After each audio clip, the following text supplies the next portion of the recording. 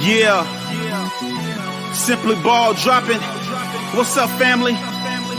K-Sap, we up! Ain't no stopping. I'm simply ball dropping like it's New Year's Eve, making you haters believe I'm the MVP. Ask Mr. V and R&B, they do all sports, whether it's on the field or the court, from the arena to the ring. What?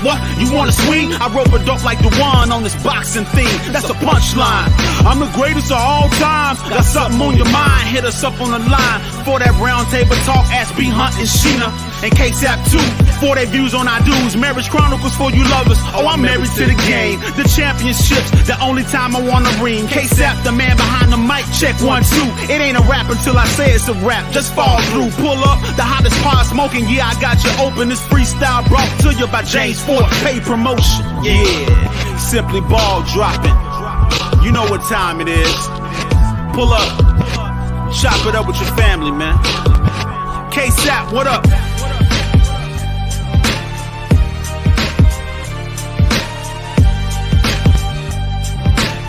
And now, your host of the Simply Ball Dropping Podcast, the man behind the mic, K-Sap.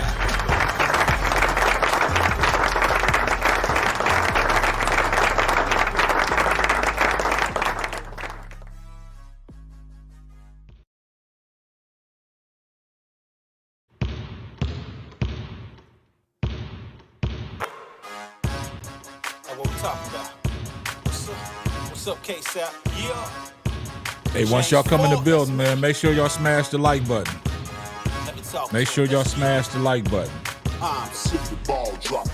Simply ball dropping. Okay. Chopping up these topics, man. I'm simply ball dropping. Driving coast to coast, making moves, ain't stopping. Hey, let me put you on game. These other podcasts out here talking that shit, but ain't repping the same. This my bro K-Sap. For your optics, from politics to your topics. Tune in, you gotta watch this. Exclusive material for your radio, stereo, pump it high definition. Stop what you doing and listen. We smashing all competition. You better jump on this wave. Somebody pass me a mic, man. I got something to say. Simply ball dropping. Yeah, make sure when y'all come in the building, man, make sure y'all smash that like button. Let me know where you're chatting from. Let me know where you're watching the stream from. Simply ball dropping. Chopping up these topics, man. I'm simply ball dropping.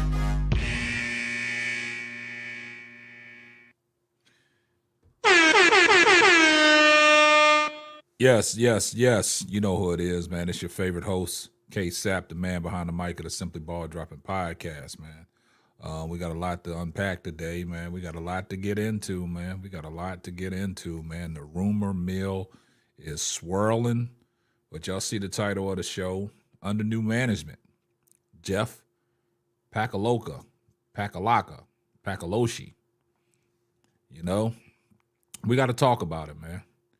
You know, I've been, looking at the news. I see you, King Pisces Nathan. What's going on, Political Little? I see you.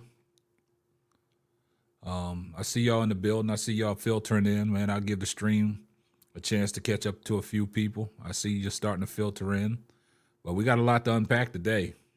But y'all see the title of the show. We're going to talk about under new management with the Chicago Skies. I see you, Nadir Gant. Yeah, we got a lot to unpack, man. Nadir, I saw you over there on Chicago Sky Central, and he said some interesting things, and he said he has sources. He has sources that told him that Jeff Paliocca, he wanted Angel Reese. He was the one that told the Chicago Skies to get Angel Reese. What's up, Donna Cox? I see you in the building. I'm not. He said he has sources. He said he has inside sources from an ex-coach that told him specifically that Jeff wanted Angel Reese. I don't know how true that is, but he had sources. So that's the difference, man. When people talk about they have sources, won't they cite their source? Not saying that he's wrong, But, I think K-Stone was in there talking about, the video that surfaced draft night and the look on Jeff's face when Angel got drafted. So, that's K's opinion. And yeah, that's what I'm saying. I mean, Double R, I definitely want to know. Yeah, exactly. Double R, I saw you over there as well. And the crazy thing about it is I had my live scheduled to go before he even went live. I scheduled mine for late because I don't like doing it in early evening because of the time zones. So I'm trying to figure out who his source is. Like when you coming out, because he made it seem like it was facts. But if it was facts, cite your source. You know what I'm saying? So we won't have to go back and forth. You can kill that right then and there. You know what I'm saying? Instead of going back and forth with your chat. Because I saw Kay said something and he was like, well, I can't, that's your opinion. I can't make you change your opinion. But he was monitoring it closely and he said he had a source.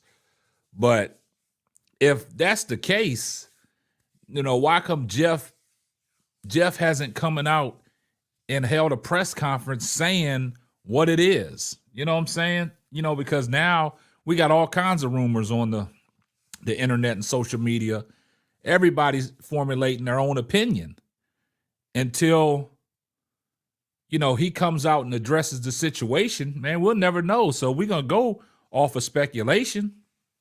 I asked who and he wouldn't say. Yeah, that's what I'm saying. Like, that's the thing about it is, man, I respect the Chicago Skies channel. They do great work. But, I have my opinion. The chat has their opinion. But he's coming out like he knows for sure this is how it went down, but he won't give up his source. It is what it is. Like, keep it on the playground if you're not going to. Yeah, I don't even know why he came out and said that. See, everybody's speculating now. You know how the rumor mill is. The rumor mill is swirling. That's just like today. I did a video about Angel Reese wanting to play with Alicia Gray. Everybody took it as, oh, nah, she don't want to. Alicia, she's only wanting to play with Alicia Gray on Unrivaled. Nah, that's not the case. She wants Alicia Gray with the Chicago Skies. Now we got to look at it like this. Tanisha Wright gets fired from the Atlanta Dream. And what team does Alicia Gray play on? So is Alicia Gray going to be one of them, players like, hey, I'm trying to get out? That and I would love to see Angel Reese and Alicia Gray play together. Sometimes sources don't always be reliable. Exactly. So, I mean, he can't get mad at the chat for their opinion. And, it's like the way he was saying it, like, that he was like, there we go. You have your own opinion, but he knows for sure. Built hands on. What was Jeff's expression when Angel got drafted? His expression was like a bad expression. A bad expression. But I totally agree, man. So, but in this situation, why hasn't he done a press conference or anything? That's what I'm saying. That's the thing about it is if the rumors are out there and if Jeff wants to get this under control because, they taking Jeff through the ringer through social media. You know what I'm saying? They taking him through the ringer and he hasn't addressed it. I guess he'll address it, when he has time. Evidently, it's not his time. Yeah, Teaspoon last night, I saw him showing love to Teaspoon. That's a New York legend. She's a point guard there. Yeah, that was beautiful. You know what I'm saying? And Angel Reese is, I don't know. Angel Reese is she's still emotional right now. She's going through an emotional wreck right now. I think genuinely, she loved the hell out of Teaspoon. Do he want Angel out? I don't know if he want Angel out or not, but I don't think that was his, that was his choice. Just like Teresa Weatherspoon wasn't his choice because Teresa Weatherspoon, got the job before Jeff became the general manager. And see right there, that's a conflict of interest. But, on the video I did today about, he's seeing her back. No, he see her value now. You know what I'm saying? So it's gonna be hard to get Angel up out of there. You know what I'm saying? But you didn't get a notification? I don't know what's going on with YouTube with these notifications. Keywan, a lot of people say they don't get the notification. Nah, he can't get rid of Angel now. Double R, you said you think they like the attention she brings, and that's it. Hey, man, we don't know what these management people do. You know what I'm saying? We don't know how the management operates, man. And it seems like, you know, another one of our sisters, she got canned today from the Atlanta Dream. You know what I'm saying? So, you know, the Atlanta Dream coach Tanisha Wright got fired today.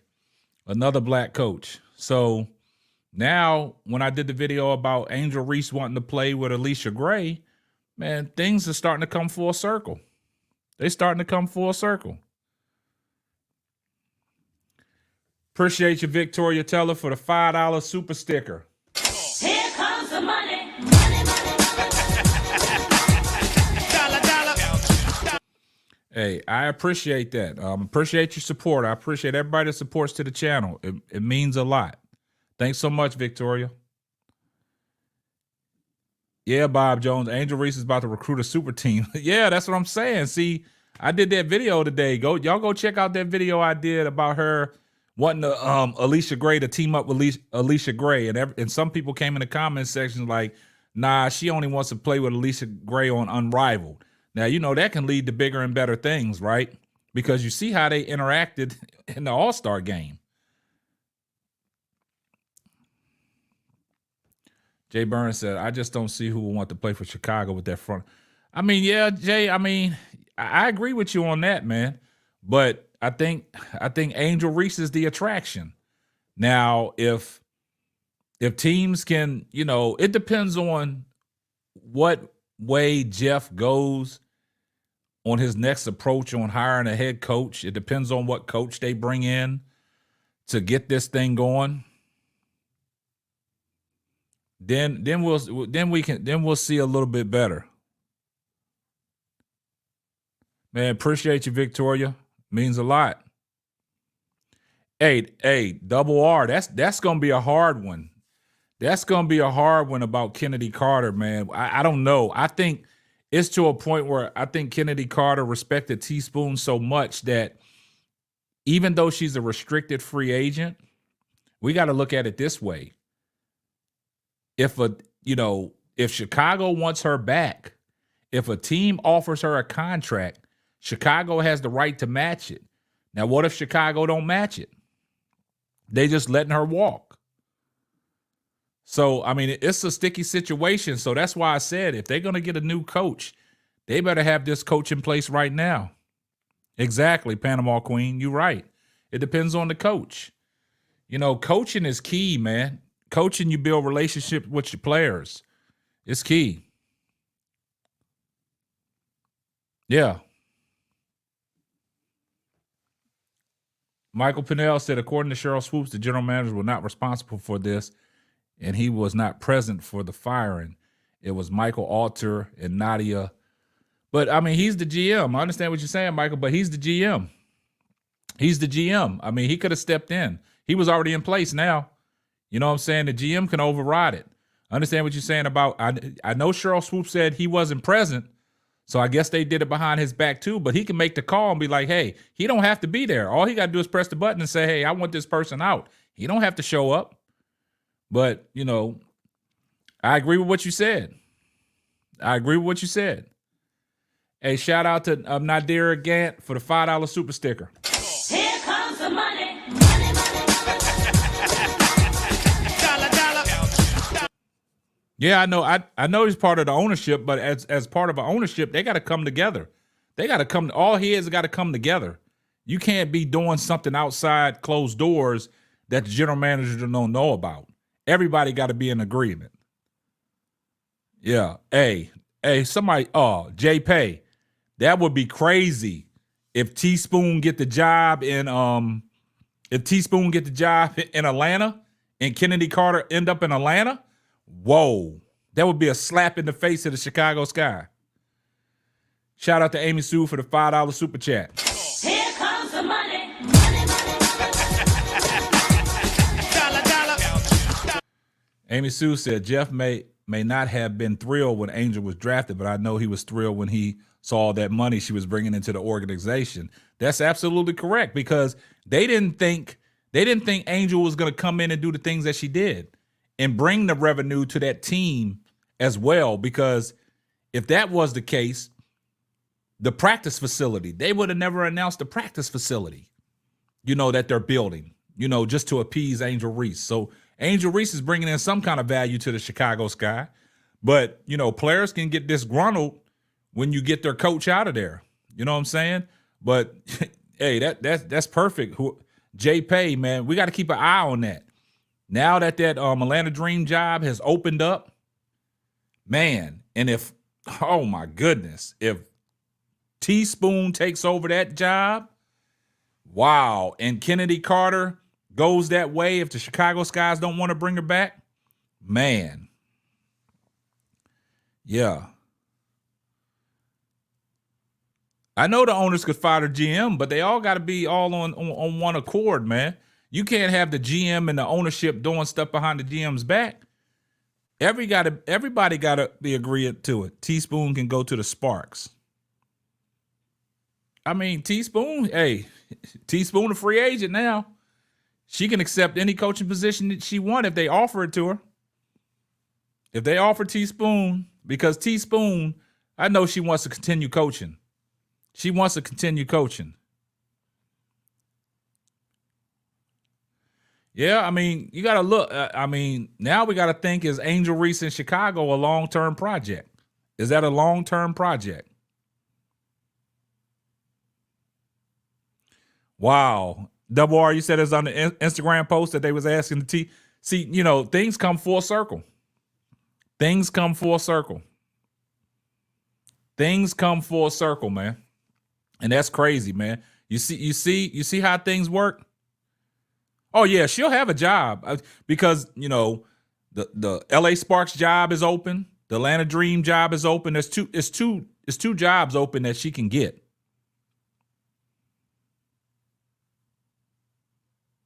That's what I said. That's what I said, Jay. So that's what I said. A lot of people are letting, Jeff have it, on social media and through the internet. You know how we feel about it. But are we giving him a fair shake, though? Are we giving him a fair shake? I mean, sometimes you got to look at the good. Sometimes you got to look at the bad. You know what I'm saying? We all disagree that he should have never fired Teaspoon. Even though the season ended up the way it ended, we still should have never let Teaspoon go. We should have gave Teaspoon another opportunity what is coming down the pipeline to see what you got. Because, it could have been a situation, well, now you know what we expect of you, and if you fall short, then we letting you go. That's the difference.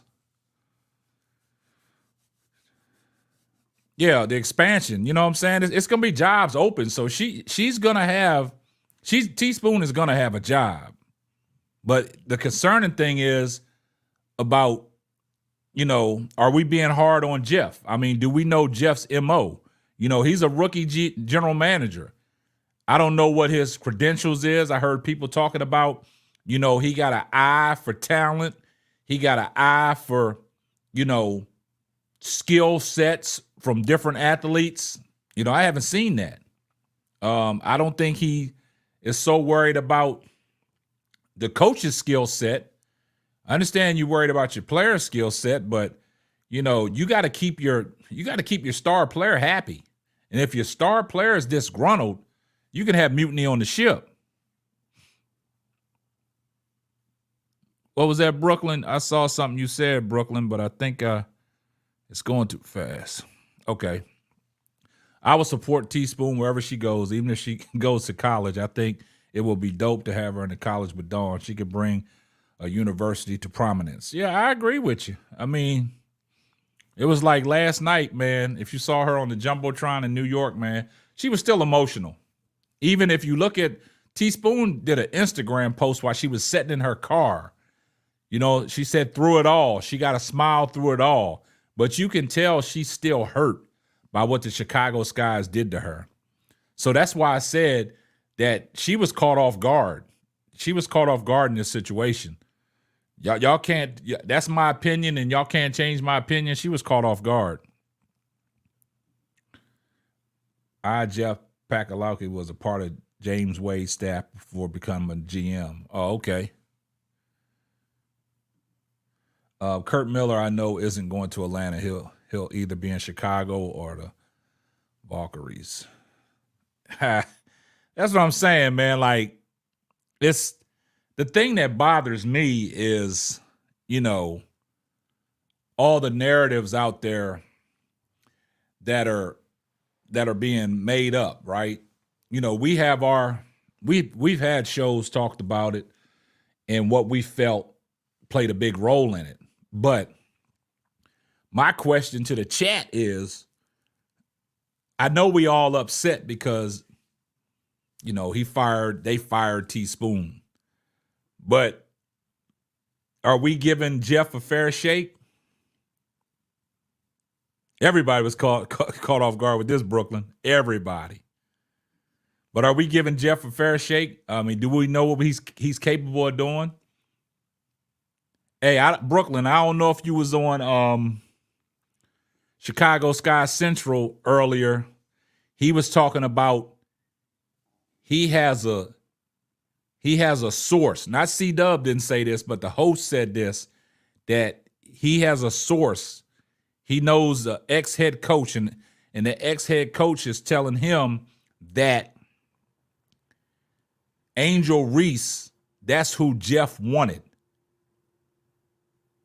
But he wouldn't cite his source. So did you hear that?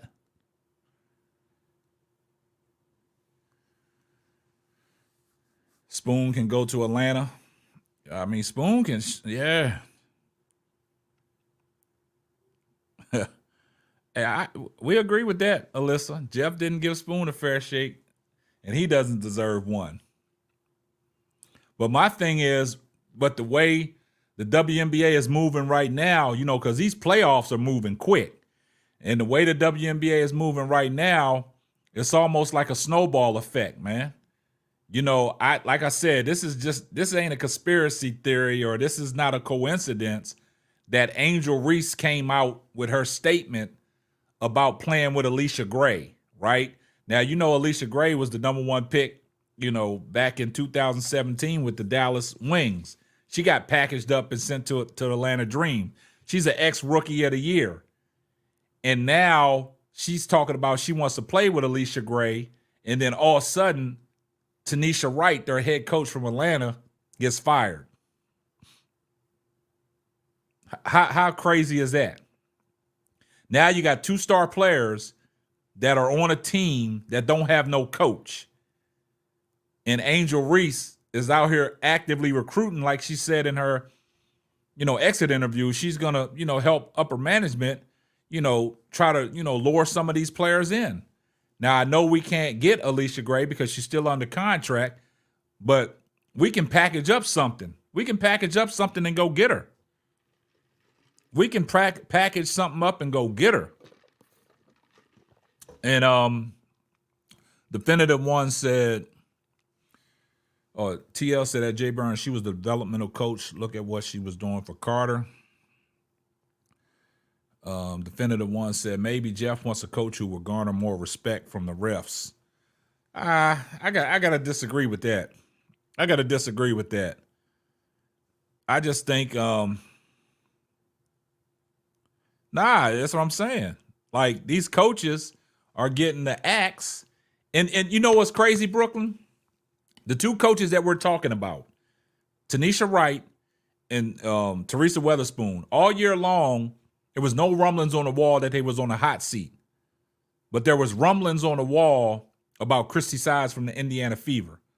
But right now, she's withstood the fire.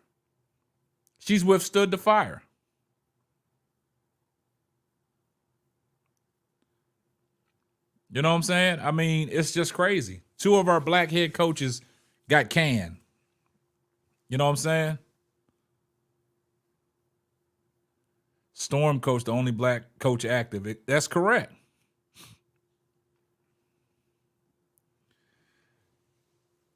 Ulysses knows. AR knows more than y'all think she knows. AR knows what she's doing. Just watch. That's what I said. And, a lot of people come in my comments when I did the video talking about all she needs to be quiet. What's up, Daily Dose of Tea? I see you. How you feeling? So, but I just think in this situation, man, if Jeff wants to kill all the rumors out there that, Teresa Weatherspoon wasn't, his cup of tea, it wasn't his hiring, you know what I'm saying? And they got her up out of there because that's somebody that he didn't want. He wants his own person. You need to hold a press conference. You need to, address it. Maybe when they hire a new coach, he might address it, but he might not address it the way we want him to address it. So you got to read the underlying message. You got to listen to what he says whenever they announce a new head coach on the direction of what he wants the team to do and how the team is going to go. So we gotta pay attention. So when that ever comes about, we gotta pay attention. But as far as general managership and under new management, I just love to see which way the Chicago Sky is gonna go. And right now it's kind of they leaving us on a cliffhanger right now, man, because it's uncertain. Because we want to know. We trying to prepare. You know what I'm saying? We trying to prepare for the upcoming season, right? We trying to feel good going into next season, knowing that we got the coach in place that we want. You know what I'm saying? Because if we don't get the coach that we want, then we're going to be sitting here, talking about like, man, what is he doing? You take this coach over Teresa Weatherspoon? Yeah. Someone said their TikTok videos are someone exposing Chicago skies. Did anyone? Nah. Whose TikTok videos, Double R? Whose TikTok videos?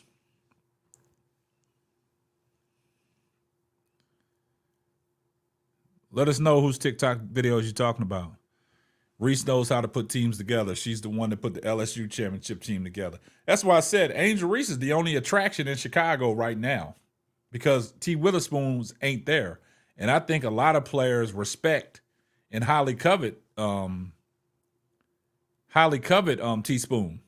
Even though she was a rookie coach, I think she did great things, man. I mean, she did some good things and she did some not so good things. You know what I'm saying? And see what happens is I tell y'all this every time, man. And it always seems to come to fruition. When you put a lot of stuff out there and the people say that they don't go watch it or go entertain it, that's bullshit. They watching this stuff. They have teams that report back to them, their PR team that report back to them, block all the noise on social media because this is what's being said about you. And people see that stuff. And when they see that stuff, it gets brought to their attention and then they react a certain way. And I just think,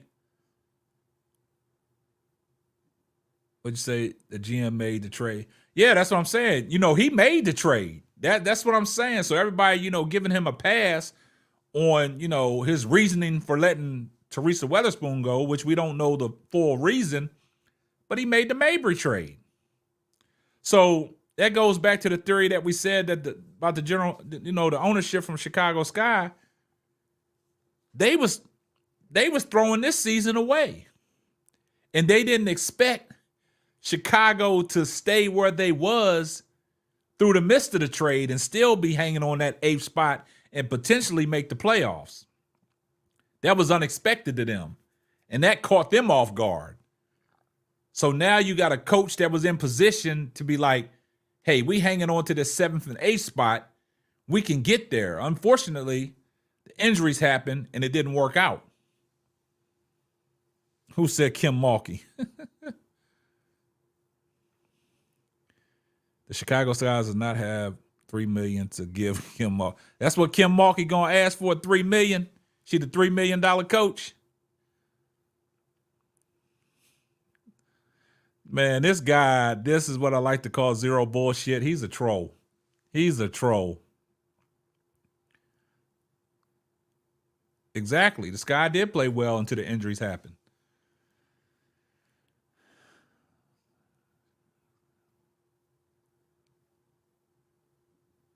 I mean, we all know, hey, Angel Reese is the leader of the team.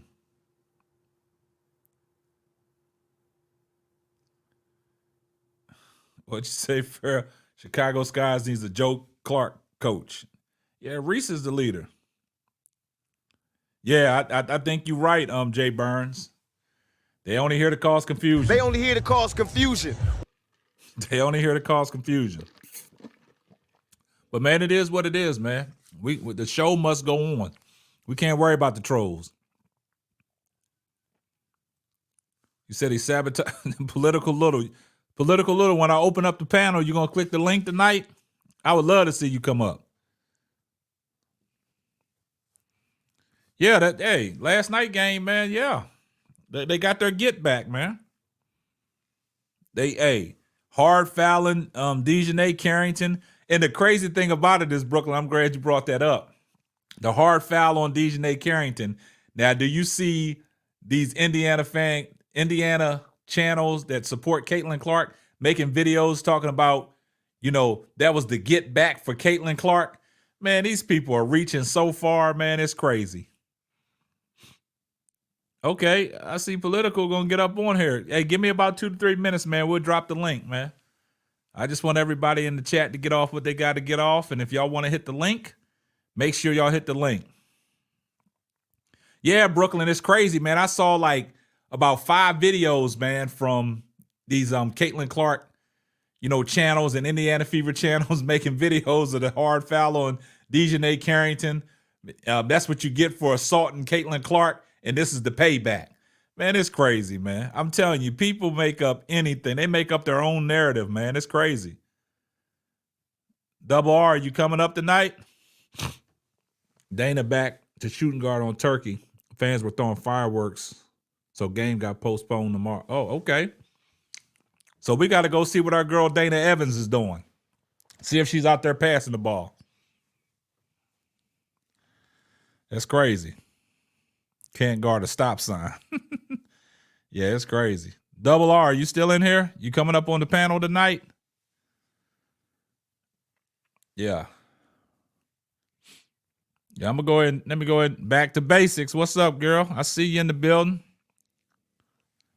Yeah, they still watching Back to the Basics. Back to Basics, you got to hit the link tonight. We missed you last night. That's what I'm saying, man. These Caitlin Clark channels, man, they funny, man. They funny, man. I was laughing, man.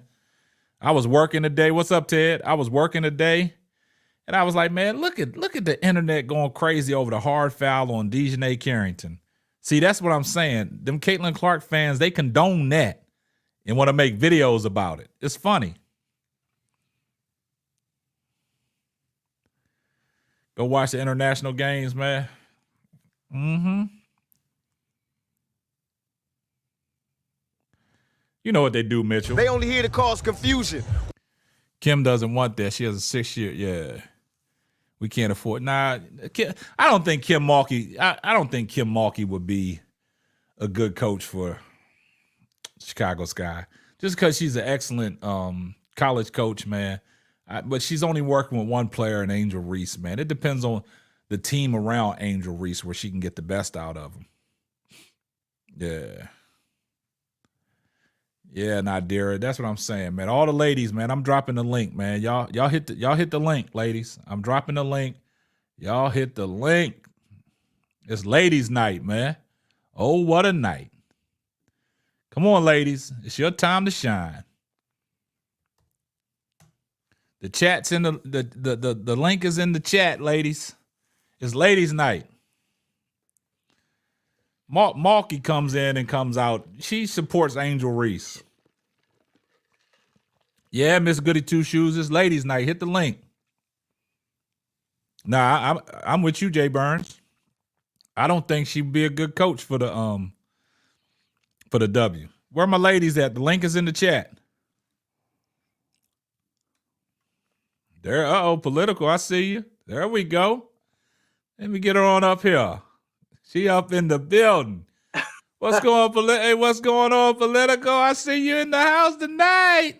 Oh yeah. Hey, this is a subject, as a former black coach that I certainly want to talk about. Yeah, we're gonna get off into it. Just 1 second. Shout out to International 33 for the $2 super sticker. Here comes the money. Money, money, money. Dollar, dollar. Okay, we're at Double R. Where you at? The link is in the chat. All right, John. I got Jonathan on here too, man. Jonathan, put your mic on mute, man, if you're not talking, man. Let me get Political on here, because, man, hey, she faithfully in the chat. So let me get her point of view. All right, Political, talk to me. What's going on? Oh, as far as the Chicago, I'm here in Chicago. So you in Chicago? Right. Been to several Sky games. Been a supporter for a long time, but I hadn't had any interest in it for a number of years. I kind of picked up with Candace coming home. I've been knowing Candace since she was a little girl. Okay. With her coming home and them having the championship, I kind of started back supporting them. Okay. Now the biggest problem I have with what happened to Teaspoon is I don't think there was a proper advocacy for her to keep the job. Okay. Because you could easily make the case, even though she was a first-year coach, her and Christy Sides had the same record. Now, she didn't have the luxury of a number one pick, and you're not going to tell me that they didn't leverage her relationships with Dawn and Malky to get Angel Reese and Cardosa. And then her job in the first year should have been to come and establish a cornerstone, which she did with Chinity, Cardosa, and Reese. That's your cornerstone, your building block. Now that you have that, you can surround that team with enough quality players. And some of the girls on the Sky was pretty good, but I think some of them in free agency and all that kind of stuff. But I just felt that Nadia, who is the part owner, she the one ownership, who, I think, went to the original real estate guy in order to get that team after the Bulls turned it down. Yeah. But by her not, now she was a CEO at Live Nation, if I'm understanding. You correct. Yeah, and she should have been able to properly put together enough of a presentation to convince the owner to allow her to let that lady finish out her contract, and I'll tell you why. When the coaching job came open after James Wade cut out on them, they had one applicant. She turned it down. That's when they called Teresa. And you're not going to sit there and tell me they told her championship, playoff, or no job. Exactly. You're not going to convince me of that. They brought that lady in under false, deceptive pretenses that she was going to conduct a rebuild. Yeah. And by her being a player development coach, it kind of made perfect sense. A lot of the more experienced players that they did have. And I'm gonna tell you something, they barely got in the playoffs last year at 18 and 22. But I think he justified terminating her based on the fact that they had been in the playoffs all those years in a row. I think it was 5 or 6 years in a row. But you can't use somebody other record against her. You have to focus in on what she was able to do with a flawed terrible, roster. raggedy. Yeah. He went and got the most raggedy, beat up, injury-prone veterans that he could muster up. And they were, of course, they were taking a chance with Kennedy, but Kennedy turned out to be a gem. Yeah. Then Angel Reese, they thought she was gonna come in and play, I guess, behind Izzy, who was half limping, but she superseded her. Now, if there was some wrangling, jealousy, or power pushing going on in the organization, it was with some of the vets that had been on the team. Had to be. We talked about it. Yeah, so that's neither here nor there, but he acted, they acted like plantation capitalists. You know, just no disregard for the damage. I'm gonna tell you something. When I seen Teaspoon last night, oh man, I cried all over again because I know how hurt she must be. Man, she's still an emotional wreck. Did you see Yes, the video because she had posted such on moves. Instagram? Did you see the video she posted on Instagram in the car? Just She looked like she's still trying to process it. her whole face Yes. is sunken. Her face is sunken in. Yes. Let me tell you something. I've gone through somewhat of a similar situation, but of course it was at the high school level, so you know I ain't crying about making $2,000. But the damage that happens when you are terminated, when you're terminated like that, it's one of the most painful experiences. And matter of fact, it's more painful than divorce. And then it takes you 2 years to recover from the damage they did to her. And it's been proven that 83% of people who get terminated like that develop health problems. They either have heart problems, arthritis, hypertension, and I know why everybody is kind of coddling her, because she about to go over the edge. You know, that had to be a total surprise. Oh yeah, caught her off guard. Caught her off guard. And for you to have somebody to take that job, let me tell you something. They didn't have a coach. No one would take the job. The lady that came and interviewed for the job, she told them to get lost. They said they only had two coaches in mind. No, it wasn't no in mind. I'm talking about applied. Ain't no in mind. Applied. Applied. Whoa. And when that lady turned it down, they went to, to Teresa Weatherspoon, because Teresa got a lot of human capital. She's a legend in the game. Oh yeah. And she was a popular player in her time. Oh yeah. She was extremely popular. And then whoever is putting out this ridiculous mess that players wasn't gonna go play for her, they simping and tripping. She could have took the girls coming out of LSU and out of Dawn program and made a mint as far as winning championships in the league, and she didn't get a player out of no other conference. Man, so I can't G for that, but I mean, two songs came to mind, and then I'm gonna pass the mic. Okay. Smiling Faces by the Undisputed Truth. And you going way back. Yeah. Smiling Faces, because if you go back and look at the initial press conference and stuff like that, you have to be a slithering snake to have pulled something on this young lady like that. I didn't like it. I didn't appreciate it. And I especially didn't appreciate it out of another Black woman. Yeah. And then the other song is Sometimes by Anita Baker. And because sometimes you do win, sometimes you lose, and sometimes you play the fool.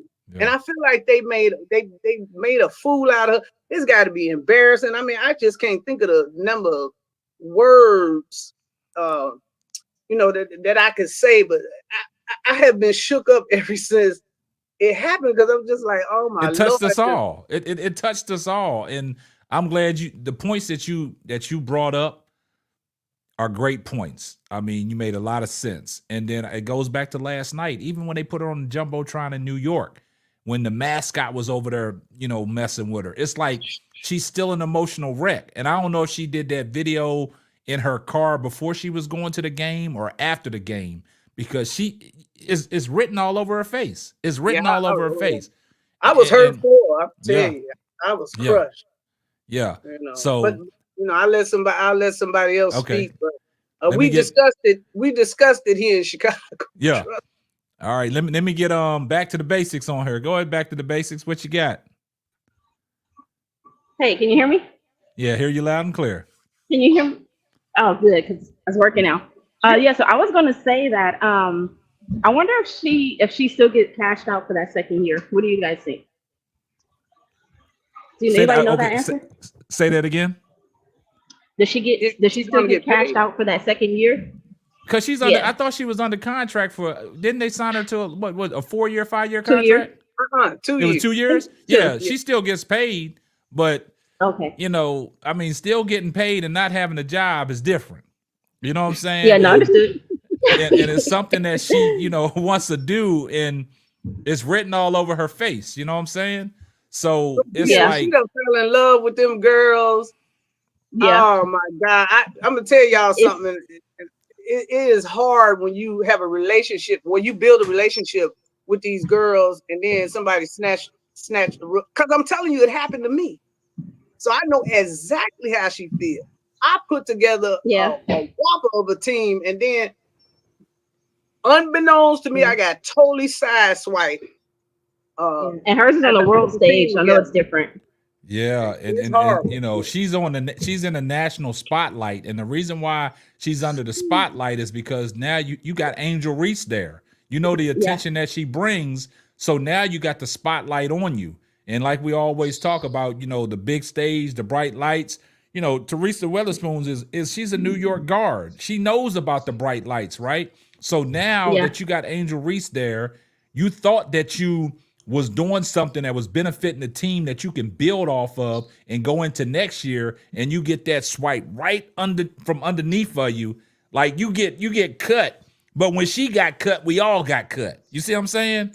Because the thing I think, go ahead. and you know what I think too? I think that last night was confirmation that she is a brand now and she is marketable. So I feel like she's going to end up in New York since that's her staple, and or maybe Seattle.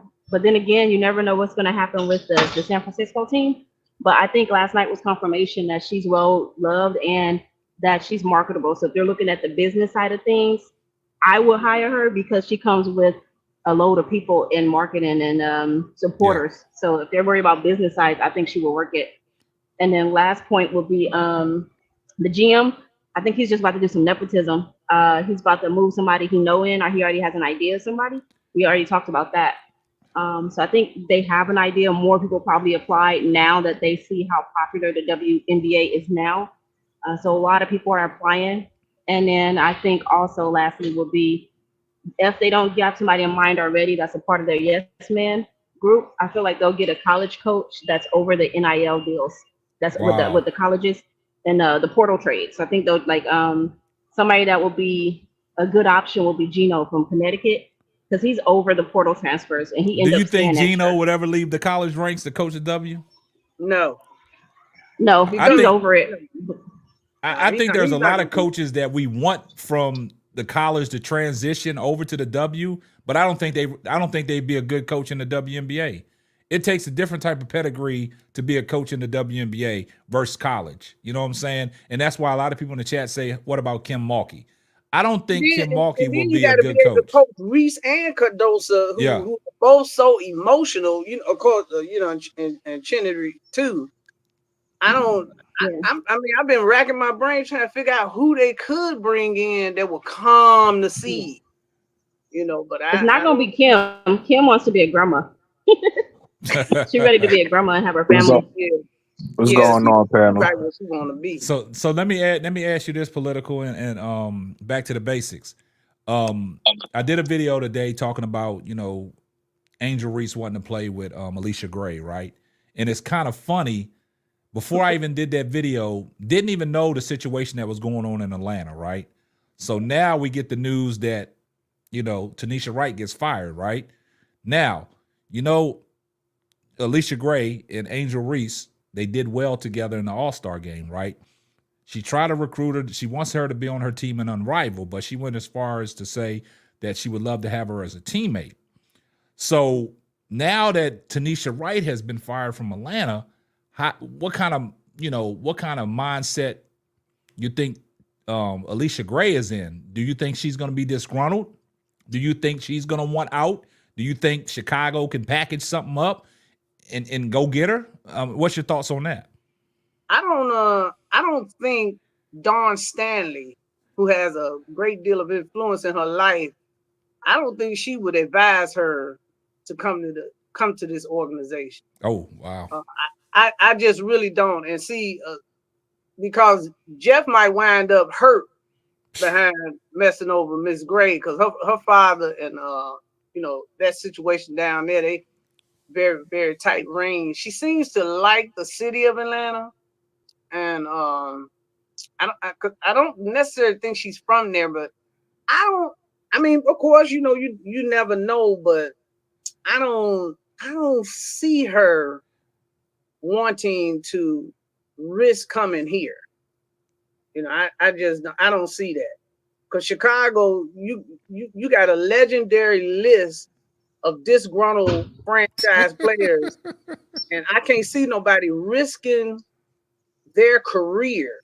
Because I'm gonna tell y'all something. You people can run their mouth talking about Angel got some power with the management is that. Let me tell you something. If you know anything about capitalism, you know that is not true. I say that about all the athletes when they say they got power. They don't have far-fetched. Yeah. These capitalists will run. They'll put a noose around you. I mean, they're not gonna let her run nothing other than her mouth. Yeah. I mean, no matter what you generate, that you're not gonna run over one of not that real estate cat. I done did a lot of research on him. He is extremely ruthless, and real estate is pretty ruthless business.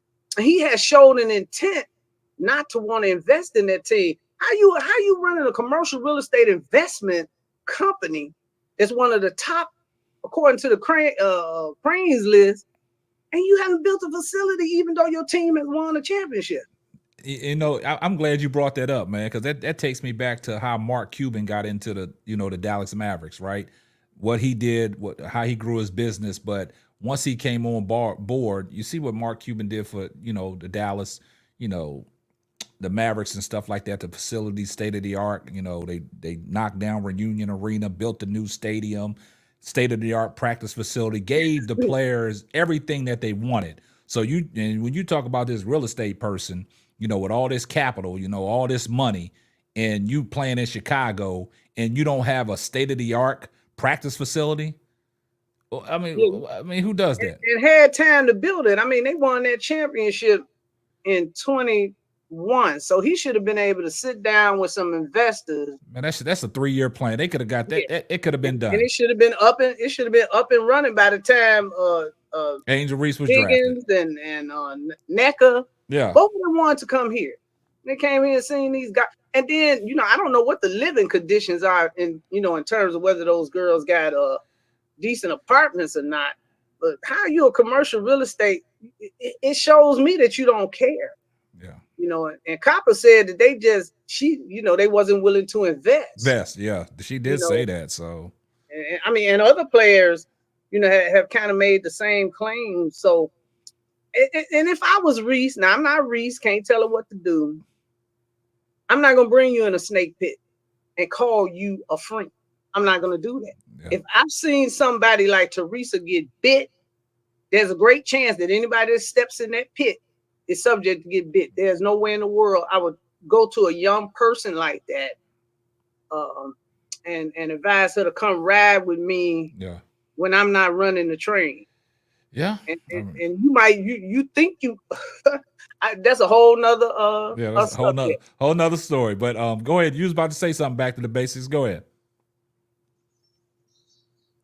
Yeah, and I was gonna say I agree that Alicia, she's Southern draw. She's not gonna go to the big city. I don't see her being because she is from Georgia, I believe. I don't see her going into Chicago. I think it might be a kind of odd situation for anybody who want to go to Chicago.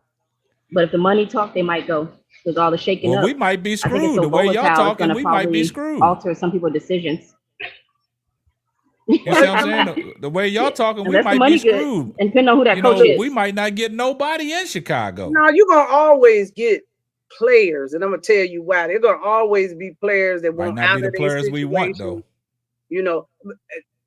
Well, that's true. But, you see these players that have left Chicago, they out there running their mouth. And you better believe after this happens, the mouth is running quite a bit. They talking in the locker room. They talking.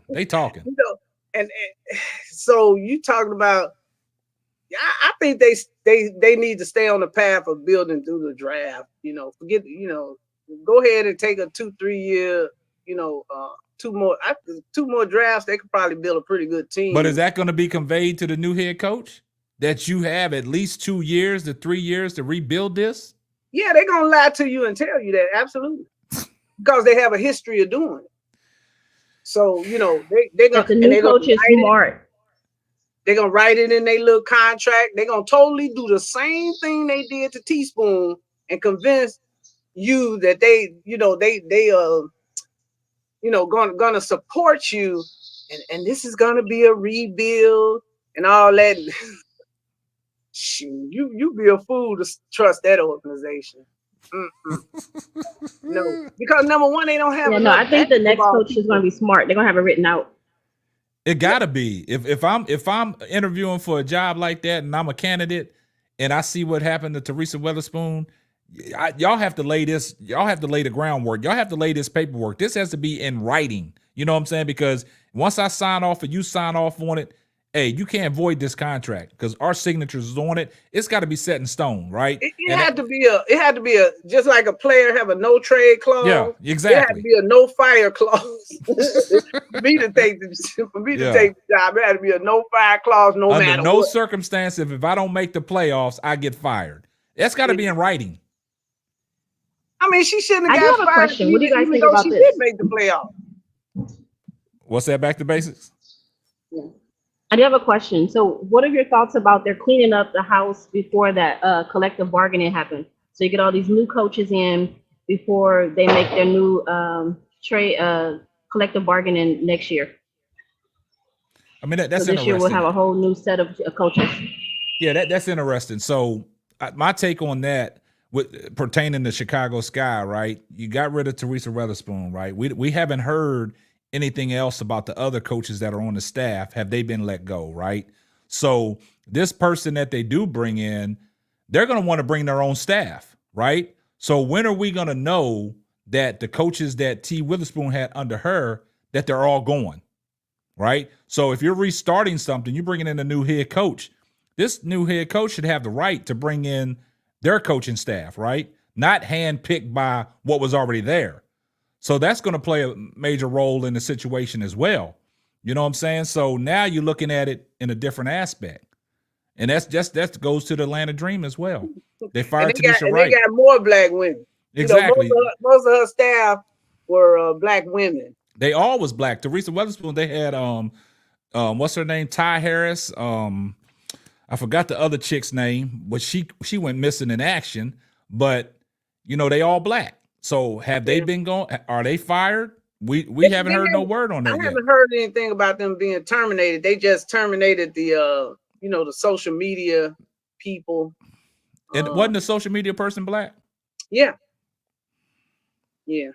But Crazy. I mean, what you terminating them for? They all they mishandled something. He wasn't a graphic designer, and so he could only put out stuff that they handed to him, post on the social media, because a lot of people were furious that they were not putting out marketing material to get them voted into those awards like some of the other teams. I mean, you look at Dallas and even Indiana, even when they was doing the All-Star thing, they was pushing for their players to get on these All-Star rosters. And that's crazy that you brought that up, because I never saw no promotion from the Chicago Skies promoting any of their players for anything, man. Nope, not the records. Like every time Caitlin hit a record, man, they put out all kind of wallpaper stuff, wallpapers and stuff. Yeah, they didn't do that. They was very lax, and they were running a streamlined operation for many years, and maybe they got the. And then another thing, let me point this out too. They had requested that all of the season ticket holders repurchase the season tickets, and they doubled the price, right?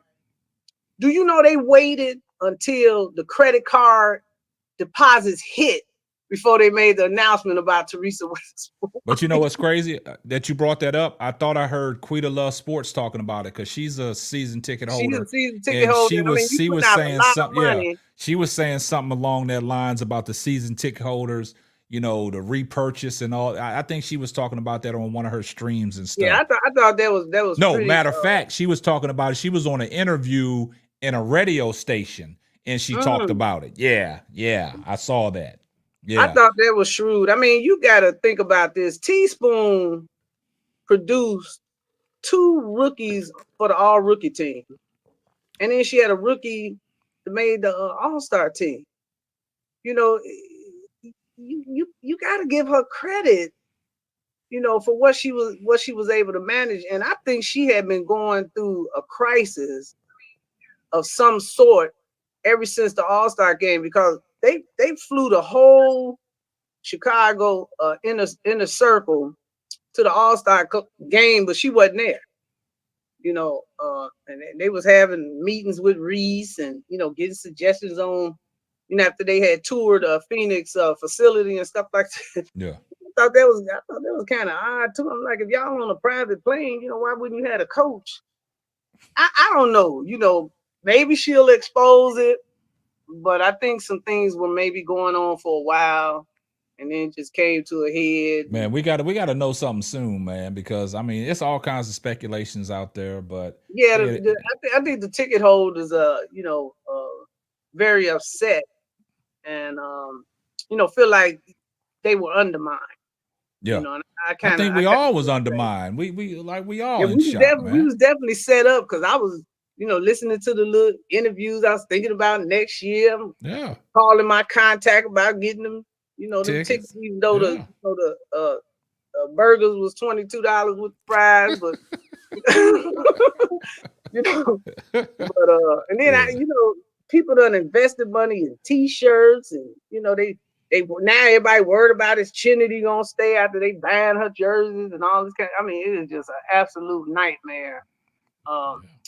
But these, capitalists, they have all the power, so it's really, nothing can be done. But I was surprised. Well, I wasn't surprised at the reaction of the women's basketball community, but I was kind of surprised that people like Swoops was coming out so boldly. He was pissed off, and Becky Hammond was pissed off too. She was pissed off. Becky was steaming. Yeah, she was pissed off too. So just one second. Let me friends and relationships. Just 1 second. Let me address this. Hey, shout out to my man, Bro Claude, man, for the $5 super sticker, super chat. Here comes the money.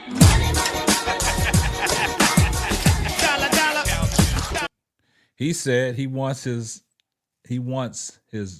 own and his wants his own, and it's only right for the GM to have his vision played out. Yeah, I mean, I could agree with that. I disagree. Hold on, just 1 second. Okay. And I'm gonna tell you why. Here comes the money. Shout out to Brandon Steep for the $2 super chat. Gonna take a year of free agents to see if it's stable. Yeah, I agree with that. They're gonna have to check that. And also shout out to Terry Mitchell for the $2 super sticker. Here comes the money.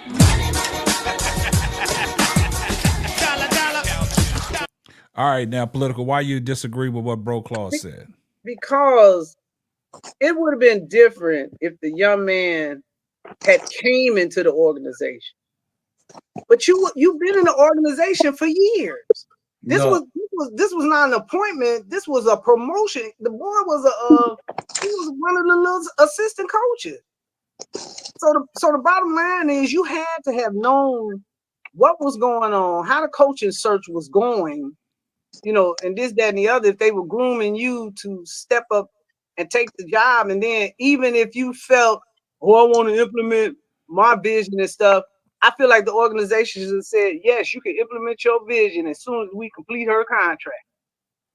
You can implement, but I think he feared that she might be successful, and then he wouldn't be able to justify, possibly, moving her.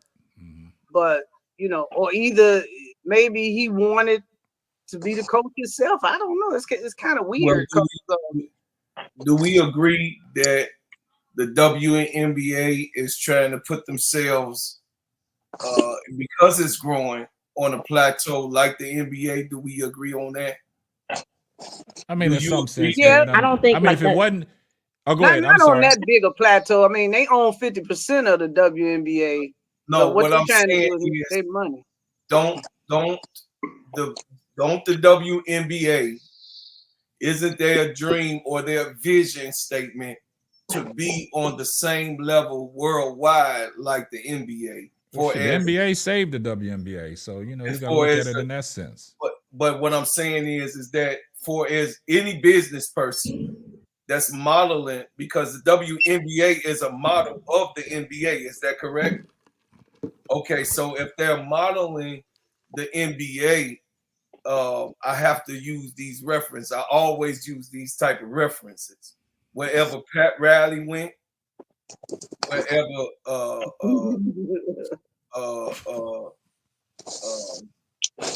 what's my man from Chicago, the coach Phil Jackson went, wherever those type of coaches in that tier, Danny Ainge, wherever they went, they always clear house.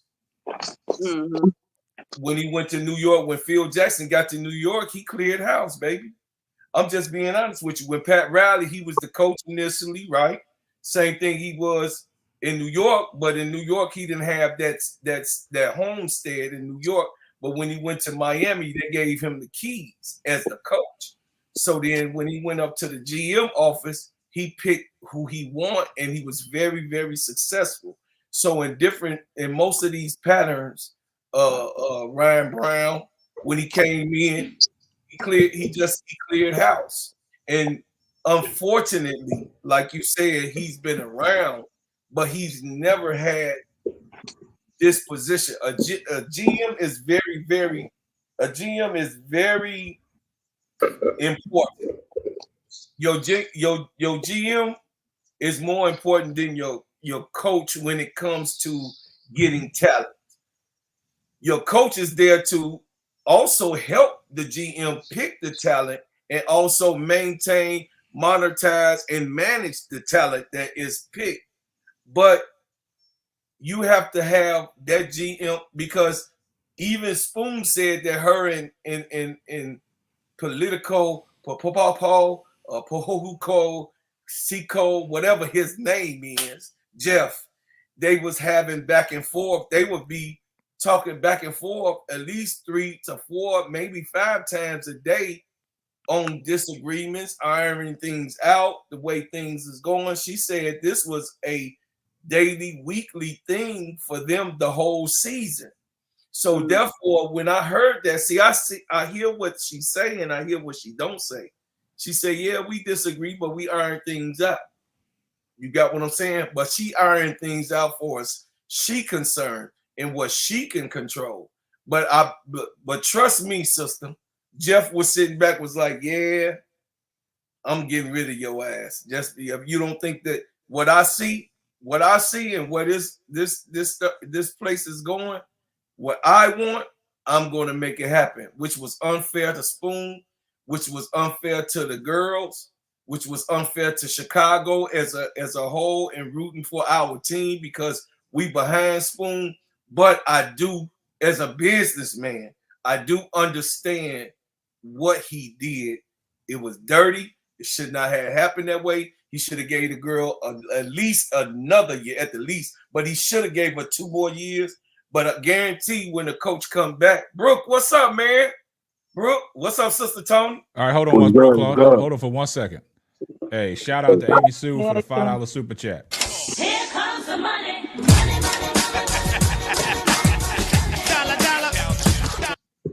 She said, do you think the Sky used Teaspoon's relationship with Dawn Staley and Kim Mulkey to get Angel and Carmilla to come to Chicago and then drop her?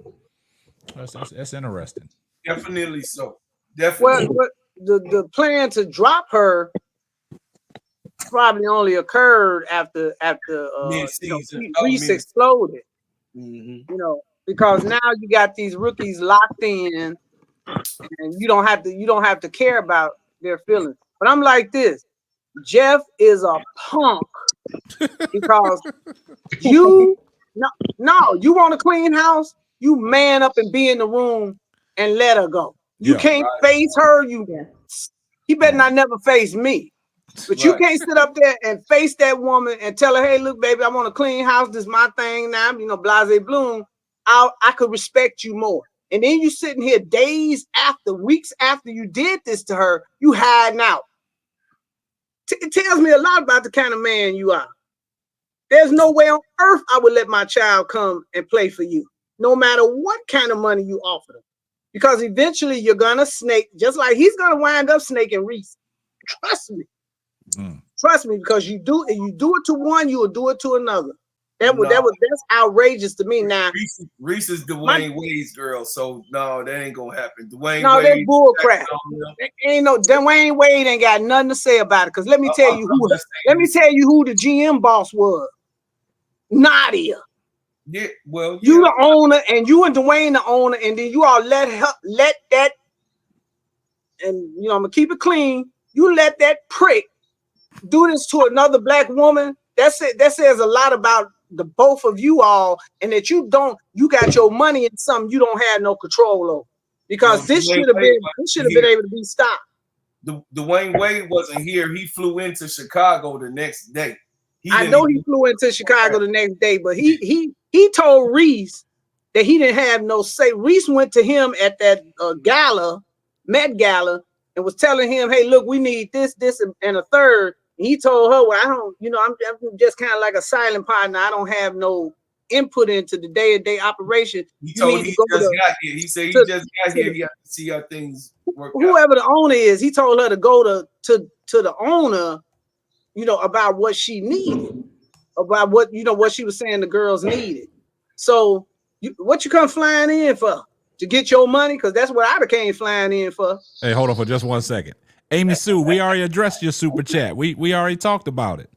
Political already broke that down about the relationship with Dawn Staley and Kim Mulkey to get Angel and Camilo to come to Chicago, then drop her. I don't know where you was at. I don't know if you went away for a while, but yeah, I announced it and everything, and we talked about it. Yeah, most likely, definitely with Kennedy.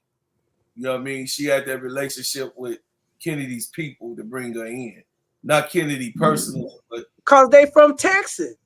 Y'all forget Mulkey is a product of Texas. And so is Kennedy. They all from that same little area.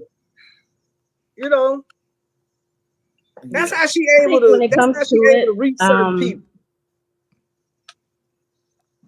What'd you say, back to basics? I think that since going back to what Brocard said, when he was saying about the GM and Phil Jackson comparison, I would still say then Teaspoon did have that is a person that had the capacity to be like a Phil Jackson person, because people were traveling to go see Chicago Sky because of the whole dynamic, not just because of Angel Reese.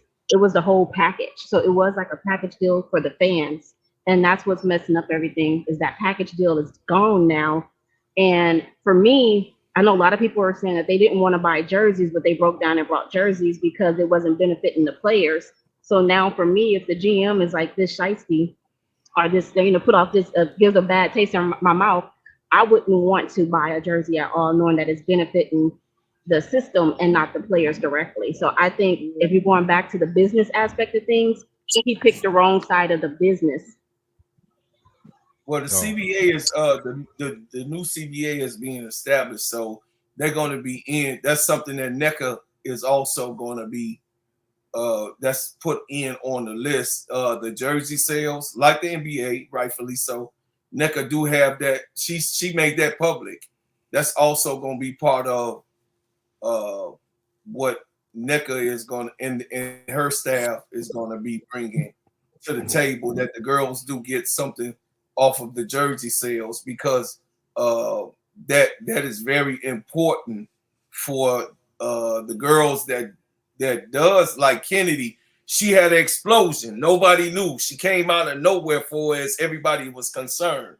Even though she's been in the league, she's been blackballed. So no one knew that this girl was gonna do what she, do what she did. They didn't even have no jerseys prepared for Kennedy. You got what I'm saying? They didn't know. They wasn't even prepared to have a Kennedy Carter jersey. I don't even know, K-Sap. I don't know if you know of Brooklyn, if they even got her jersey ready right now, because she had, the type of contract that she had.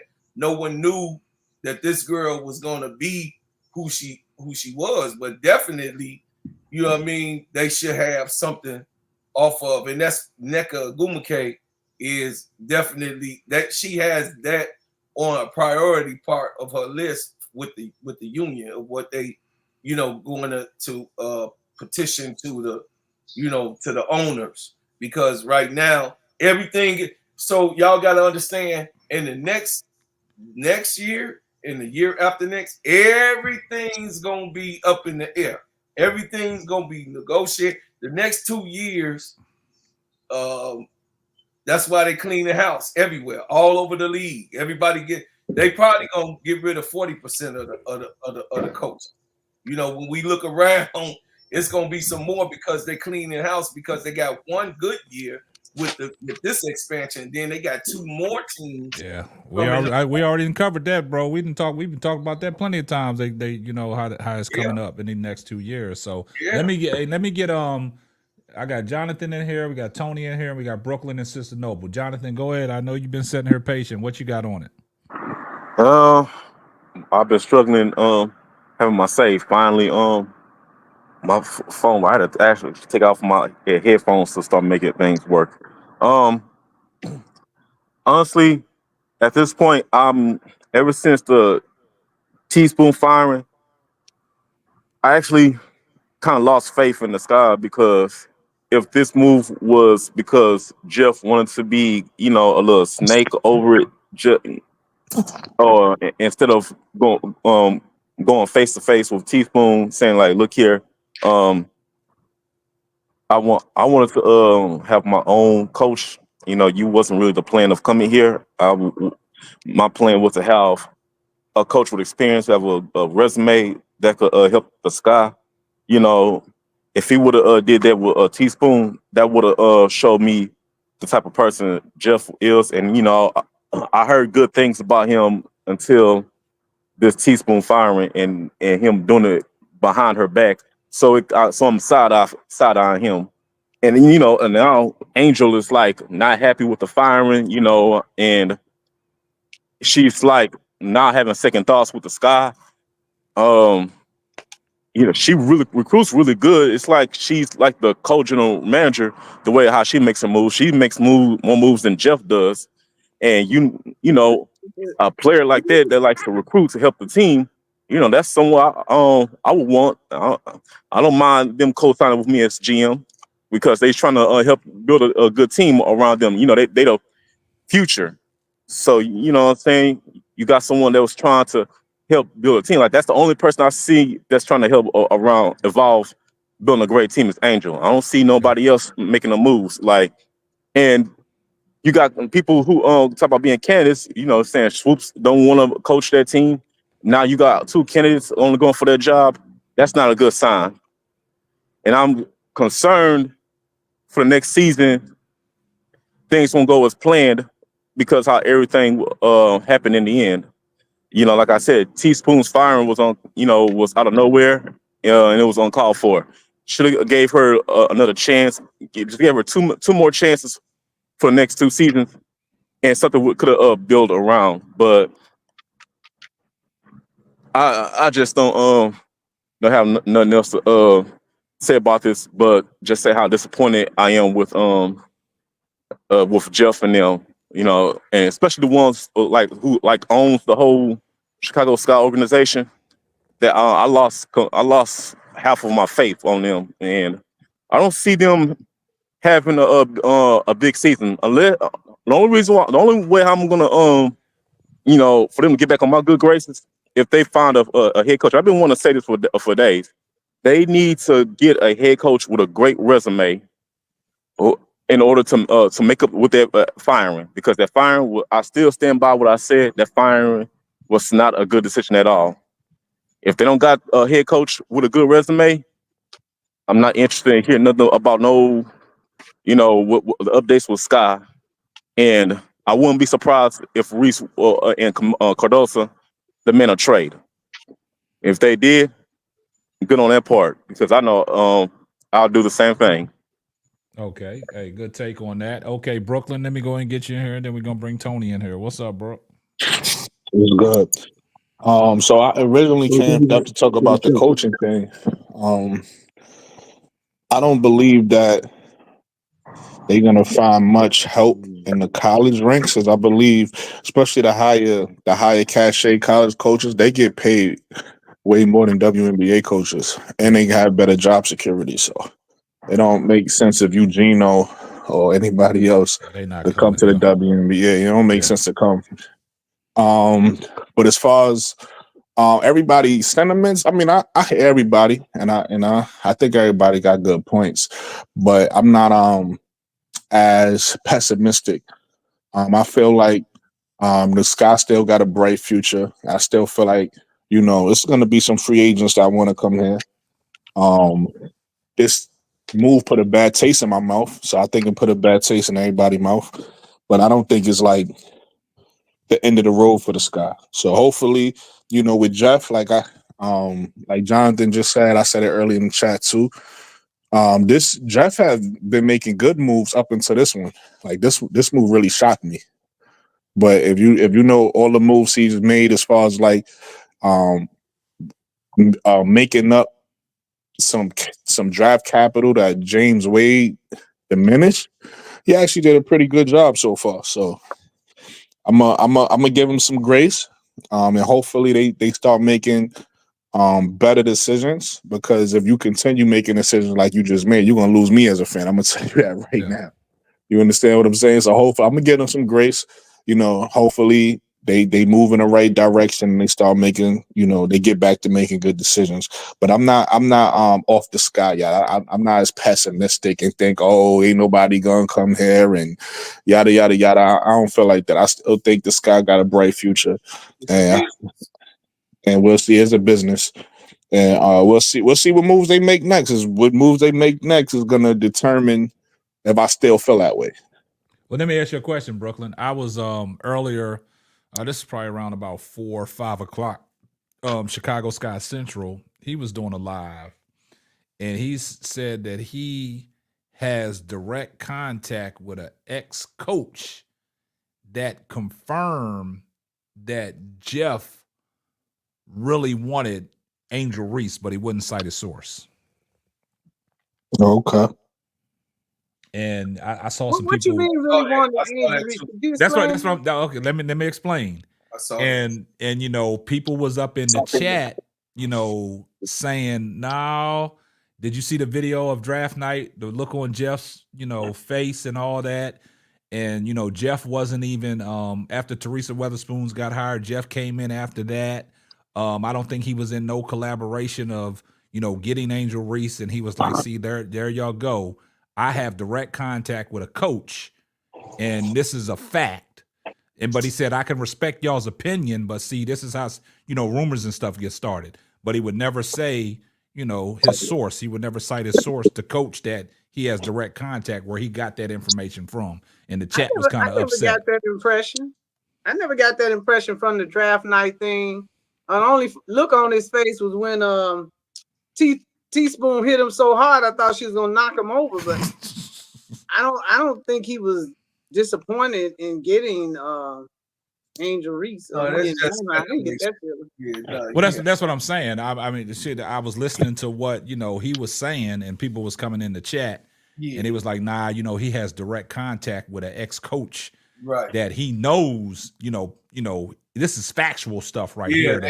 Facts. And he said that Jeff has a great eye for talent, a great eye for development, player development, and everything. I'm about to say that's what he does. That's what he did before. That's his specialty. Yeah. So that's my whole thing. What I was saying, K-Sap, is I can't get me and big sister. I was out political. I was just saying that because I've seen how he has done up to this point in trying to bring that look to Chicago.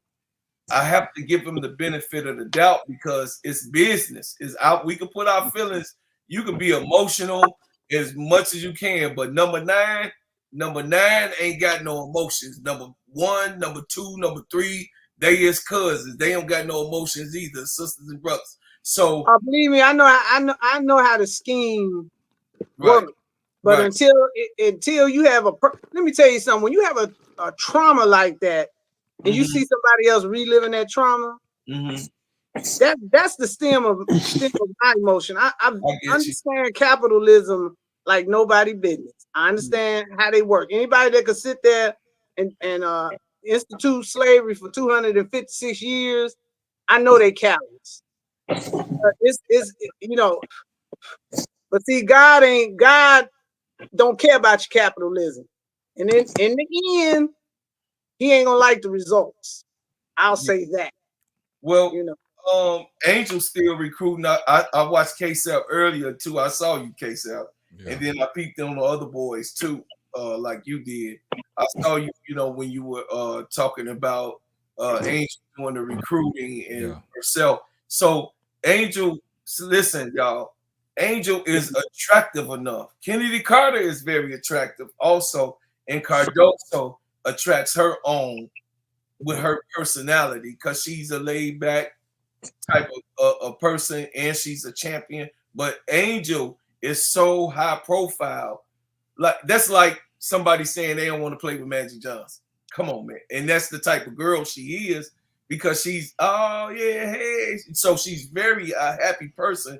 So I can see, ball players, real ball players want to be around real ball players. No matter what the cause is, they want to make sure they I's and T's when it comes to Chicago now. They got to make sure them I's and T's dotted and crossed. That's about it. Even with the coach, they got, it's some coach terms that say, hey, you got to give me 3 years. That's my time. That's my term. And if you decide to fire me, you're going to have to pay me for the contractual agreement. And that's it. Teaspoon and half. Evidently, she didn't have that type of, because we would have been talking about it. Oh, yeah, well, they fired her and they paid her out this many years. You got what I'm saying? She didn't have that, which was a rookie move, which was a rookie coach.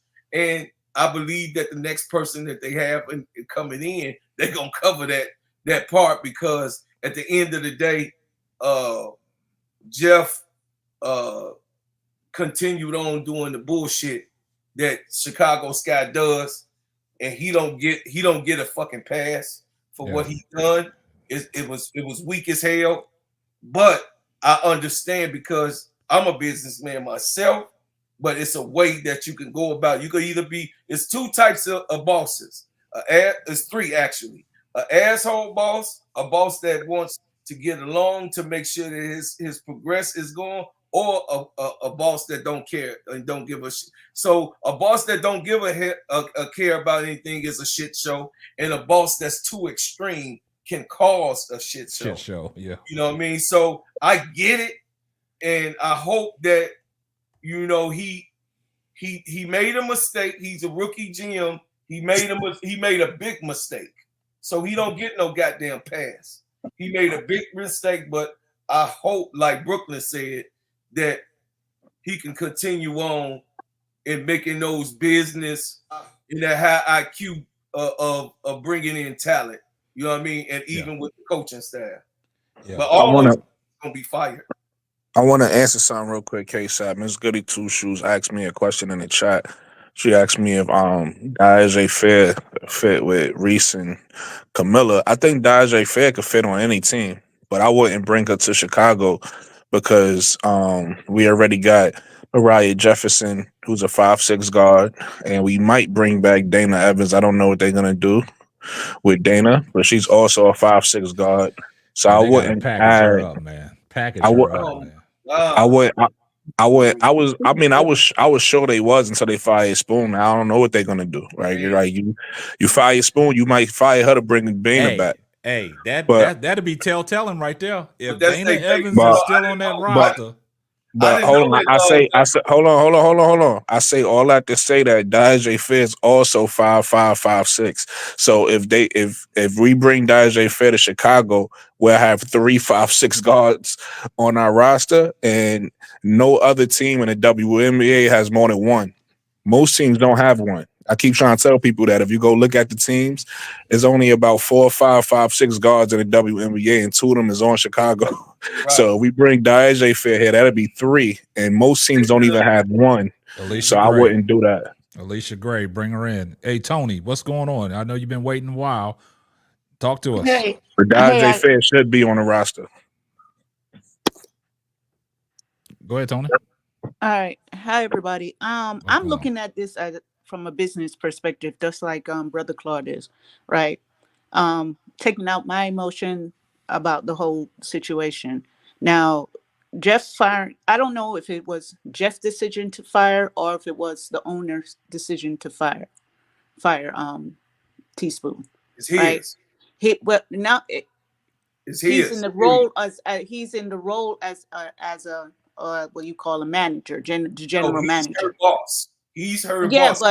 But sometimes, and I know for a fact, as someone who's in a managerial position, sometimes decision to fire somebody, right, that I particularly don't want to fire, right, but once it coming up from the top, I have to do it because guess what? That's in my job description, right? So I can't say that because I don't work in the Sky at Chicago Sky, so I don't know for a fact if that was his decision or it came up from higher, right? But I look at it this way, right?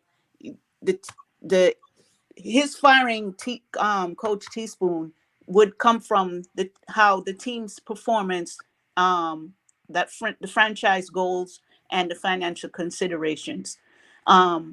Particularly, we have Reese and Camilla. DeMarco, I'm finna close the door. All right, go ahead. Sorry. We have Reese and Camilla, who are the face of the franchise. That's why they went and got those two, right? And the team's key players, Reese and Camilla, represent the future of the Sky.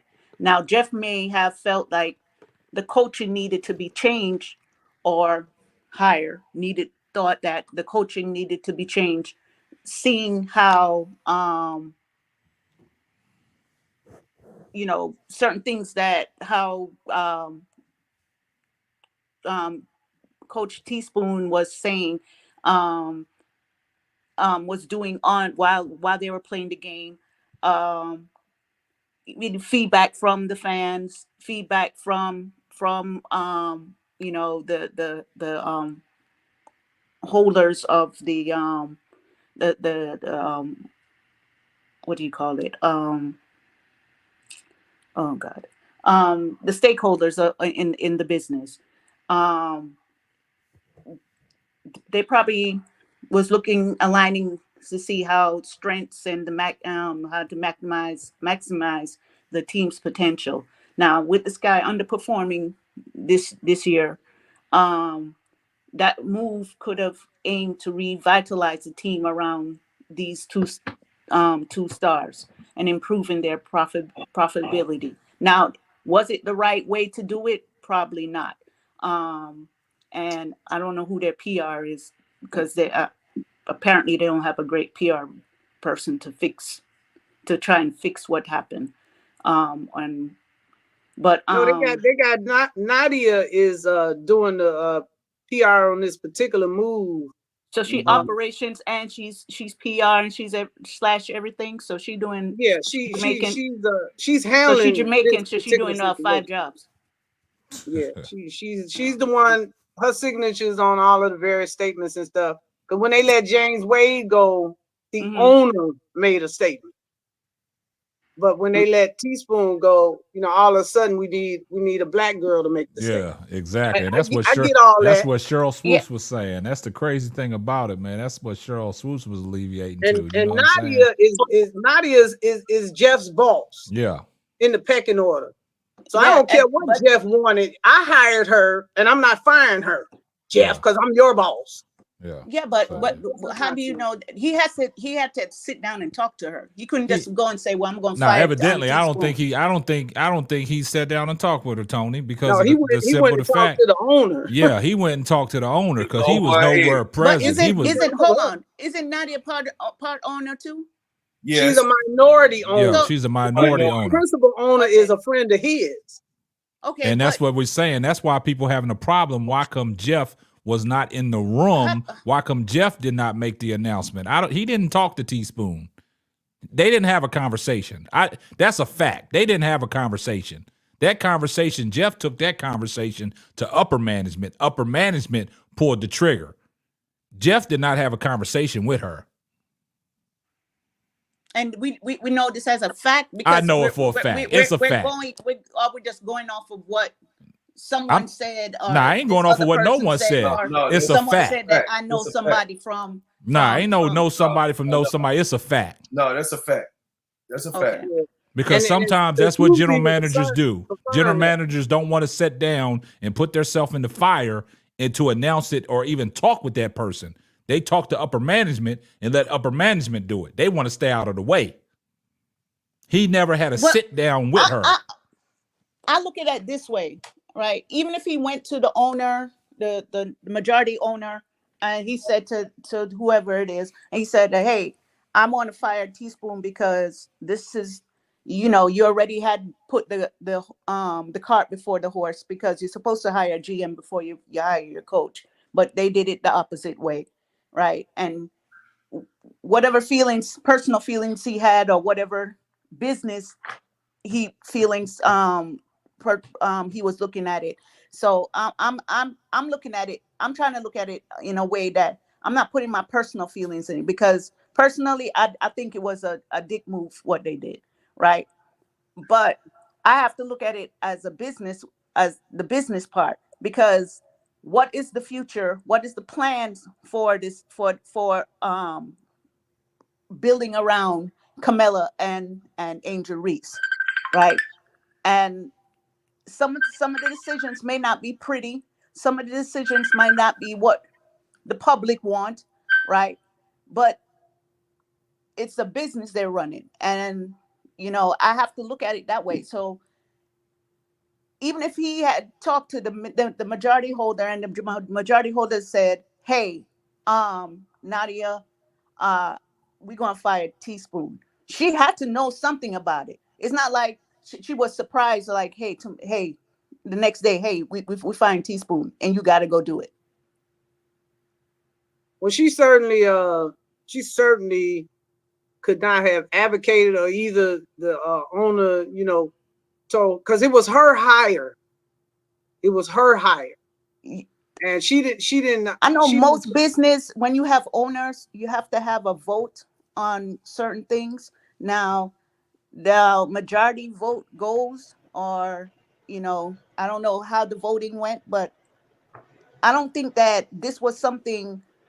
I don't think Teaspoon was the right coach for them in the first place, right? Why she was hired before they hired the GM, I don't know. Maybe one of y'all know, but we just explained to the panel that they hired her because she was the only available candidate willing to take the job.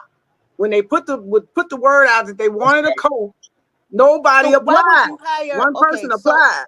But I'm looking at this as a business. I'm not looking at it personal, because you're talking about personal stuff. I'm not talking personal. Nah, it's not personal. I'm running a business. Hold on. Personal stuff.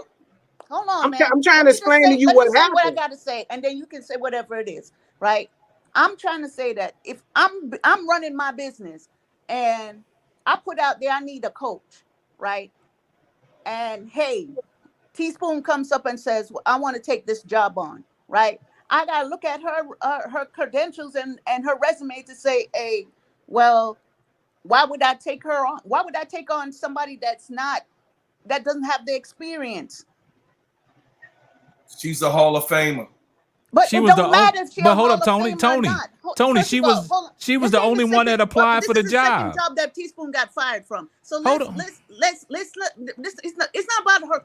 Well, she a Hall of Famer. Tony, I think you're missing the point. That don't mean that you can run. That you can coach a team. Tony, I think you're missing the point. When you're talking about personal, it was nothing personal. She was the only candidate. She was the only one that applied. Hold up. I'm not talking personal. I'm talking the fans and everybody else on no, because you got to understand something. She was the only available person for the job. Nobody else wanted the job.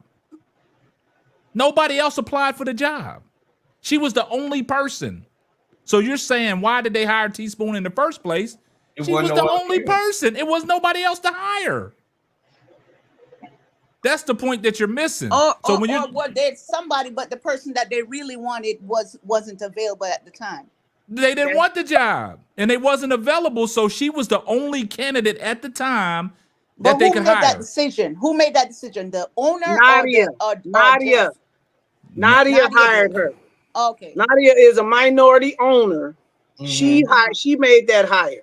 And I think the reason why Jeff did what he did is because she got hired. Teaspoon got hired before Jeff was brought in. Okay. Jeff was a talent evaluator. You know what I'm saying? He evaluates talent and skill level from a basketball perspective, not from a coach's perspective. So I think what Jeff, like Jonathan said, I think what Jeff wants somebody of his own in there. But at the time, there was no candidates available. So they had to make a decision soon. Teaspoon was the only available option. So that's why she was hired. When you go back to saying, why did they hire Teaspoon in the first place? She applied for the job, and she was the only applicant. And then also, I just want to throw this in there because I keep hearing this a lot, not just tonight, but I also like media. Like, I think the lady Julia Post said this. A lot of people keep saying Teaspoon had no experience. She did have experience. She never coached in the WNBA before, but that doesn't mean she didn't have no experience. She was coaching on the Pelicans. She was coaching on the But NBA was she side. fired from the Pelicans? Hold on, because I'm talking. Everybody's respecting everybody, right? So, like I was saying, she was coaching on the Pelicans, and then she also, I believe, she coached years ago in college. So she did have experience. She never coached in the WNBA before, but that doesn't mean she didn't have no experience. Yeah, She was the head coach of Louisiana Tech. Yeah, but she was the developmental coach, Sister Tony. She was already working with the Pelicans. She was an active coach, a developmental coach. She was already Talent evaluator. That's right. So therefore, she actually cleared to take this job with the Chicago Sky, with the coaching staff that she left with the Pelicans, and the Pelicans, gave her their blessing. So they also, they congratulated her. They said it was a good offer, and they of course they backed her on it. Right. I wish that they would have followed her here to actually make sure that contractual wise, she came in at the end of a season in the midst of chaos because they just fired a coach. So she came where it was a coach that was needed, just like right now. It's a coach that's needed right now. So and in her contract, was that coach last year. Can I ask a question? So because you're saying she have all this experience, but did she not know that in her contract she should have put it in that at least to get a certain amount of years before she can get fired? Well, she had a 2-year contract. She had a 2-year contract. All right, but she had a 2-year contract that was supposed to be a rebuild.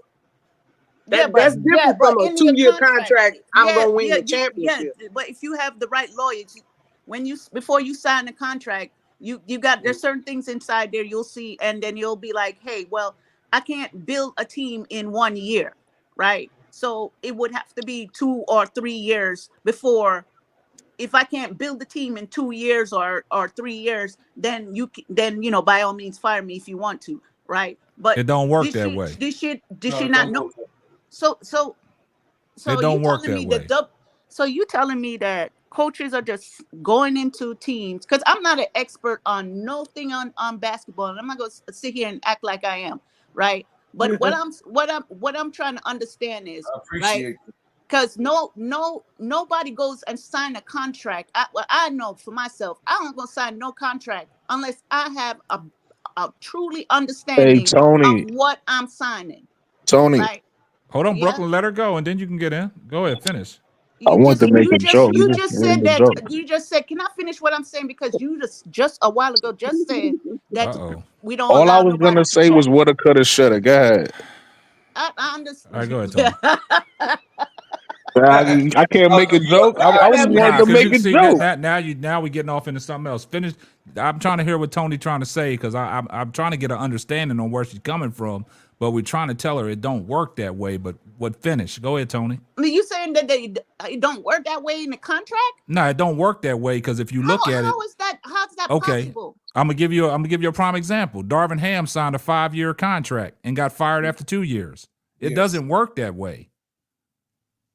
I don't care what the have a termination clause. I don't care what the contract. There got to be a clause somewhere in there, something in there that says, well, you have until Teresa Weatherspoon, you have until this amount of time to develop or rebuild, or if you can't do that, if they breach the contract or whatever it is, then they have to pay her or something like that.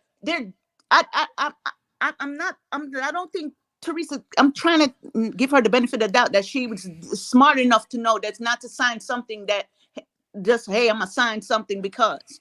Well, you can't say that she just had about to have Teresa lawyers Weatherspoon. looking at this. So if that's the case, then all coaches have that leg to stand on. But it don't work that way. Coaches get signed these 5 and 6 year contracts and get fired after 2 years.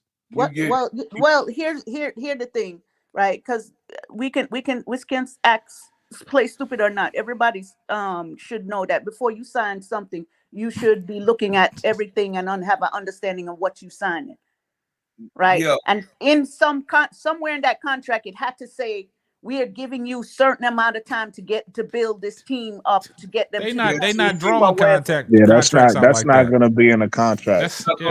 That'll never be in a contract. So let me help you, Tony. Listen to me. Let me help you. Every coach is giving every single coach that is in the professional league in America is hired on a trial basis. Just like any job, you have a trial basis of in Illinois is 60 to 90 days. Okay, you have a trial basis. If we like you, we gonna keep you. If we don't like you, you're gone. Right? She had a 2-year contract with that situation, right? So before the 2 years were up, they made a decision of saying, well, we don't want her. We don't want to go no further. Let's cut it right here. And that's how that went, Sister Tony. Just like if you would hire whatever employee you would hire, they still have a 60 to 90 day trial. And after the 60 days, say, hey, it didn't work out. This, it's not what I'm looking for. I appreciate you coming in and trying to do your best, but I need something else. That's it. I mean, I've hired and fired people just like you said that you. Yeah, but that's what. Okay, I understand. I understand that part, but she was more than 90 days, right? No, I'm just saying it was 2 years. We trying to get you to understand. She signed. I get it. I get her contract was signed for 2 years, but you have a probate time where 60, 90, depending on whatever the team is or whoever it is, you have to have that time. She passed that time, right? Yes or no? No, she has 2 years. How long did Teaspoon stay with Chicago Sky? She has 2 years. This is her first year. This is her first year. So she did a whole year. Yeah, and got canned. Okay, didn't so get a second year. That's more than 90 days, I'm saying. No, I'm talking about in basketball, you have 2 years standard. It's a standard, 2 to 3 years. So you got 2 years to prove yourself. Oh yeah. And if they don't like you during that, oh yeah, that's standard in the league. Yeah. Right, that's for this basketball. Yeah, for his coaching anywhere, football. Not football. Football. Man, it's all coaching. All contracts work like that. Baby. Just 1 second, man. Let me get Duvall in here. He's been waiting patiently. I guess he's trying to, get it. What's up, Duvall? Hey, how y'all doing, panel? All right. You can hear me? Yeah, go ahead. First thing first, I didn't like the Teresa Weatherspoon termination. I think she should have got another year. I think they should have mandated that she got an offensive coordinator. Yeah. That would have helped with the offense. That would have helped with the 2 big men and how she want to incorporate them within the offense. I think they could have did that. They could have even picked out somebody that could have helped on the sidelines and maybe replaced her halfway through the season next year if they didn't see the progress that they desire. But that was their decision. Um, when it comes to how the team going to move forward, I get people mentioning Camila Cardoso, cool. Yeah, she's a nice player and everything else. But everything gonna be centered around Angel Reese. Angel Reese not only the all-star, not only she's the superstar, but she's the money. She's the gate attraction. Yes. When Caitlin Clark is the face of the WNBA, the number two face is Angel Reese. And Chicago is lucky to have somebody like her, so they know that they need to run everything through her. So if it was me, if I'm Jeff, the first thing I would do is bring Angel Reese in the office, and I would ask her, who on the roster you want to play with, and who on the roster you don't want to play with. Oh, believe And the me, people, believe me, he did. That's why but I don't she. say. Oh, go ahead. I'm sorry. That's why she recruiting. Didn't you hear her on her own podcast saying that she also helps, and she's going to help, and she would like to help to recruit? She wouldn't Oh, say those things if she had if she didn't have a relationship with Jeff. So Jeff already, like my man KSAP said, that this is a fact that Jeff wanted her to be there also. So that Now, I don't know if that's a fact. I'm just saying what I heard. Somebody said it's a fact. I'm saying what was said today. I'm with you. I heard it too. That's what I'm saying. What we heard, if it's a fact, let me say that. If it's a fact that Jeff did want her for sure, it was like two parents. She had two parents that had a divorce, and she got to stay with the daddy. That's just how that went. All right, go ahead, Duvall. I get that, and yes, I heard that on her interview when she was on her podcast. So, but that would be the first thing I would do. The second thing I would do is with her recruiting, we have to look out for two names. We have to look out for Tatu. I think she have a good relationship with Angel Reese and DJ Character. She's going on her podcast, I think, sometime in the near future. And so that could be a recruiting tool as well. And so I think they in good shape because the Angel is there, but everything is centered around her. Everybody else is, saying it's side dish at this point. Angel's the main dish. She's the main meal. Everybody else is salad dressing, Jello, whatever you want to name. Angel Reese is the turkey. And so everything needs to be running through her because at the end of the day, she is the money and she's the most important person in that organization at this time. Now, let me ask you this question, Duvall. Yes, know sir. I know we probably spoke on it a little bit. Do you really think, and let me ask you this too, Bro Claude, do you really think Jeff has had that conversation with Angel Reese? That's the question I don't know. And like Brokaw saying yes, but like I said, if you fire her coach, the coach that she loves, they're telling me that, man, they're going rogue. And the reason why I say that is because we know how Angel likes to talk, right? And she goes on her podcast and she expresses herself, right? So if she has had the conversation with Jeff, don't y'all think she probably would have addressed it on one of her podcasts? I think we'll know more tomorrow. Well, I heard her say she did say that on her podcast. She's going to be involved in recruiting. She said that on her exit interview as well, that she's going to be heavily involved, but that's heavily involved on herself. No, she said she had dropped the one of the reporters asked her a question, and she said that she and Jeff is close, and like she got Jeff in her pocket or something like that. But she didn't say she it. Said that she was way.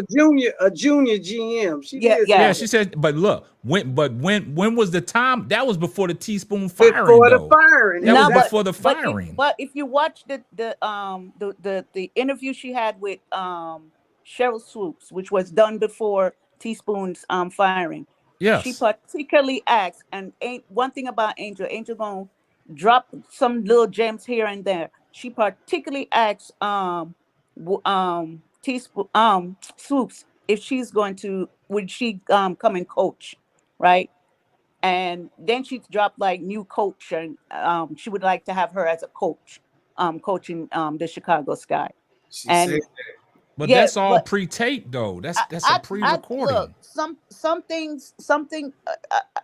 Maybe she knew about it or have a notion that something was going to happen, but maybe not exactly when and where or the exact time it was going to happen. But I'm thinking that Angel had to know something for her to have an interview and say well, that she knew that Teaspoon and had say a that 2-year to contract. She knew, everybody knew that Teaspoon had a two-year contract. I'm not talking about the contract. I'm not talking about the No, contract. what I'm saying is she knew that Teaspoon had a ending date. She knew that. Everybody know that. I disagree. Because Angel and Cheryl are both too loyal to. Yeah, I can't see. Yeah, If they she not ever, gonna if do she that. ever came Even if out they some want that to saying to a happen. girl like that, it'd be So a mess. the way that happened, they neither one of them gonna participate in that. So yeah, they was joking around about the coaching thing, Yeah. but I don't think that they meant, oh, you're gonna be the next Chicago Sky head coach. I don't think they meant that. Bad But time. but this is my question. What happened if she was saying as an assistant, like She was being an talking about assistant training coach on the her. bench? She was talking Yeah, about they was training talking business about. They wasn't development even coach. talking about coaching. They was talking about like coaching her personally, Yeah, personally coaching coaching. Kennedy personally. Yeah. She said she wanted to do that. Like a player development coach, right? Yeah, And exactly. that goes back to what you said, Duvall. Well, no, about her. I gotta take it back. We're wrong because Cheryl Swoops did say we'll get a lot of free agents. So you're I not know. gonna say that if you mean just personal. But Okay. That's fair, Brooklyn. But I'm gonna go back to what Duvall did say about the coaching staff. And I was one to come out on record. I thought that her coaching staff was terrible. Her coaching staff did not help her in no such way, because every time they went to a timeout, you see, the camera focused on them. Them coaches wasn't, collaborating. You know what I'm saying? I just don't think the coaching staff that she had, helped her out in any cause. So, I agree with that. the coaching Can staff I was ask a flawed. question? Because I'm trying to learn here. Right? Did Teaspoon pick those coaches? No, we don't know. That's what I'm saying. We don't know who picked the coaches. Like some coaches that come into coaching, they already come into a staff that's already there. They just take the head coaching slot. Like some of the coaches that get fired in the NBA, Right. the assistant head coach just moves into the head coaching chair, right? With that same staff, -1.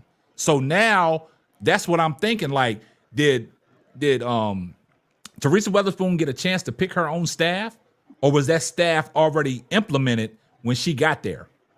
When it comes to coaching, like the Lakers are notorious for having already assistant coaches on the bench, and they just hire the head coach. And see, I think that's why J.J. Redick was smart by telling Rob Pelinka, let me bring in my own coaching staff. Because remember when they hired Frank Vogel, Jason Kidd was already on the staff. Already on the staff, because, and they just gave Frank Vogel the head coaching job. Because they wanted to make Jason Kidd the head coach, but Jason Kidd had a bad reputation at the time, so they couldn't make him the head coach. So they made him the assistant coach along with Phil Hennedy that was already on the staff, and they just hired your boy Frank Vogel as the head coach. I know the Lakers are notorious for doing that. That's interesting, K-Sap. Yeah. That's very interesting. Yeah, sometimes they don't get a chance to pick their coaching staff. The coaching staff is already there. And I think that's the only reason why JJ Redick really accepted the position, because he was able to bring in his own coaching staff. And you saw what JJ Redick did. He brought in people that had NBA coaching experience on his coaching staff. You know what I'm saying? So yeah. Okay, we got Christopher Nolan, man. I see you in there. What's going on? Hey, can you guys hear me? Yeah. So it's an interesting point you made, K-Sap, about the assistant coaches. Maybe Coach Weatherspoon didn't allow her assistant coaches to really tell her anything. There are some head coaches out here, as you know, that only want to hear certain things when they want to hear it. Yeah. So look at Crystal, what's her name? Crystal Robinson, is that her name? Yeah, she was going, but where was she at? All I seen was that guy. No, Crystal being Robinson. active. If y'all notice, if y'all pay attention to the bench, after the Olympic break, where was Crystal Robinson at? Out of there. She left. Yeah. So again, it's one of those things where when we look at Coach Weatherspoon, we really just don't know exactly what really happened. Because when I noticed her right-hand woman, Crystal, bounce after the Olympics. Exactly. It was something wasn't right at all. I agree. And so now we don't know what Jeff P is going to do. We just found out again, Tanisha Wright from Atlanta is gone. She got let go today. But Atlanta's also interested in talking to Coach T Spoon now. That's what I'm saying. And that's going to be interesting because somebody put in the chat, what if, T Weatherspoon, gets an opportunity to sit down with Atlanta's management and has a potential job opportunity. Now we know Kennedy Carter, she's a restricted free agent. Now Chicago can match, right? Yep. Now just hypothetically thinking and speaking, now what if Teaspoon gets that Atlanta dream job, right?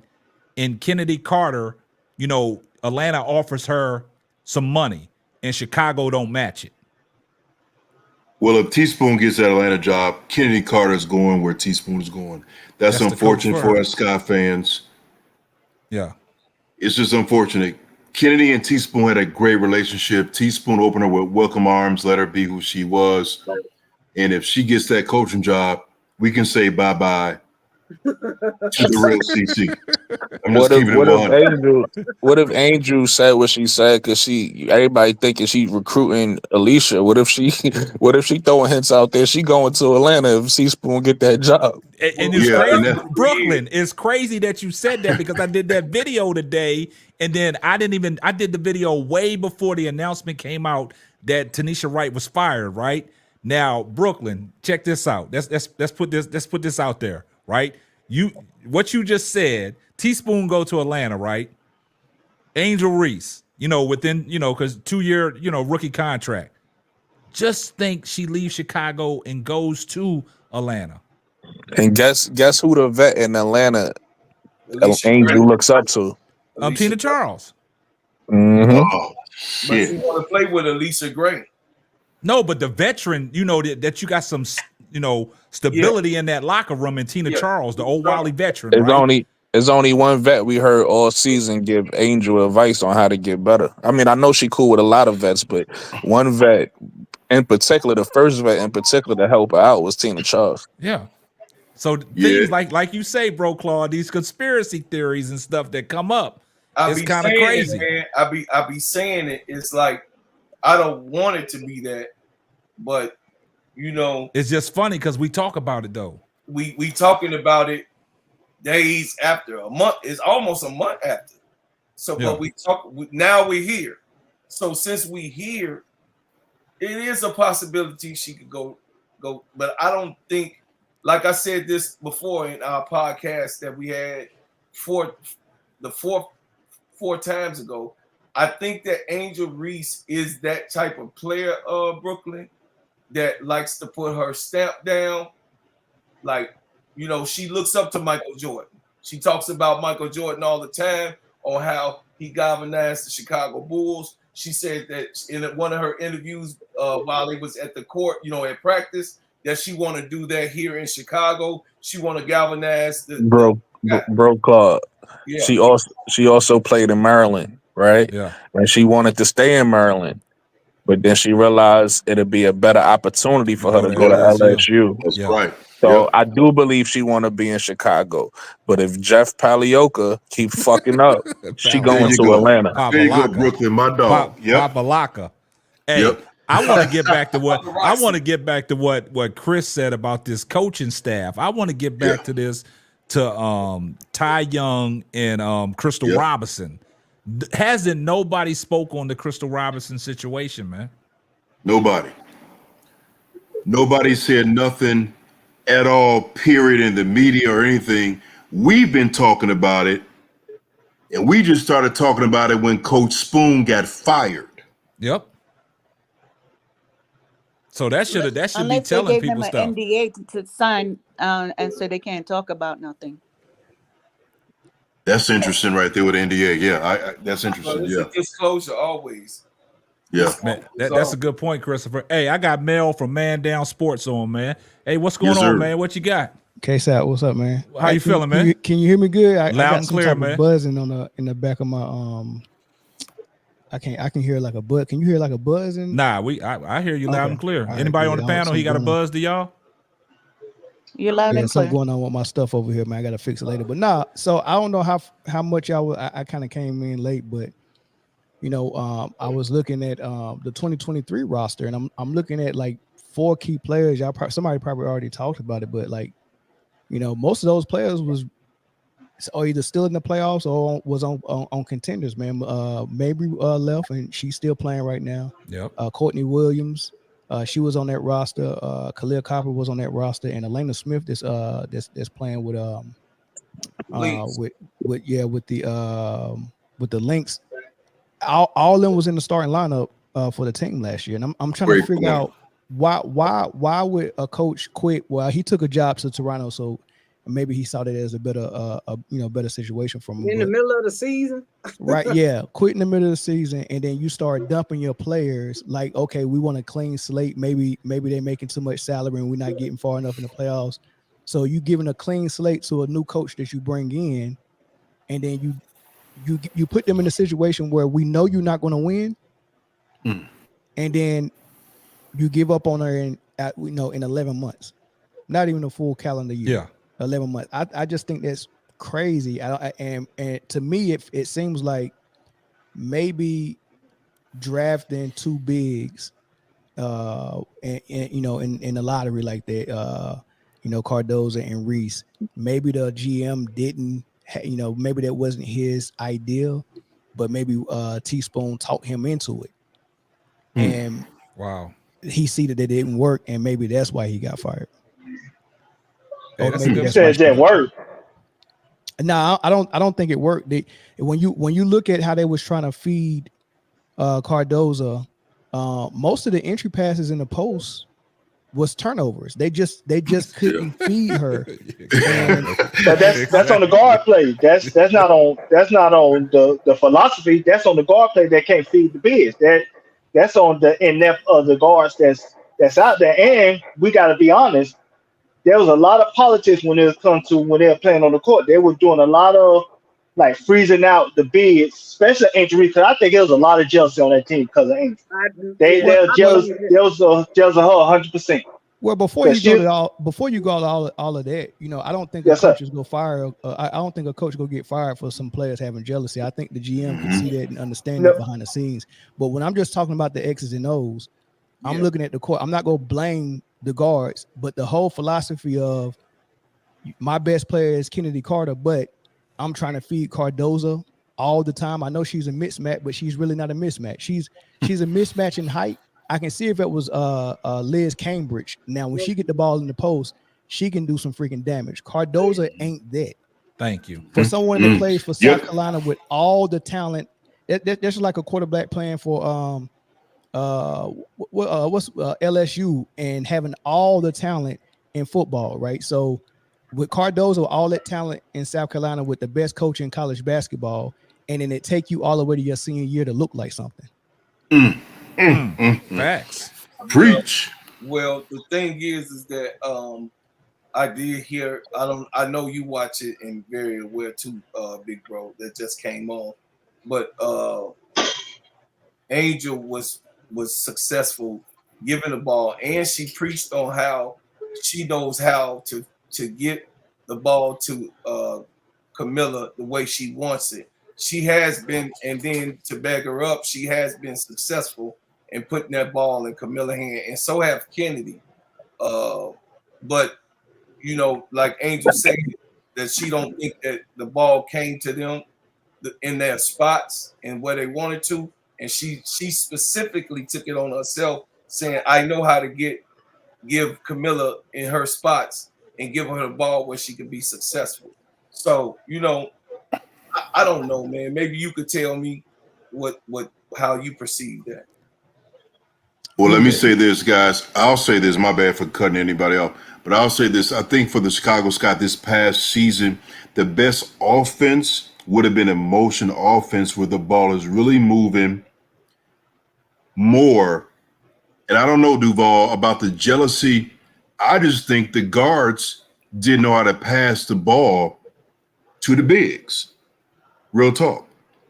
If the ball is moving and hopping, for what? Just because you're tall, Cardozo, doesn't mean you need to be fed the ball down there or start.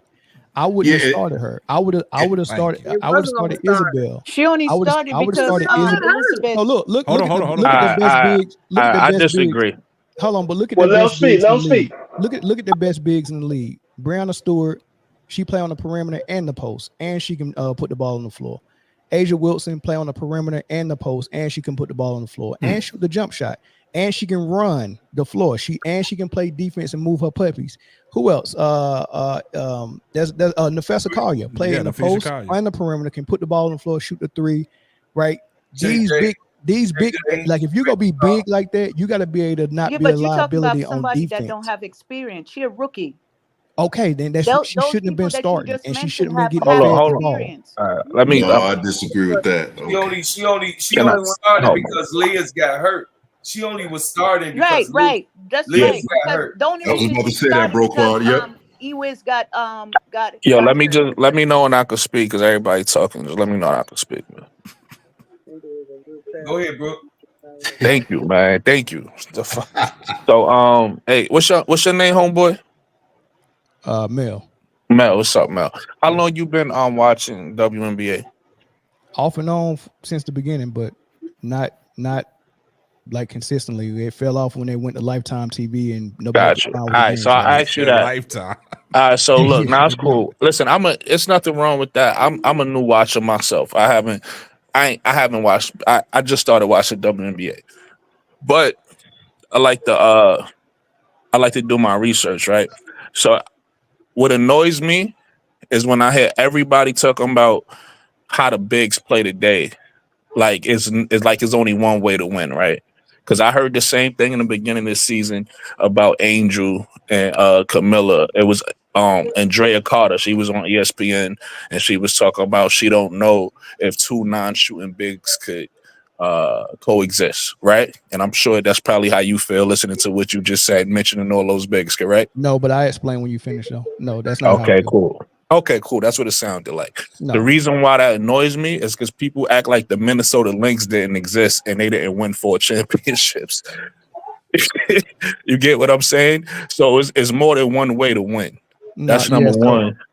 But that's not what I was saying. I'm not finished. What I was saying was Cardozo and Reese, not just any two bigs. I said if Liz Cambridge was still in the league, she would be someone I wouldn't mind throwing the ball in and feeding her 20 to 25 times a game. Right, I heard that. I was about to respond to that because I disagree with that too. Okay. So if you know, first of all, you had mentioned Cardoso being on South Carolina for 4 years. She wasn't on South Carolina for 4 years. She played in Syracuse. However long she was there, you didn't know who she was, and she wasn't ready for the big lights until her last year in the league or her last year in college. Right, I was about to respond to that. So she played in Syracuse, right? And then she came to South Carolina and played behind Aaliyah Boston, right? Who's also a great big, who's a better big at the time, right? She's older. So Camilla had to develop. And in her senior year, she showed that she developed, she could be a leader of a team because the whole South Carolina team went into the WNBA. So these were all young players now she was the leader of. And she proved in that, she could be the leader of a team, right? So now coming into the league, this team in the program, you gotta let me finish. I'm gonna answer all your questions. I mean, but would you let her be a leader of this team? I mean, because she's definitely one of the leaders, and I'm about to show you how. So I'm about to show you how. You would rather let me show you how. But hold on, listen. Because did you watch every Chicago? I ain't gonna say every. Did you watch? Yeah. Okay, so if you watched a lot of them, you should know what I'm about to say, right? Elizabeth Williams got injured, right? Correct? You know that. And Cardozo was injured before when the season started. Exactly. Cardozo, you gotta let me finish, and I can make it. No. I mean, this is a long drive, man. What are you trying to say? Are you trying to say it wouldn't be that long if you start interrupting. You getting frustrated. No, I mean it's a long ride to where you're trying to get. Are you saying Cardozo is like? It's not a long ride. I made a couple points already. This is my last one. You won't listen. All right, go ahead. All right, cool. So Camilla was injured, like you said, and Elizabeth was injured. So Camilla had a slow start, But once Camilla got into the lineup and she started to get acclimated, she made a huge difference because she's 6'7". And they was winning games or no? You can't teach 6'7". And they was winning games or no? So it's Camilla's fault they wasn't winning games. I'm I'm not saying that, confused. but I'm saying, was they winning games or no? That's irrelevant. Regardless, No, it's not irrelevant. Were they winning games or no? They was a better team. Because if you paid attention, you said you watched most of the games. If you paid attention to the games where the guards wasn't trash and they was getting the ball into her, she was shooting efficient. She was actually, after the break, she became their best player. Actually, the numbers back that up. She wasn't the best. I could prove that to you. I'm not. I don't speak with feelings, bro. I could show you. I could show you the numbers. I could show you the numbers that Camilla was the best player on the floor for them after the break. No, you ain't about to sell me on that. I can't agree with that. You ain't about to sell me on that. I'm not asking nobody to agree with me. I'm telling you the numbers. I'm telling you the numbers tell you that. So you disagree with the numbers. I can show you the numbers where America is the best country on earth, but it's not. That has nothing to do with what I'm talking about. You're getting emotional because I ain't telling you a can show me fact. the numbers for anything. I'm gonna believe what my eyes tell me, and what my eyes tell me is that you're not going to have a very successful offense with 6'7" on the floor, and then on the defensive end, there's no one she can guard. Facts. No one. There's no one she can guard. That's a good damn. I never thought about that Like I said, defensively. Angel is one of the top 10 best defensive players in basketball. Even though she didn't make the all defensive team, we all know that was because people value winning records, number one. And two, and the person, what's the girl name?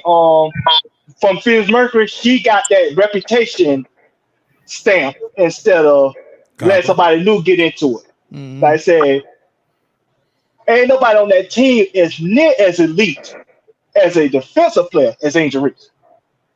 Now, I think Kendall Carter might be the best offensive talent on that team, but she ain't a better offensive talent than Angel Reese is as a defensive talent. And that's a fact. And this is in a league with Angel Wilson and everybody else. I can say right now, today, Angel Reese is the best defensive rebounder in the history of the WNBA. Can we say Kendall Carter is the best first step offensive guard in the history of the WNBA? We cannot say that. I can say Angel Reese is the best rebounder in the history of the WNBA, in a WNBA that has Lisa Leslie, that has Lalonda Griffith, that has Tina Charles, that has Jacqueline Jones, that has Angel Wilson. Ask Angel Wilson how I feel to rebound against Angel Reese and see how frustrated she gets. So Duval, I hear what you're saying. I love what you're saying because I love Angel Reese. I feel like she's my niece. You're saying she's the best rebounder in the WNBA history, even over Sylvia Fowles. Yes. Okay. 100%. Right. Okay. 100%. If Sylvia Fowles was sitting on 5, she'll get smoked by Angel Reese right now. And I'm not being disrespectful. I'm telling you that woman motor is something that we never seen before in a WNBA. Yeah. What I want to say is her IQ when it comes to where the ball is going to land, how she sees it coming off the rim, is nothing that we've never seen. I see this woman out rebound 5 people in the paint. Yeah, that's true. You show me film where Sylvia Fox out rebound 5 people in the paint consistently. She's the only woman I ever seen where I know if the ball is on that rim, I don't care who's in the paint, she's going to get it. Okay, it's hers. So check this out. So when when I was in high school, I broke my left metatarsal in my foot. That was my sophomore year, and I'm telling y'all because I played injured pretty much my whole junior year. It took me to my senior year to actually get back into my groove. So me coming from an injury, I'm telling y'all facts of me being an athlete and how it was. But then also, even when I went to the military, because I was a drill sergeant, I served 8 years in the military. And when I would run that 2-mile run, I would feel, even when I was in the military, I would feel that metatarsal sometimes paining me in some of those runs. So Camilla was injured early and had surgery this year. I'm not giving her a pass because she got her ass on the court. But I do want you guys to understand this was also a recovery. Even though it's her rookie year, it also was a recovery year in the same time of her being a rookie. Now, if you go back to her senior year, she was a shot blocker, a rim protector, and a good defensive player. And she was aggressive because she pushed Flage down. So she knows how to get aggressive, bro. So my whole thing is that we can't really, I can't really give a good analogy on a person just from my own experience. A person that is coming off an injury, had surgery, and then to show you that she was not fully recovered, she maybe was like 80%, but showed she wasn't fully recovered. She got hurt again in the same shoulder once again at the end of the year. So what I'm saying is valid. It's facts. It's just what it is. So instead of her just go ahead, me personally, I wouldn't have even brought Camilla back, period, the rest of the year off of a shoulder, especially a rotary joint problem. So I would have just set homegirl down to next year and saved her. But she was more efficient around the rim. Listen, I don't want nobody because I'm an Angel Reese. I knew you was about to say it, bro, Claw. I know what you about to say, go man. ahead and finish because I got something. Go ahead and finish, bro, Claw, because I got something to say. She was more efficient around that rim than Angel. Somebody go argue that. Can I say somebody go argue that? Hold on. I got something to say real quick. What does the shoulder got to do with her feet? What does the shoulder got? What's up, bro? Everything. Did you get the message I just sent you on IG, Brody? No, not yet. I haven't seen it yet. Hold on. All right. I get it. But hold on. Let me ask the panel a question. Hold on. Hold on. What does her shoulder got to do with her feet? And I think what Mel was talking about, the defensive end of the court, where she couldn't guard nobody. Everybody used the reference of, certain people are cones, and I've said it myself. Like her defense, what she showed at South Carolina is nothing that she showed in the WNBA so far. It's the reason for that. And the thing about it is, y'all talking about the shoulder surgery. I mean, offensively, that can affect her around the rim, but defensively, at 6'7", you know what I'm saying? She should be a better defender than what she. Hold up, Brooklyn. Can I talk? So what I'm saying is, to what Mel was saying was, offensively, why are you going to force feed her the ball? But then you got to go back down on the other side of the court and you got to play defense, and that's where she lacks. So to have a big in the game that's going to demand that much, and you only can get something out of her offensively, but you go back on the defensive end of the court and you're not giving us nothing. And you 6'7" out there. So I think that's what Mel was saying, and y'all going back and forth about, feeding her the ball. And I've been on record. Y'all heard me say, everybody thought that, the offense would run better going through Camilla Cardoso. And I was standing 10 toes down and said, nah, it's not going to work that way. We can't pound the ball into Camilla and think that we're going to win basketball games, because it's not going to work that way. They don't even do that with so let me. They don't just pound it to her. Like what? So let me talk some facts. What other way can you use Cardoso if she's on the floor? You get what I'm saying? Like Aja Wilson can be used so many different ways. You know what I mean? So you pigeonhole yourself into running, just force the ball into Camilla because she's 6'7", which what they was doing is telegraphing the passes, forcing it. But I want to ask y'all this question though, since y'all so strong, strung out for Camilla Cardoso, she was picked number 3. These are the people that was picked after her: Rakia Jackson, J.C. Sheldon, Aaliyah Edwards, all right, Elisa Peely. Would you rather have? You had 2 picks. They went for twin towers, 6'7" and 6'3". Let's throw them down low. Neither one of them can shoot the 3 or anything like that. They got to be down low. I'm going twin towers. And you got 2 picks, and you had to do this over again. Are you taking Camilla Cardoso and pairing her with Reese, or are you taking Rakia Jackson or Aaliyah? Oh man, come on, dog. Yeah. Damn. Well, that's a good point. Well, if we had the Pits I over got a again, first question of for the all, panel after y'all answer his question.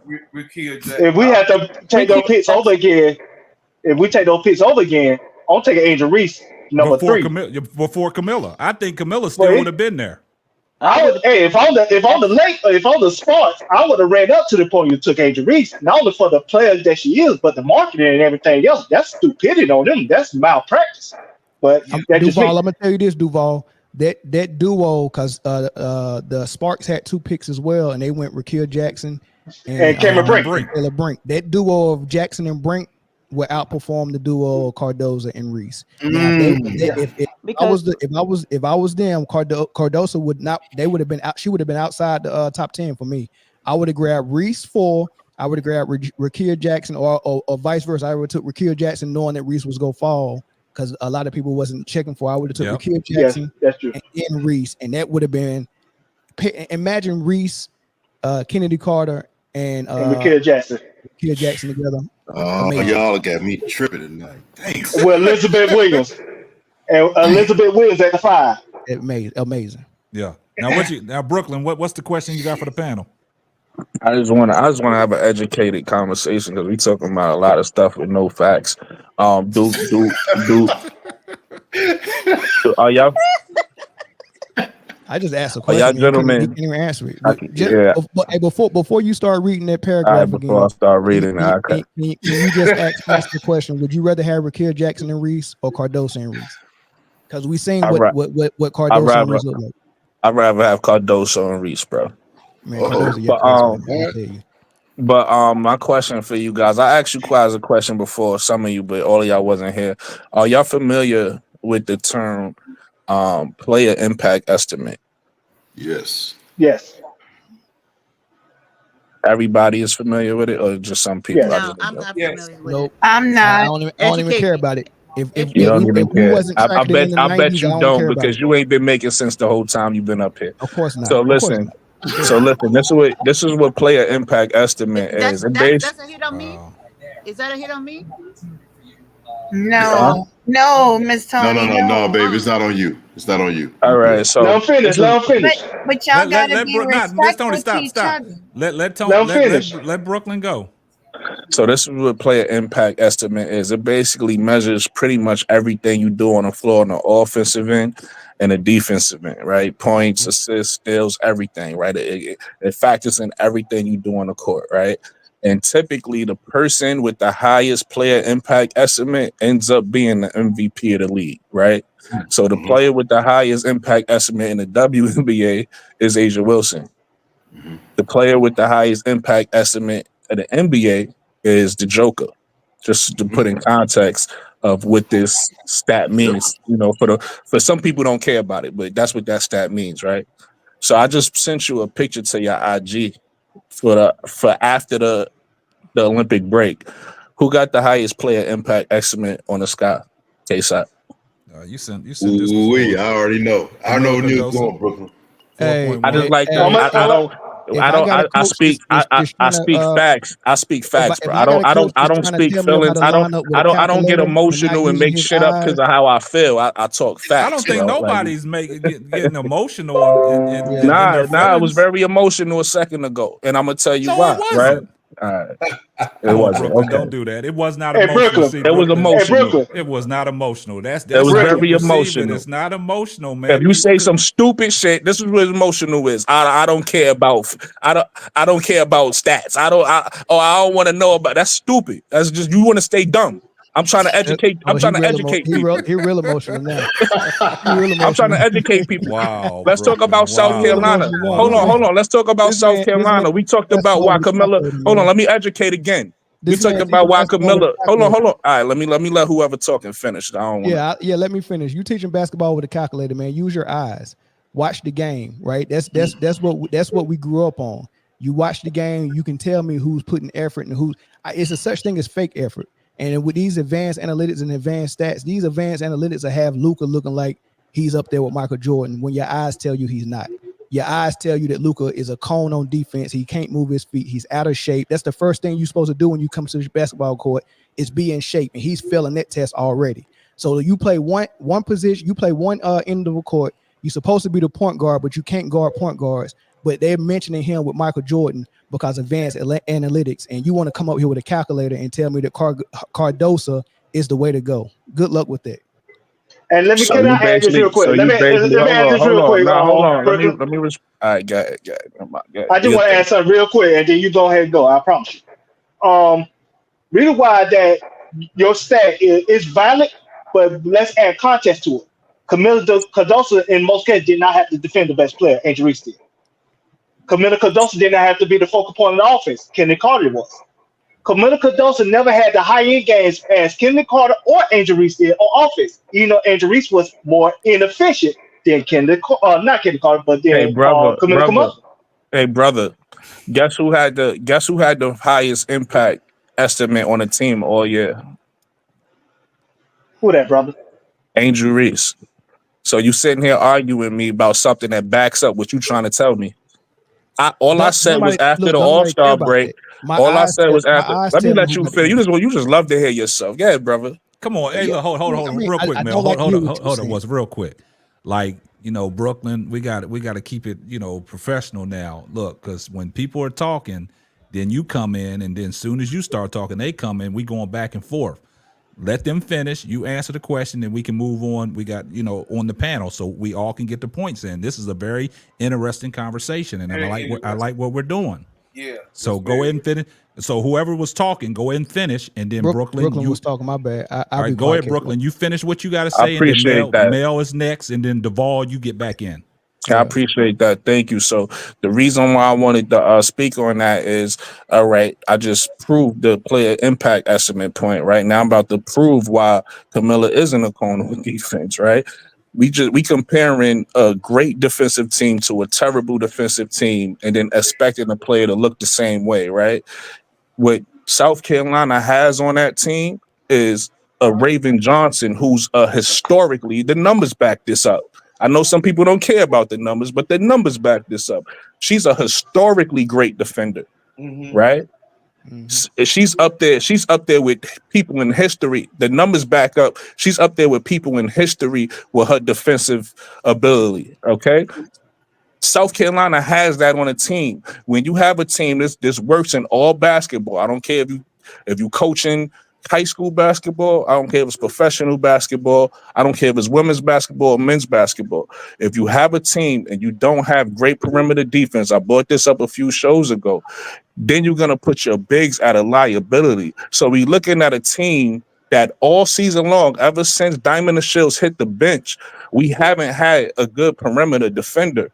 And now what happens is, and I've watched damn near every game, so I noticed our bigs, both Angel and Camilla, is usually out of position. They usually scrambling because the ball gets into the paint and then it gets sprayed around. And usually we a bad 3-point shooting team, but the teams we go against, usually they can shoot the three. So now we scrambling, and then we asking our bigs to be great defenders. Right. In South Carolina, they didn't have that problem. That's why Camilla looked like she did in South Carolina, because the people who needed to defend on the perimeter did their job so that when the ball got to Camilla, she was able to do her job.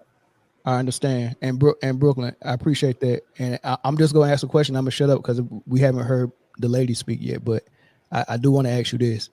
Do you think that problem exists if Rakia Jackson and Reese is on the spot, is on that team, and not Cardozo and Rakia Jackson self-admittedly said she can't play defense. She said the threes is too fast for me. So yes, it's gonna have that problem. Absolutely. Well, I didn't see Rakia Jackson having an issue defending with the Spartans. I'm telling you what she said. I'm not telling you how I feel. Again, we're not talking about my feelings. We're talking about facts. Yeah, she said that the threes is too fast for her. She said, I'm used to playing the 4. Okay, so and with that issue, does it exist if Reese and Rakia is on the floor? You really it does exist? You can answer the question if you ask yourself, is Rakia a defender? She looked good this year for me. Okay, we going off your eyes. We going off your guys again. I failed you earlier. But I'll be quiet. No, that's cool. No. Rakia, listen. I'll just do the Storm game. I got you, Brooklyn. I'll just do the Storm game. I do the Storm game. Rakia was getting cooked by NECA and by the Mamba. Easy. Who not getting cooked by Jewel Lloyd? But that's her. But that's who she had to. That's who she had to. No, listen, facts. I'm not making fun of it. I'm just being honest with you, bro. I'm just going off of the Storm. She got cooked by the Mamba, and she got cooked by NECA. It was like they took Rakia out of the game in the third quarter, and she didn't come back to about 4 minutes left in the fourth because she was having problems with Jewel Lloyd. Period. She got blessed. What I'm saying? Yeah. No, So Lloyd, though. what I'm saying, I don't give a damn who it is. That's the type of defender I am. I don't care who comes. And Angel Reese is that type of player. She's going to guard 2, she's going to guard 3, she's going to guard 4, and she's going to guard 5. I made this point yesterday. Angel Reese. We talking about Camila Cardoso though. We're not talking about Angel Reese. I got your case up. I'm finna land the plane real quick, bro. Real quick after this line. So we can't expect Camila because she's not limber, slim, and that's not what she had to do. Like my man Brooklyn, her job is to protect the rim and keep the squares covered. So by her keeping them squares, them blocks covered, and the rim protected, that is her job. That's what Liz is known for, and that's why Liz, when she got hurt, that was a big problem because Liz was hurt and Camila was hurt at the same time, and we were having people score in the paint on us even when Angel was there. And they were talking about how bad of a shot blocker. Y'all remember? Y'all watched the games just like me. Or how Angel Reese ain't getting more block shots, being that she's the only one, the big, to protect the rim down there. It's because she was expected to play all those different people that was coming to the rim. But also, Camila, me personally, I'm with Brooklyn. I'm riding out with them on, yes, I would rather have Camila and Angel, what we have right now. And if we retain Carter, we got a perfect 3. And then the youngin, of course, Anawade,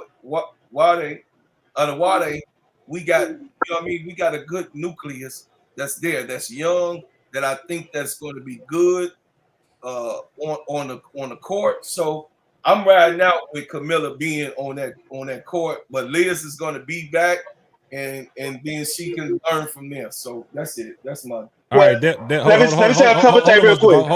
Hold up. Let me get Daily Dose of Tea in here. What's your thoughts, Daily Dose of Tea? No, I just wanted to make a comment.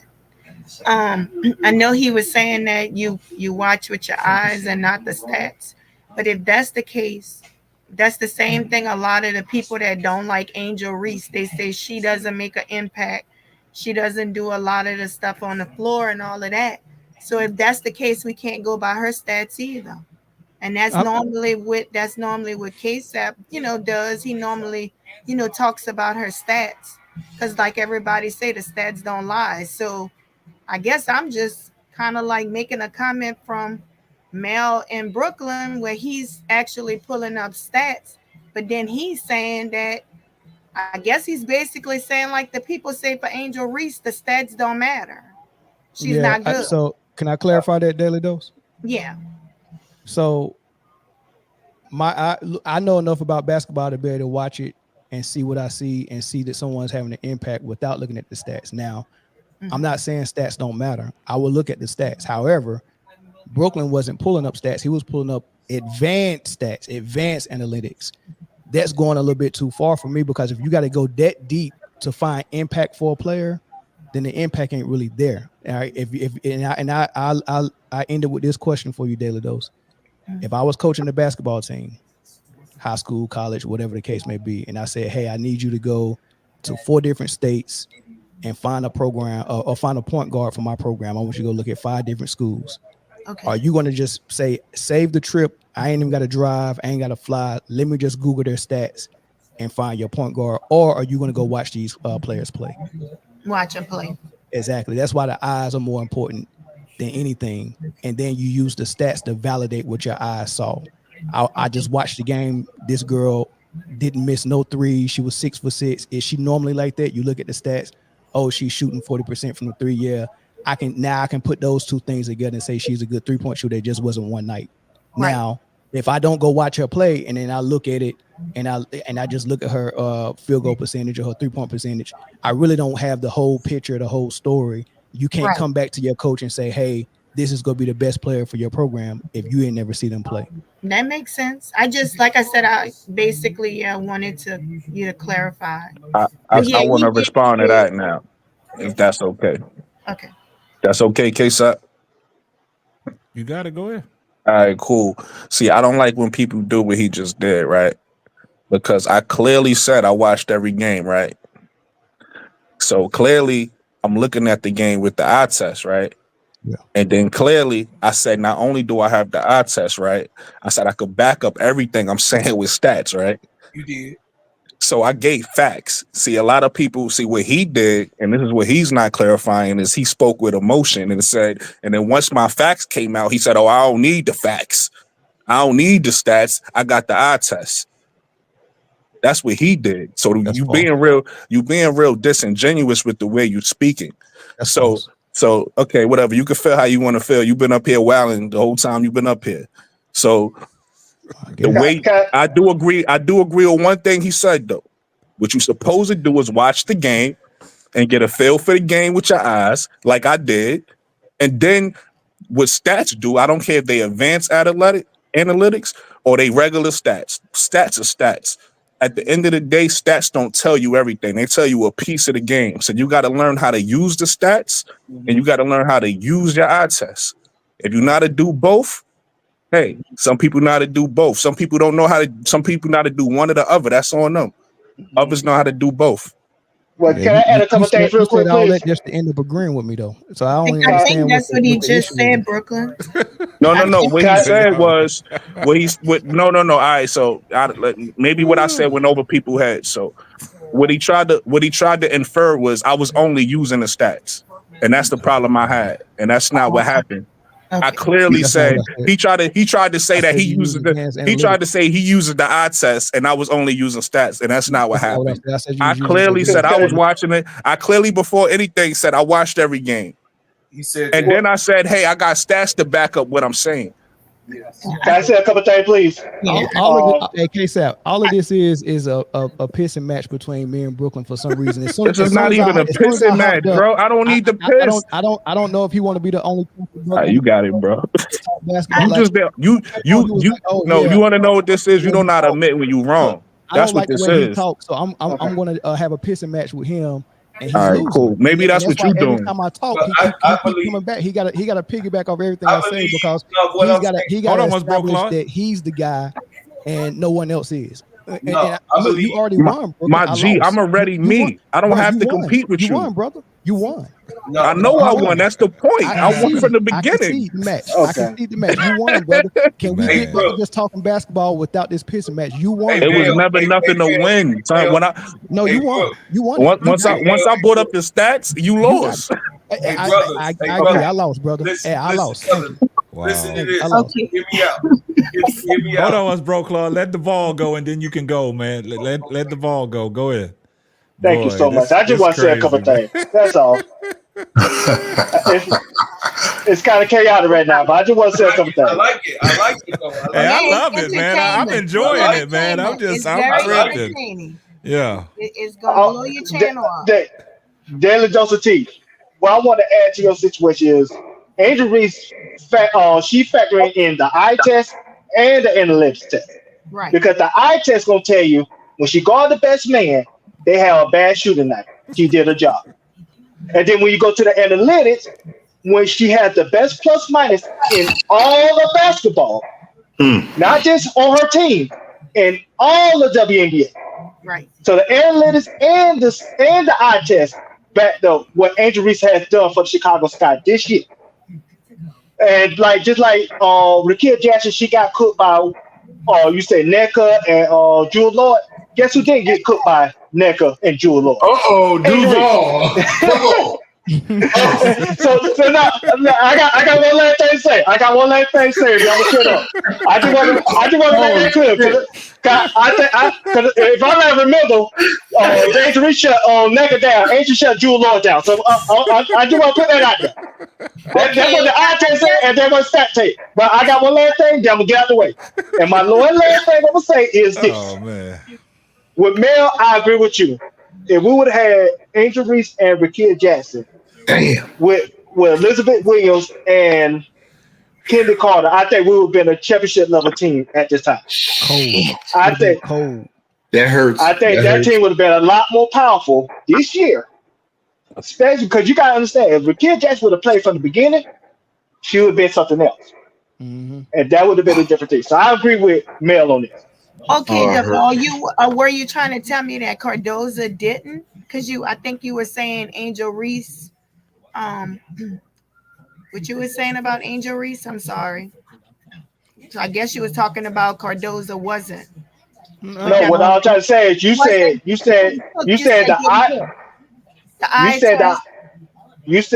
people are saying that Angel Reese eye test didn't match up with Angel Reese stat. Correct. I'm telling you that's a damn lie. Because I'm telling you the facts say when you watch it. I'm not. No. I'm just saying the people that trying to tell you that. I'm telling you they tell you that because it's an agenda behind it. They tell you that because big picture they did not want Angel Reese to be mentioned with the same name as Caitlin Carter. That's what it's coming down to. Exactly. So they try to they throw bullshit narratives out there just to try to muddy in the water. But at the end of the day, we all know the truth. The truth was that's not the situation. Yeah, that's the truth. Right. Okay, Deval, you shot at me, right? So y'all wildin'. Hold on. Duval, you might be right, and that stings like a motherfucker. I mean, excuse me, that stings like hell regarding Camilla. But I think with Camilla, hold on. If they ran a motion offense, moving the ball and getting closer passes to her in the paint, that will work. The problem is with the Sky was they didn't have an offense that fitted a 6'7" center. And that's real. Because when I saw Camilla go out to the goddamn 3-point line, setting picks, her ass wasn't moving down, rolling to the basket. She was rolling out to the 3-point line. That ain't her game. Yeah. How did it look on the other end when she was guarding the high screening? In my opinion. How did it look when she was guarding the high screening role on defense? Because in order to make that twin tower work, they're gonna have to do like hockey, and when they get back on the defensive end, Cardoso will just have to jump off and get subbed out in the middle of the play. Okay. Oh, and Christopher, I just wanted to let you know. I meant to say this earlier, but I forgot. When they came back from the Olympic break, they actually did implement a motion offense. Okay, listen. The ball. Well, y'all wild. I hear you. Hey, listen. Oh wow. I'm just speaking facts. I don't know anybody emotional. I'm telling people actually what happened. Brooklyn, let me ask you a question. Why everybody gotta be emotional, man? We up here laughing because people get mad, man. Because people get mad when you disagree, right? Like who's people getting mad? So look, this is what happens. People come with their opinions, and then because I said I disagree, right? And then once I disagree, then I got told, the eye test is some bullshit. So I said, boom, I could back it up. But why is that's why I got quiet. That's why I had got quiet, because I'm like, you can't argue with people that's stuck on stupid, right? Mm-hmm. So I got quiet. See, and then I went to your chat. Hold on, listen. You asked me a question. I'm answering it. I got quiet. I went to your chat. I showed you the facts. I don't need to look on that. But why are you saying everybody's emotional, man? Everybody's in here laughing, chuckling. This is a good conversation. So I don't know where the emotions is getting involved. It's just that's. I mean, that's that New York in him. I mean, that's Brooklyn. That's Brooklyn, y'all. Yeah. Come on, man. You know hear people laughing. That's my dog. Everybody laughing. I'm gonna tell you. All right, cool.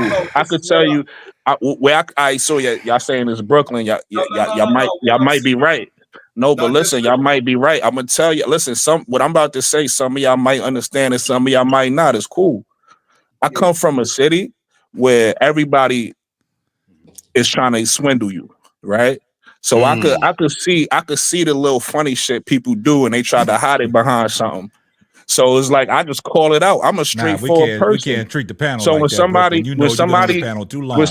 when somebody is doing emotion, being emotional, I'm not a beat around the bush. I'm not a passive guy. I just call it out, and that's all I did. But Brooklyn, y'all telling me I'm wrong because I'm telling niggas they emotional. They get emotional. But I think you're wrong in this case, though, Brooklyn. I disagree. This is a healthy conversation. Nah, man. niggas is emotional, B.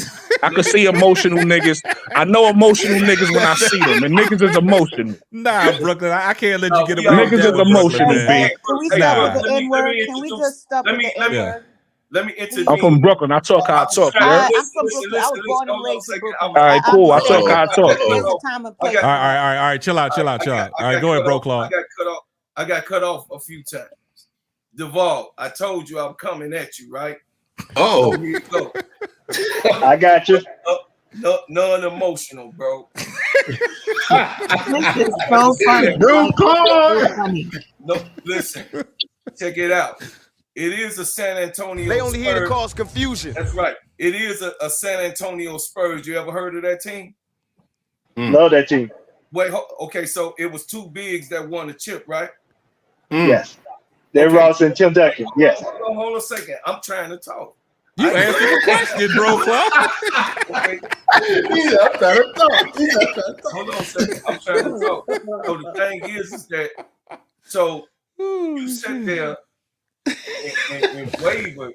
You wavered on Camila Cardoso in her first year, where it is that when the big fundamentals came to the Spurs, that was led by the general, the colonel. I mean, the admiral, right? Admiral. So the admiral.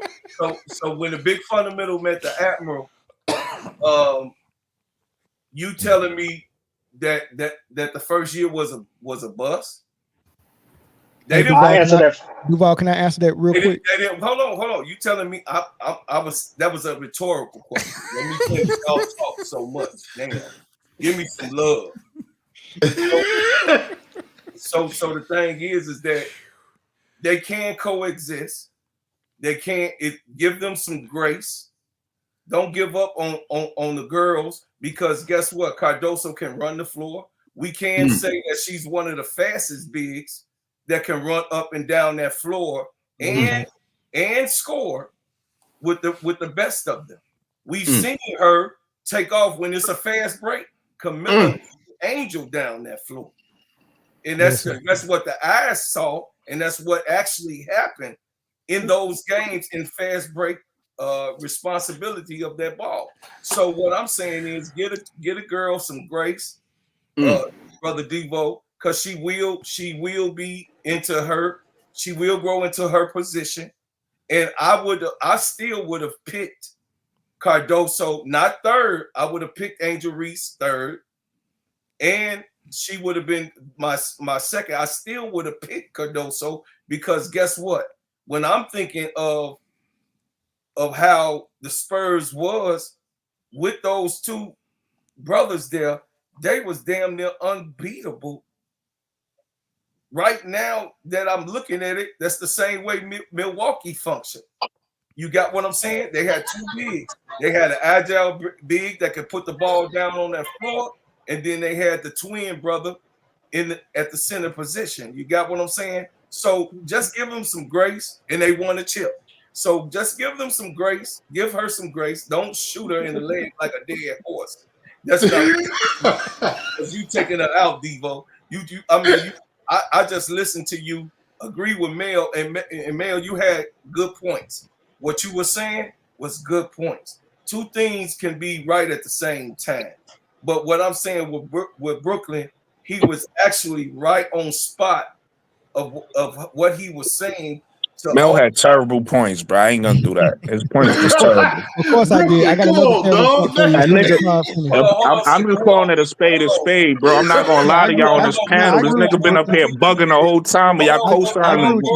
This nigga don't know. He don't know basketball. He don't know what he's talking about. I believe he do know basketball. I don't. I don't. Like what throw those shots. That's your opinion. My opinion is he don't know basketball. All right, Brooklyn. All right, Brooklyn. Come on, man. Now you being emotional. Come on, man. I'm not being emotional. I'm being honest. You're being I'm being honest. emotional. I don't throw rocks and hide my hand. He don't know what he's talking about. He just got an opinion. I respect your opinion, Neil. Right. I just disagree, and I agree. And look, and I respect everything you said too, and it's okay to disagree. It's a way you can do that to keep the conversation going. But this is what I think about your example with Tim Duncan and David Robinson. Both of those dudes were generational talents, right? Cardozo is not a generational talent. She's just 6'7", right? So when you start talking about Twin Towers, you gotta go to the Washington Bullets with Chris Webber and George Murassan. George Murassan was 7'7". Just throw the ball down there, but he didn't have a lot of wrinkle in his post game. You throw the ball to Tim Duncan, there's a whole bunch of things. Everything in the post bag, Tim Duncan can give it to you. And then on the defensive end, he can move his puppies. So he wasn't a liability, and he can block shots at the rim.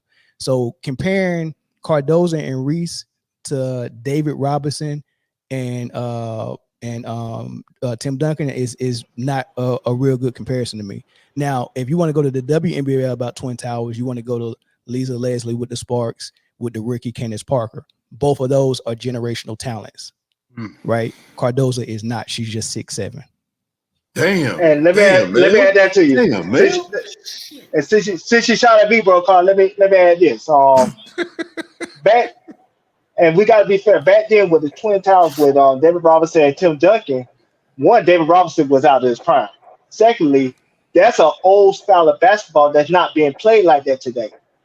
I love Camila Cardozo, but we have to be honest. She does have limitations. One, she's not athletic, so that's why even when you throw the ball down there and she don't have no post moves, she can't out jump people, even at 6'7". And defensively, that's why when you see her in pick and roll, she can't guard the 3-point line.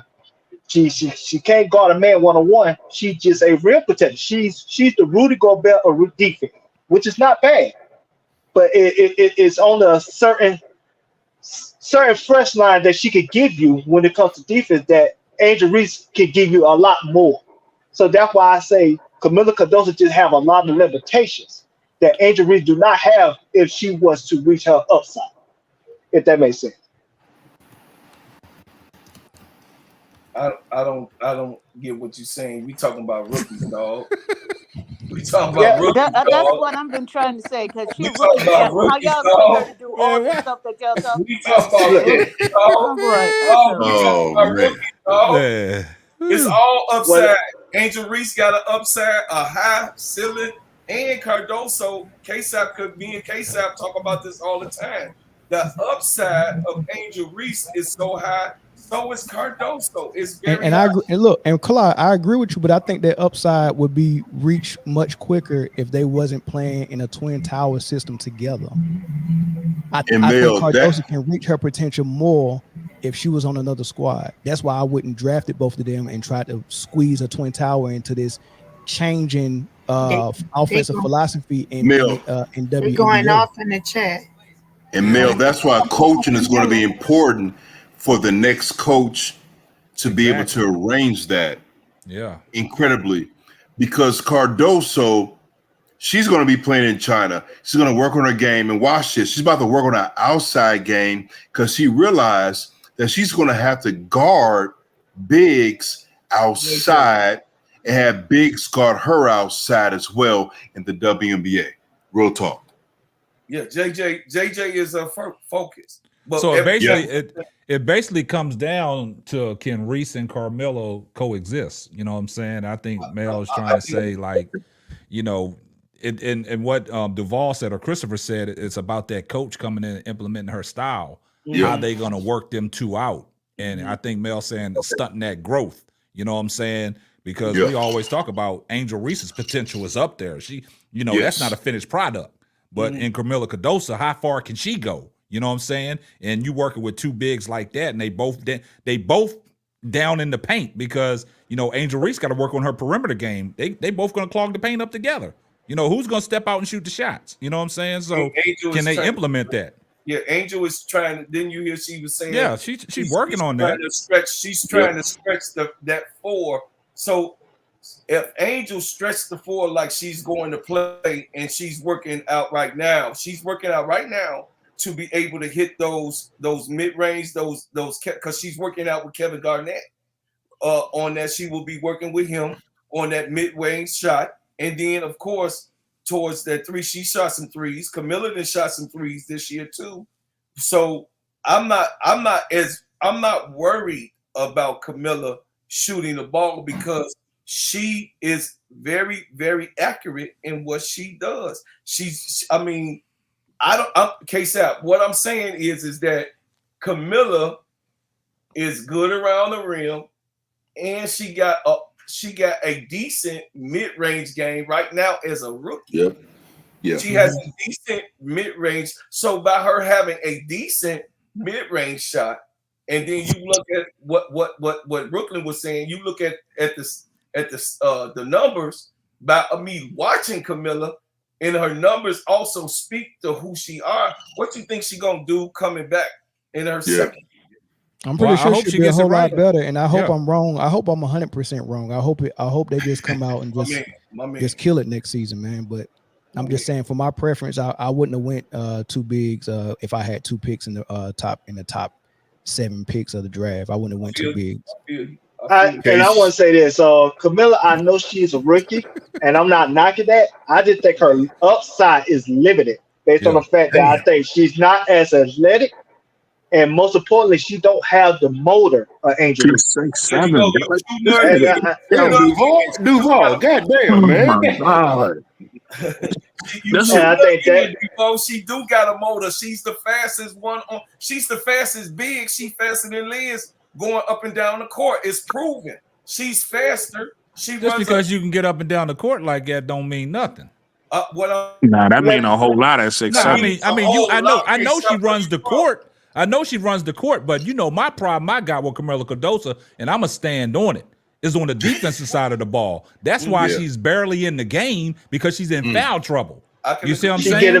She getting foul trouble because she get tired too quick. That's what I'm saying. And when I said that she was a little bit overweight, everybody came at me. What you mean she overweight? She ain't overweight. But can I ask you some case? Go ahead. Wouldn't that be on the coaching?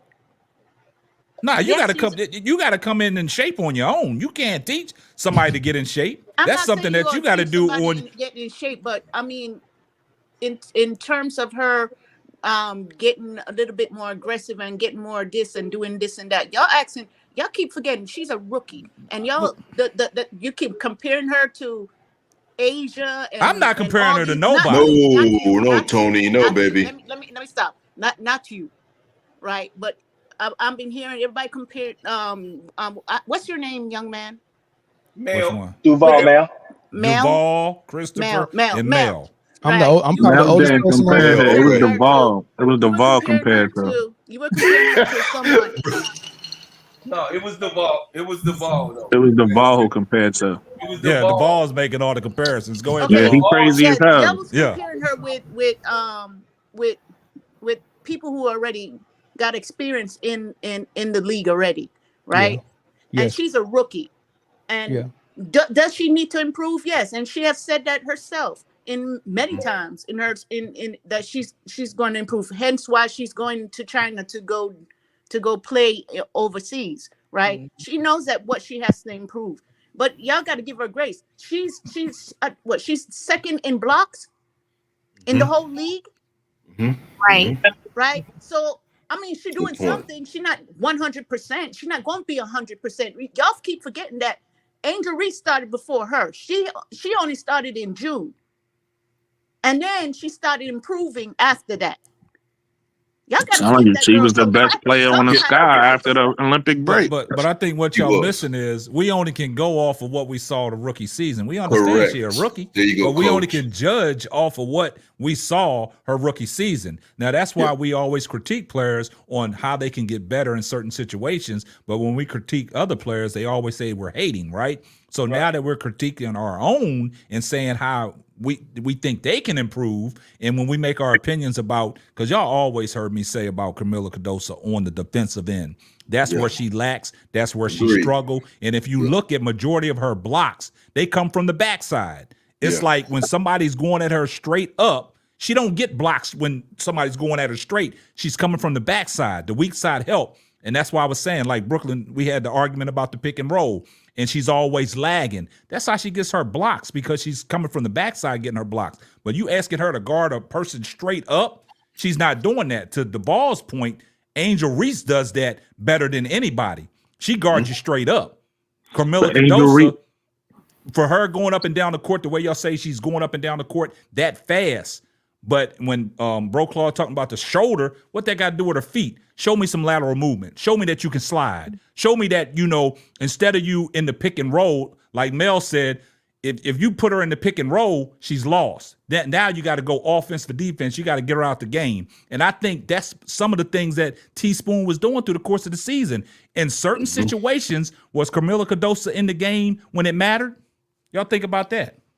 I just want to see her jump over a phone book. If she can show me that, I'll change my whole damn. Wait a minute. God damn. But we noticed that I think we noticing that some of the people who using the eye test need glasses.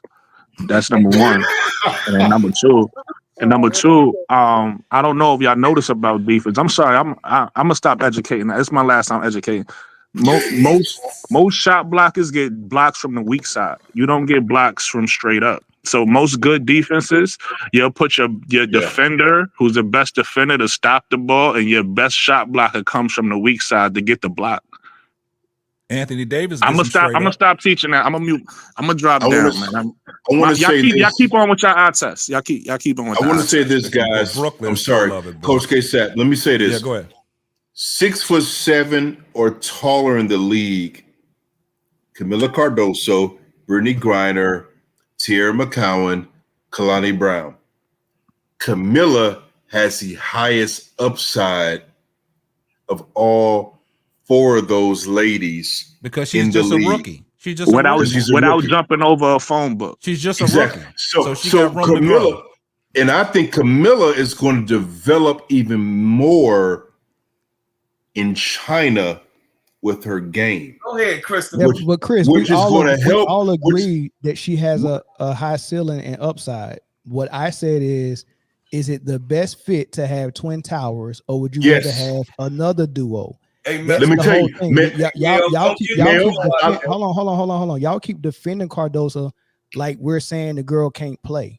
We're saying you have her and Reese, who both are going to do their damage in the paint. I answered that question for you an hour ago, bro. I said there's a woman named Rebecca. I said there's a woman named Rebecca Brunson and Sylvia Fowles who played in the paint and they won championships. Brother, if you think Cardozo is one of them, good luck.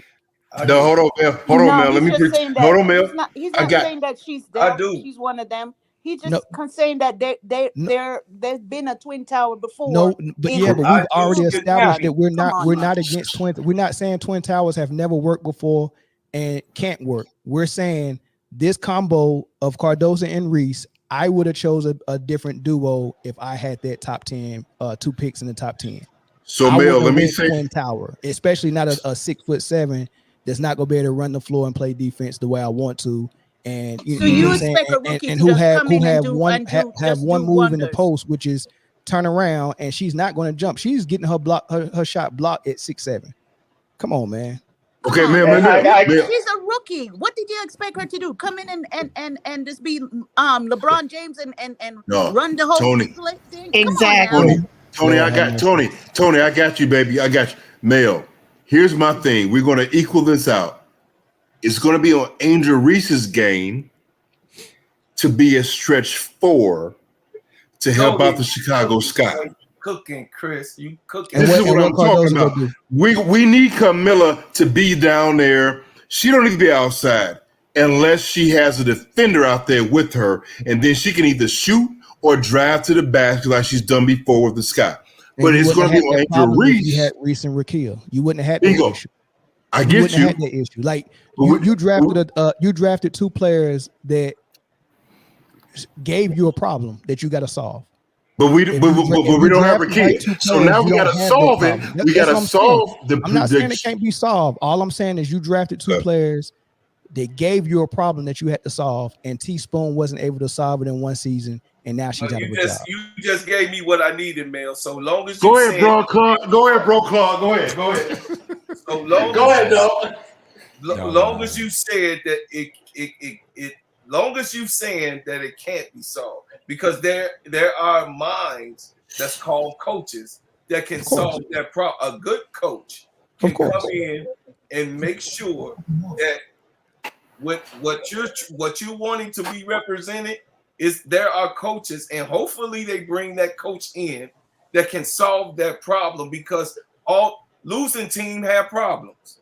So we're talking about a losing team that has problems all around. But we are what my man K-Sap did, because he only causing confusion right now because he brought the subject up. You only causing confusion, K-Sap. What I bring up? No, I'm just messing with you. I want to say something at the bro call too. So no, I'm just messing with you, K-Sap. But I'm talking about what I was dealing with. Brother Duvall was that, man, the upside of both of these bigs is the ceiling is very high, and to give up on a rookie that was injured, like I said this before in the beginning of my soliloquy, I said that she should have stayed out the whole year. The rest of the year, she should have took the rest of the year off and come back next year, but she didn't. She came back, and she didn't give K-Sap what he wanted her to have. I get it. I'm cool with that. I can agree with K-Sap, but I also disagree with K-Sap because of one thing. She was asked to do a certain thing, and for my eye and what I was looking at, she was doing what coach was telling her to do. That's it.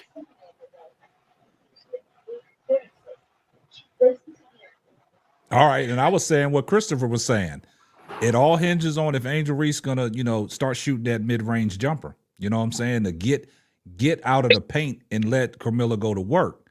Yeah. You can't have both of them down there doing the same thing. Right. And that's what, like Christopher, he came in with his point talking about Angel got to start shooting that mid-range game. You know what I'm saying? They got to open up the offense. They got to move. Whatever coach comes in, he got to implement a system where it's got to be constant ball movement. You know what I'm saying? It's got to be spacing on that court. You know what I'm saying? If, Angel's down in the low post, Camilla got to be out. She got to work on her mid-range game, right? She got to be confident enough to take it. You know what I'm saying? That's the only way I think that, it can work. But from what we saw this year, it just wasn't working, right? And when Angel wasn't out there and Camilla was out there, when Angel got hurt and then Camilla went down for the last, 2 games, we saw what, everybody wanted to see, but that still wasn't working. They were still trying to get the ball into Camilla Cardoso, and Angel Reese wasn't even out there. Mm-hmm. And we still was unsuccessful. So my thing is, with 2 of them bigs on the court, I know they rookies, but, sky's the limit for Angel Reese. You know what I'm saying? She gotta get in that lab, and she already said she's working on some things, and that's going to be the deciding factor on how Camilla Cardoso is going to play. Exactly. Would you agree that it didn't work with Izzy? And Izzy is more of a mid-range shooter than a better mid-range shooter. It didn't work with Izzy. When these 2 brothers are done, I got something to say. When these 2 brothers are done. You know what I'm saying? Hey, Brooklyn wild. Yeah, he wilding tonight, baby. Nah, because I was supposed to go after him, but y'all kept going. So Brooklyn, can I talk? Can I talk? I mean, Dad, can I get something in? I don't think I was interrupting. I was just saying before the next person jump in, I want to say something. Okay, yeah, I'm gonna step down and let Brooklyn talk. But what I was saying is that Izzy. Remember when we had the conversation at Isabella when she was in, she had to do the things that Angel wasn't doing, and it was on her. Remember, I was putting that in the chat, and I said it on the panel that Izzy, for as I'm concerned, was a better mid-range shooter right now on the team. So basically, what you saying, bro, Claude? So Izzy and Angel Reese pair was a little bit better. That's what you're saying? I was saying yes. I was saying that. Yes. Wow. Okay. Wow. Okay. Wow. and then he walked off. And see that, and I think, and see, and then I'm gonna let Brooklyn go. But then I think that's to what Mel was saying about the comparisons with Angel Reese and Rakia Jackson. So, bro, Claude, you walked right into what Mel was saying from the way I'm hearing it. He can't respond because he walked off. Go ahead, Brooklyn. I just wanted to say, because, Camilla got her shot blocked a lot this year, that she the top 8 person in field goal percentage in the whole league. And then after the Olympic break, she's top 3. So that's very good. Good point. So a lot of people blocked her shot this year. That's very good. Well, that's a great point. But I got to get back to that's facts. Oh, go ahead. Okay. All right. I got to get back to what Bro Claude said. See now see this it came back full circle, right? Bro Claude was disagreeing with Mel at one point. Now he just ran right into what Mel was speaking on about.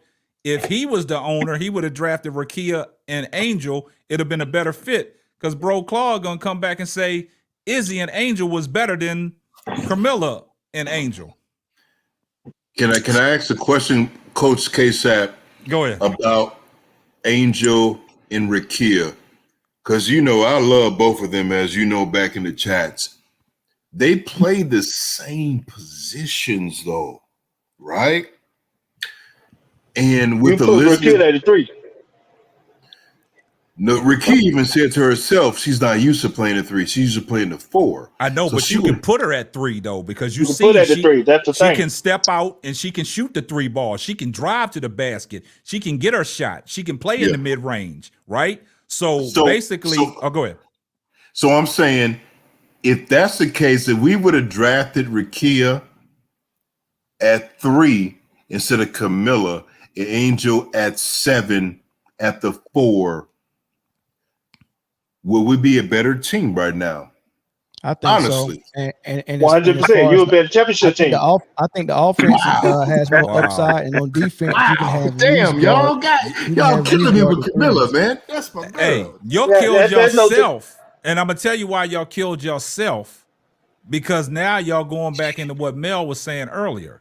He asked the question about if would have took Rakia and Angel. Rakia got drafted. What position? Rakia was drafted number 4. She was drafted number 4, right after Camilla, right? Yeah. So just think about it. Angel Reese was going to be at 7 regardless, because Correct. nobody thought that she was going to do the things that she done when she came into the WNBA, right? Correct. So now you think about it, just on the flip side of what Mel said. Say you take Rakia at 3, turn around and get Angel at 7. Yeah. Knowing that we don't know when Carmilla got hurt. We don't know when the shoulder, acted up on her when she had to get surgery. Now you got availability. Rakia was out there for the Sparks every game, right? It's true. That's true. Yeah. What y'all saying is Rakia said she don't want to play the 3, but she got three guard. She got 3. She can play the 3. She got the skills of a 3 person. Because you've seen she's able to step out. She's able to hit the 3. She can put the ball on the floor. She can get to the cup. She got the mid range, right? Also, she can go down there and bang and get rebounds, right? Yeah. We saw that when she played against Angel Reese. She was cooking that whole first half, and then that second half, Angel Reese said, "Nah, we're gonna shut that down." So she shut it down. So what Mel was saying earlier, now y'all reverting back, and y'all just feeding right into what Mel said. So y'all make it make sense to me. So you know what? I think they all said that they would take Rakia, though. I was the only one who said I wouldn't. No, but the way Bro Claude said it and walked away, because when everybody was talking about Carmilla, he got on the big defensive, right? And then he says, and then I asked him a question. So you saying that Izzy and Angel was a better pairing than Angel and Cardoso? He was like, yes, and walked away. Well, I'm gonna say, let me say this, case. I disagree with that. Okay. That yes, somebody was asking me something, and my yes was, y'all see, I was dealing with something. So, look, now you're trying to do the retreat dribble. Now you're trying to do the retreat dribble. No, did y'all see that the young man that just was in my garage? Nah. I did. Okay, so I was saying yes to him, the same thing. It just was a situation. Okay, all right. Yeah, I like how you clean that up. But go ahead, Devon. Meanwhile, I did think that Izzy and Camilla didn't play well together. I was saying that when Izzy was on the floor, which is a better mid-range shooter than Angel, it still didn't work. That was my point. Now, do I think that Angel and Camilla plays good together? Yes, because Camilla knows how to feed her. Y'all heard me say that earlier, so you know it had to be something that happened. I said that. Okay, yeah, I agree with Bro Claude. Angel knows how to feed. Yes, she does. But it shouldn't be Angel's responsibility to be feeding Camilla Cardoso. Agreed, K-Sap. She didn't have the problem was with our guards. So she took it on herself to feed Camilla because Camilla and Marcus. you had to know Camilla was complaining about that she was actually literally complaining about she wasn't getting the ball in her spots. So Angel took an initiative on herself in the game and to make sure that Camilla was in her spots and feeding. I said it earlier in this chat that Angel took it on herself, and she said it even on her podcast and other interviews that she knows what spots Camilla wants the ball to, and she's going to make sure that Camilla gets that ball. And she said, "I think I could pass it to Camilla in the post better than anybody." But I'm gonna say this too. Camilla needs to make herself bigger with her hands and her goddamn arms to get the goddamn ball. That's the problem what I had with Camilla all season. She wasn't strong enough to be bigger to receive the goddamn ball and call for it. Camilla needs to be more aggressive to get the ball. Stop being passive and ask for the ball. Give me the fucking ball. That's what he needs to say. Yeah. Brother, she's not gonna do that as a rookie, brother. She's gonna develop into that. No, she's a rookie. But Brooklyn, I'm gonna say this: she needs to at 6'7" if she wants to feed her family. No, I agree with you. I think you're saying the right thing. What I'm saying is you to expect a first year play. First of all, even if you know Camilla's personality, right?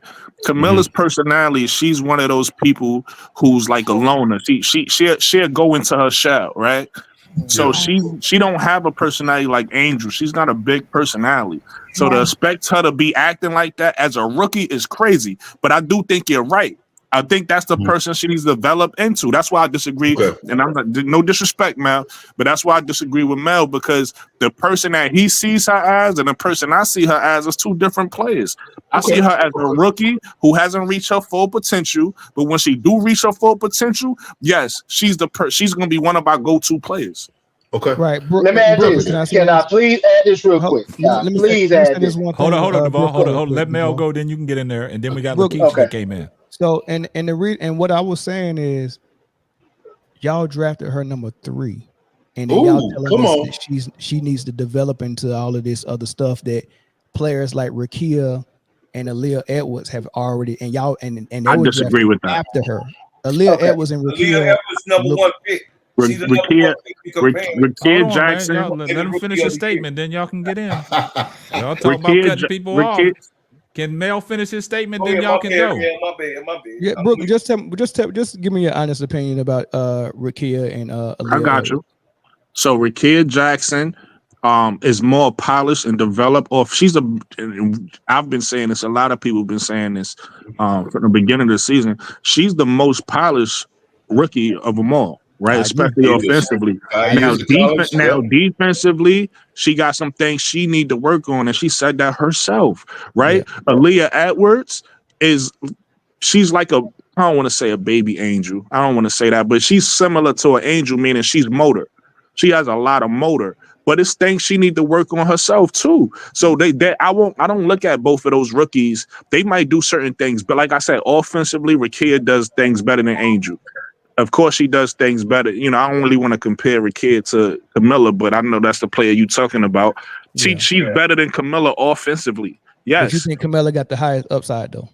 That I don't feel like that. See, the Who way got I the feel highest about upside to you? and KSAP can attest to this because we was having this conversation a few pods ago when we was talking about Angel Reese and Caitlin. They wanted me to tell them who had the higher upside. I'm gonna give you the same answer I gave them on that show.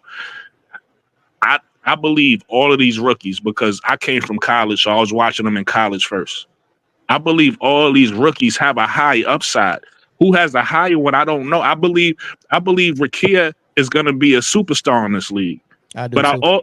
I also believe that Camilla is going to be one of the best bigs in this league. That's very possible. I believe Angel is going to be. I'm gonna say a superstar. I believe Angel's going to be a superstar too. You know what I mean? I think she got some things to work on. Right. So she's not there yet. But I do believe if she work on the things I think she's going to work on because I was watching her in college and I know what she's capable of, she's going to end up being a superstar in this league. Right? So when I look at so let me end it with this. Okay.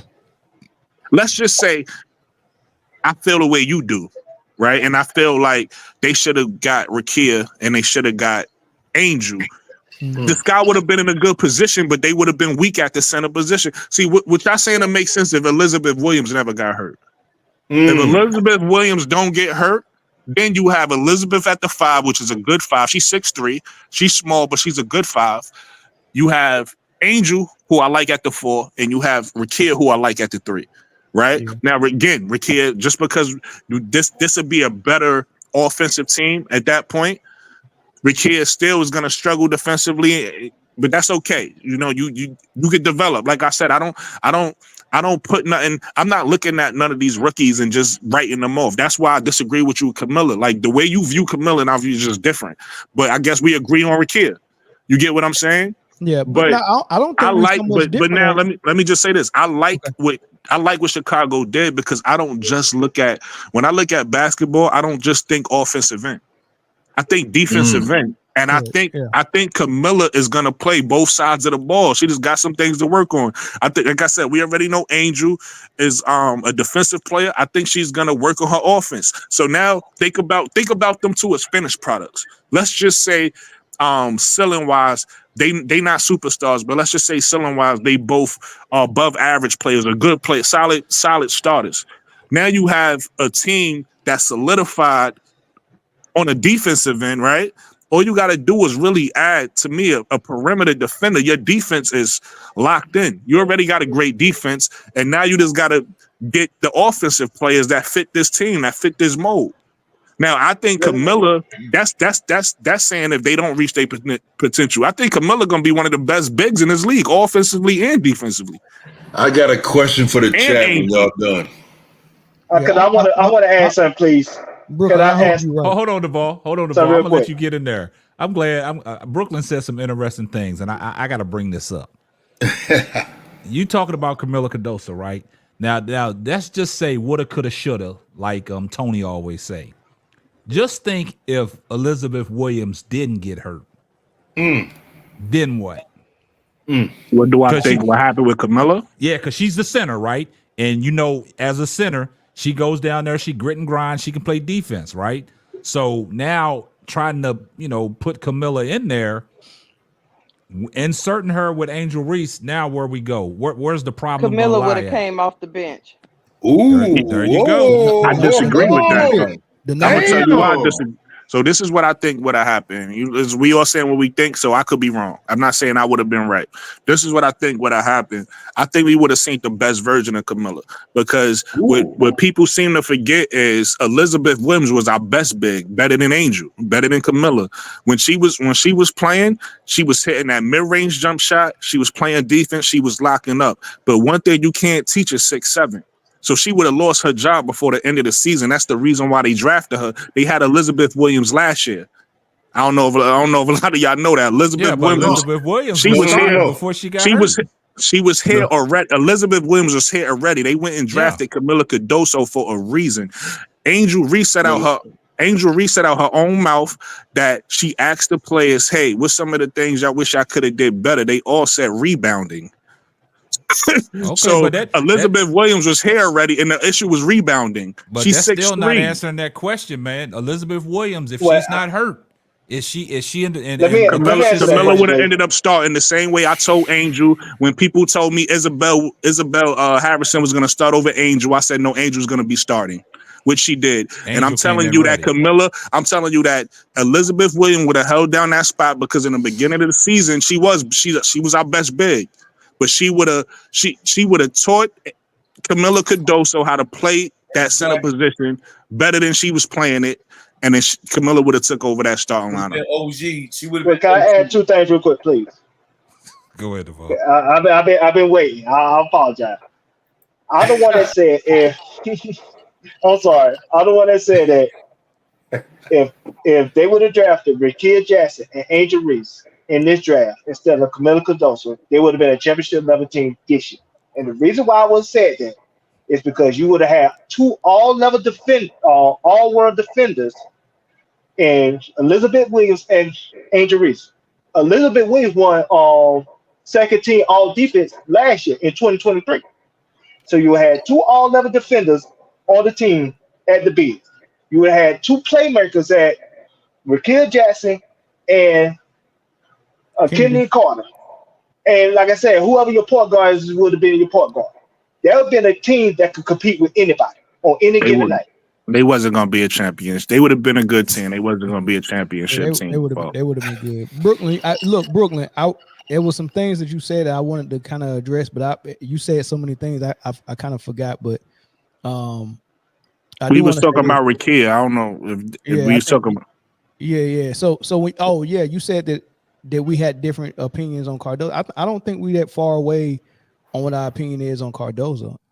I think is because I was excited about that pick as well. When they picked Cardozo, I was hyped. And then when they went and picked Reese at 7, I was like, oh, Teaspoon got something. I like the Twin Tower concept and idea as well, right? But seeing Aaliyah Edwards coming out of UConn, first of all, you don't go to UConn unless you cold, right? She was a baller. Rickea Jackson's a baller. I like Aaliyah. I like Aaliyah.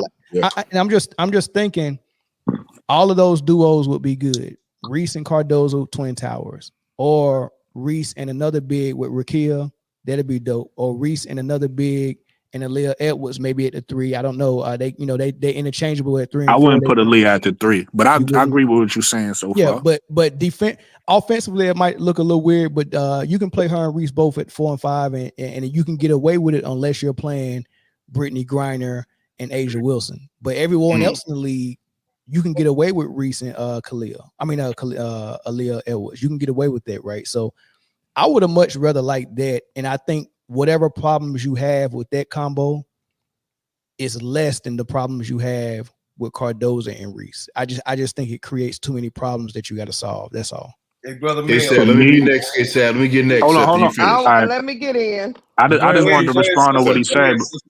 Go ahead. Let me just respond to what he said first. Go ahead. And then So the only reason why I actually agree with most of the stuff you said, but the only reason why I disagree with that pairing is when you understand the type of defender Angel Reese is, right? Mm-hmm. Angel Reese isn't the shot blocking center. If she was, then she would fit what you're saying, right?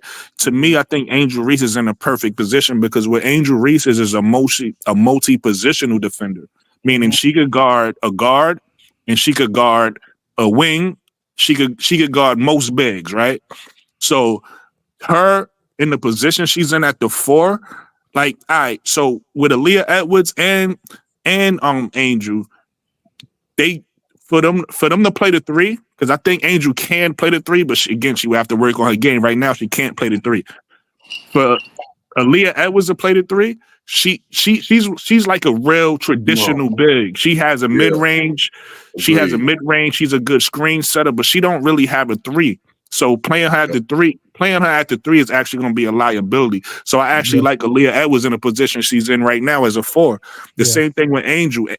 Most people who know Angel came out of high school playing point guard.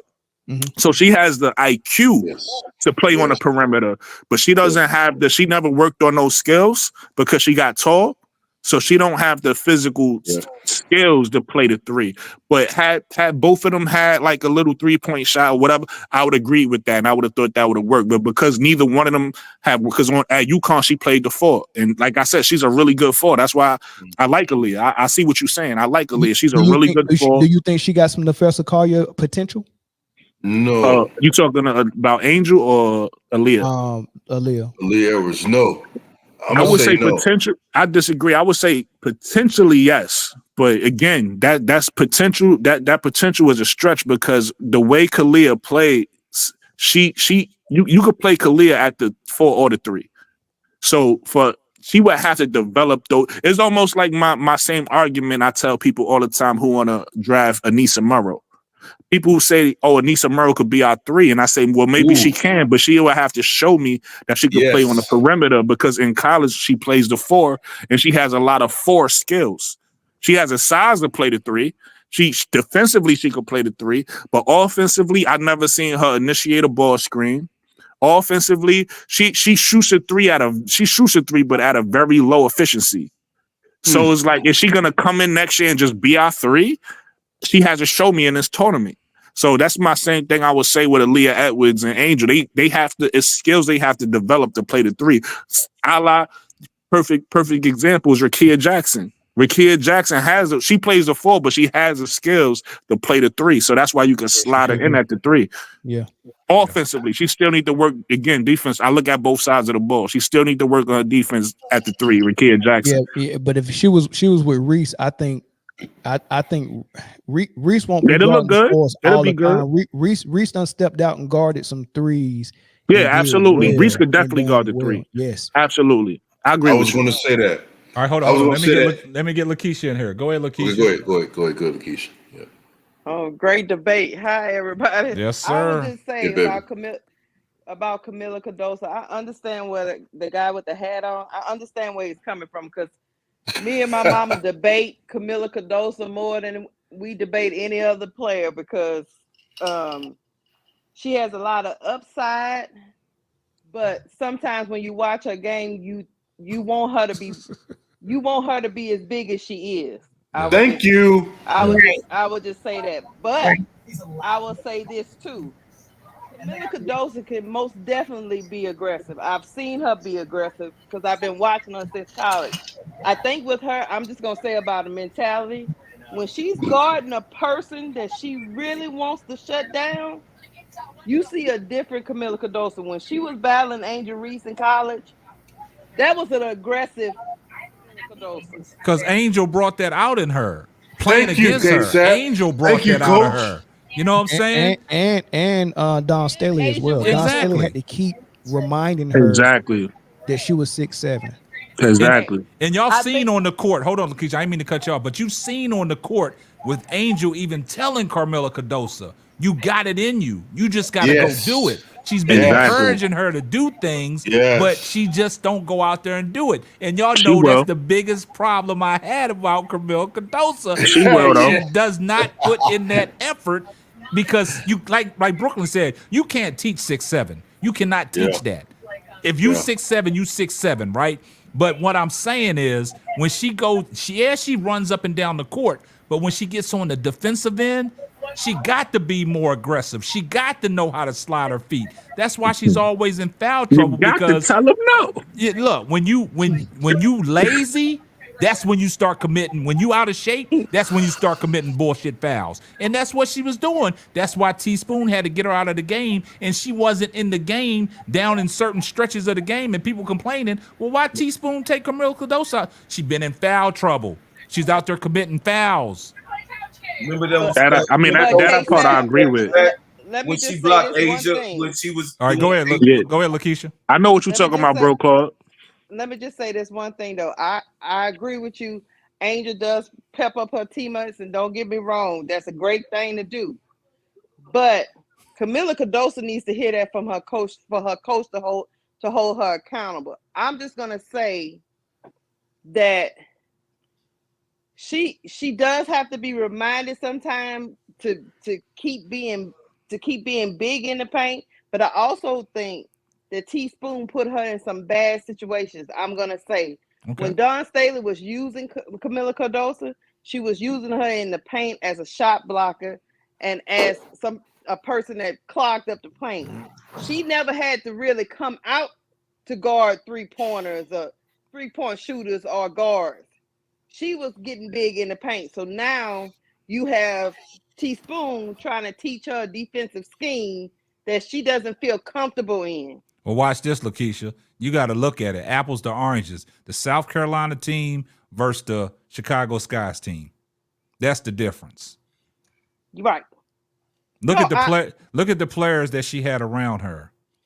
And she was asked. She knew her role. She knew what she was supposed to do. With this roster, she was lost, right? And, she is. And my question now, since we're talking about Camila Cardoso, are we expecting a little bit more out of Camila Cardoso that she don't have in her? I think don't think so. I think she has it in her, but she's got to have the coach that can be able to translate to her to where she understands. Right. What I saw was she didn't understand what Teaspoon was trying to get her to do, and she was just out there winging it. That's what I saw. Well, if you're a defender, you're a defender. Play at number 3 that you got to do all that for. Yeah, if you're a defender, you're a defender. If you know what your skill set is and you know what you're capable of doing, you got to go out there and do it. But right? K-Sap, what's up? What she was good at, that's not what she was out there doing. Running her out to the 3-point line is not what she's good at. Do you think that was all? But you gotta realize that's all Teaspoon though. Not all Teaspoon. No. I'm gonna put a lot of onus on the player too. I'm just saying. But Lakeisha, after she went through the injury and come into the middle of the season, I gave her a little grace because I could understand watching the game and actually being in the game. Sometimes it's running different for you. But Lakeisha, you got to realize it's a different league, right? The bigs in college aren't shooting threes like they are in the W. So she didn't really have to run out to the 3-point line like that in college. And I'm gonna be honest with you. I know a lot of y'all don't want to admit it, but it was time. It was times where Angel left a 3-point shooter wide open. Because again, you got to realize Angel, one, is used to playing a center. She's not used to playing a 4. Right. And 2, Angel want to get a rebound. So it was times again with those rotations, somebody done got in the paint and Camila and Angel got to rotate somebody wide open at the 3. I done seen Angel just watch them and say they probably gonna miss and they don't miss. You get what I'm saying? So Chicago, your squad, Brooklyn? Absolutely. And yes, sir. She also was on the team with good perimeter defenders. Brooklyn. Yes, sir. What 6 players are y'all protecting from this expansion? Oh, good. Come on. I'm not come sure. on, Brooklyn. You know what it is, dog. Come on, big Brooklyn. You know what it is. No, all right. So I'm not sure because right now, so we only have 6 players under contract. So I think if I could understand this, if I'm understanding it correctly, I think we're gonna have to sign some more players before the expansion draft, right? So right now we have Camila, Angel, Rachel Banham, Mariah Jefferson, and Elizabeth Williams, right? And I feel like I'm forgetting somebody. Lindsay Allen. Lindsay Allen. So those are our 6 players, right? Those are the players that we have under contract. We don't have nobody else under contract. I think before the expansion draft, we got to at least have a full roster and then protect 6 of them. So we can protect Kennedy Carter because we will offer her a contract. Right, but I don't listen. That's if they wanna. I say protect Kennedy Carter. I don't even know if Chicago at this point. I don't even know if they still wanna. For real. But if they do, let's just say they do. Let's just say they do. I say protect Kennedy. Obviously, you're gonna protect Angel. Obviously, you're gonna protect Camila. After that, I'm gonna be honest with you. I really don't give a fuck who they protect. I think everybody needs to go. I like Elizabeth Williams. I think Elizabeth Williams needs to come back. So you protect her. Well, they already signed her, so they're gonna protect her. No, as well. No, but you even though they signed, I think you could. They're gonna lose protect her. 600. But yeah, I think they're gonna protect her. On your way is another restricted free agent, so they would have to sign her. That's correct. And then that'll be 5, and then Lindsay Allen. Did I say Lindsey Allen? Yep. Lindsey Yeah. Allen. You did. Yep. But I'm glad Mel brought that up because with the state of the mind of the Chicago Sky's ownership, shit, we don't know who the hell they're going to protect. Crazy. Because you don't know what coach coming in there. Right. That's what I'm saying, Coach. That's going to base on the coach that they actually bring in, because the coach is going to have to say so on who they want to protect as well. Exactly. And like I said, I don't know how they. I know. Listen, we know how Teaspoon and Kennedy and Angel feel about each other. Yeah. Once they got rid of Teaspoon, I don't really know. Because they might listen. I thought Dana wasn't coming back. At this point, Dana might come back. No. Dana's going to restrict free agents, so she's going to be on the unprotected list. She's going to go to Golden State for sure. You think? Yeah, so? but again, the way these rules work, I'm not sure. Yes. But I don't think restricted free agents are counted. I think it's unrestricted free agents. I know a lot of people. No, a lot of people with restricted, they're going to make an offer, and then it's going to refuse, which still keeps her on the roster for the expansion draft on December 6th. No. She will get drafted. She's still no. The expansion draft, they could take unrestricted free agents. I don't think they could take restricted. So what they would have to do with Dana Evans is they would have to sign and trade her if they don't want her. But again, I think they're going to keep her at this point. And the only reason why I think Dana Evans is going to want to come back now since T. Weatherspoon is not there. And see, the situation with Kennedy Carter is going to be the situation with Kennedy Carter is going to be tricky because of the fact that somebody going to offer Kennedy Carter some money, and Jeff is not going to match it. He's going to let her walk. And the piggyback off of what K-Sap is saying, not only I think Dana gonna come back also because I don't think nobody. I don't think nobody wants her. In order for her to go, somebody they gotta give her an offer. Yeah. Right. So I don't think nobody wants Dana Evans. So I think she's gonna be back because, like I said, if they don't sign and trade her, she will be back. Yeah. She's a restricted free agent, so she will be back. Y'all really with this Dana Evans. I know K-Sap in the lab, but with this Bro, Claw about to go in. He about to go. He don't like Dana. Yeah. Man, I asked you. I know this is your show. This is yours. But as your friend, I asked you to give Dana Evans her tombstone and bury that shit, man. Because guess what? Brooklyn brought it back up because she coming back. No, she don't think no, so. blame Mel. He asked me about the expansion drive. Hey, Brooke, and then you brought it up, Brooklyn. Hey, Brooke, I thought we had buried the hatchet, man. You go blame me for something else. Hey, listen, I joke with people. It took y'all a minute. Hey, listen, I joke. Hey, listen, I joke with people I like. So if I'm joking with you, we cool. If it's any horse that we will have, and I love my black women, y'all know, because we got them on the panel. But bro, Claude, you can't make that. You can't make that decision, man. If it's any horse, please, for the love of God. They only here to cause confusion. If we can make some glue, That is so. that horse will be shot. If it was up to me, but like y'all said, evidently the main office likes Dana. He brought a check. Dana coming back, man. He was on the bench as a bench rider, championship winner. Okay. Dana gonna be starting too.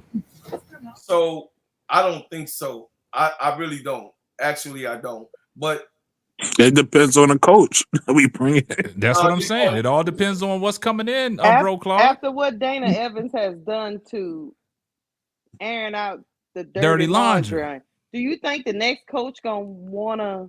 No, they don't want. Don't know. Be bothered with Dana Evans? Nah, the reason why they're gonna want to be bothered with her because Dana Evans got that new coach, a new job. You see what I'm saying? She aired out the dirty laundry, and Teaspoon she got the bad end of the stick, right? So now she gonna be the coach that comes in. Like they gonna be thanking Dana, like, man, hey, I'm here because of you. But you also got to look at her competition, right? You got Mariah Jefferson, who maybe right, exactly. Then you got Lindsey Allen, who is a good point guard, but she can't really score. And then you got Kennedy Carter, who's a headache. So Dana Evans got a good position on being a star point guard. Exactly. Oh my. They Dana might draft Evans, Olivia y'all gotta Miles, understand though. something. Dana Evans is a WNBA Right. champion. But Right. do you think the future of the Chris, you're right. Sky? Do you Depending on think who we the draft. They might draft future of Olivia the Miles, Sky though. can coexist Yeah, you're right. with Duval Dana? said that, right? You're right. You said what Yeah, now, they might Lakeisha? draft. Do They you might draft think the Olivia Miles. Do you think the future of the Sky can coexist with Dana Evans? No. She's Man, a the Sky might fall she a apart, locker man. room. She a locker room snitch. I don't think. Don't nobody want. Listen, y'all know this. Y'all, I mean, the brothers know this. Go ahead. I was just gonna say I don't think Super chat, who they K-Sap, building the super team chat. around Hold can on for some handle Keisha. her. Hold on. Hey, appreciate the Reddit Milky Way for the $2 super chat. Here comes the money.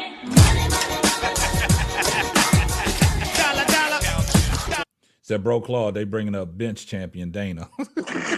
Bench champion Dana is hilarious. Exactly. I love what I'm just saying, y'all, that we have to be realistic, you know, and I've been hearing in the ways airways also that Pow Jeff is interested in Pow at South Carolina to bring some type of camaraderie because she also knows Camilla. So Pow can shoot too. and she can shoot. So That's what I want. So Pow is an interest. I want her. I want her personally. Oh yeah, we talked about it. I want Pow here because Camilla will have some type of familiarity, right? brother Mail, some type of familiarity, championship pedigree. If we build a championship pedigree, we really have to have not Dana Evans, who sat on the bench, but someone that actually have a key role and knows how to feed their bigs and make those bigs successful, and also in the midst of it, know how to shoot and know how to circulate that ball. And I just think that Pow is a good. When I heard it, I was like, Pow. So I think that where we going right now, I think that these rookies, what we got to go get is a rookie that can control the ball and shoot. That's it. Hey, I want to see what's going to happen with this expansion, because if the WNBA is smart, because I think last time they had an expansion, the expansion team had the number 4 pick. But if the WNBA was smart, they would let the Valkyries get the number 1 pick and put Paige out there and market the heck out of her. Wow. So I'm gonna tell you why that's not gonna happen. I think that's a good idea, what you're saying. But so the way the expansion draft works is one, the expansion team that's coming in can't get a lottery pick. So the lottery picks, at least last year, I don't know if it's gonna change this year because we get a new team, is 1 through 4. That's a lottery pick. So Valkyrie would not be getting the 4th pick. The best pick they could get is maybe a 5th pick, right? Oh no. The last expansion got number 4. No, but that's because of lottery at that time, I believe, was 1 through 3. That's why I said it could change. Okay. Well, right now the lottery is 1 through 4. You know how Adam Silver is. They one Yeah, year they Brooklyn is just right. decided that they go from the ping pong balls to you know what I mean? They changed it. Yeah. And I feel you. The crazy thing about that is they changed that. So the ping pong balls used to be showed on camera and we could see it during the draft lottery. The year that Anthony Davis was coming in, they decided, this year we're gonna do it behind closed doors. Y'all not gonna see it. Yeah. Right. I'm like, what in the world? But that was the year that they was trying to sell the Pelicans and they couldn't find a buyer. And they had Chris Paul. They blocked that trade to the Lakers because nobody wants to buy a team that they can't sell tickets. So they wanted to keep Paul there. And then it was like, oh, you know what? We'll just go ahead and give him Anthony Davis. So they went on to approve the trade for the Clippers. And then all of a sudden, they get Anthony Davis in the lottery the same way they changed the format of the lottery to do it behind closed doors. But Is that why they vetoed? Is that why they vetoed the Chris Paul trade to LA? Correct. I think so. But I want to confirm. They vetoed the trade because Dan Gilbert was crying about it. That was the year when LeBron left. Yeah, but Brooklyn is correct. The Valkyries are going to get the 5th only. Well, we don't They're know. not getting 1 through 4th at all. 1 through 4th is going to Dallas, Chicago, Atlanta, or Washington only. That's crazy. If But Chicago but get paid, also, Chris, just to let just Chris talking, right? Yes, it's me. Just to Yep. let you know, you're right. So it's very possible that they can get the 5th pick. But again, the league makes a rule, so they just decide. It's not no ping pong ball like the lottery. They just decide who with a Valkyrie. So it could be the 6th pick, it could be the 5th pick, it could be whatever they decide. Yeah, So you're correct, Brooklyn. But it's going to be the 5th pick for Golden State Valkyries in Chicago. I think so too. Atlanta, Washington, and Dallas. Washington will get the top 4 picks in the lottery only. Not for Atlanta. this. It's gonna be 2 Washington picks because It'll be Washington because they got the trade. Yeah, You're they right. own You're right, Atlanta, my so bad. it's gonna be LA You're right. Sparks, Chicago, Yeah. and 2 There Washington you go. picks. Hey, hold on correct. for just one second, man. I think we got some breaking news here. Oh. Okay, we got a $5 super chat from Brian Allen Hines. Here comes the money.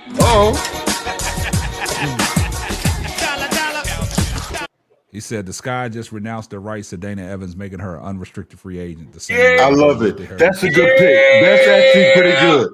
Real talk, that's a great move. That's a great. That's a, Oh my God! Did I just say if it's a God in heaven? Did I think y'all meant to write that. That person said they can do that. They didn't say that they did do that. They said the Sky. Oh, he said the Sky can renounce. Oh, Yeah. Y'all gotta read. Y'all gotta read every word. Yeah. You miss one word and change the whole sentence. Change the whole sentence.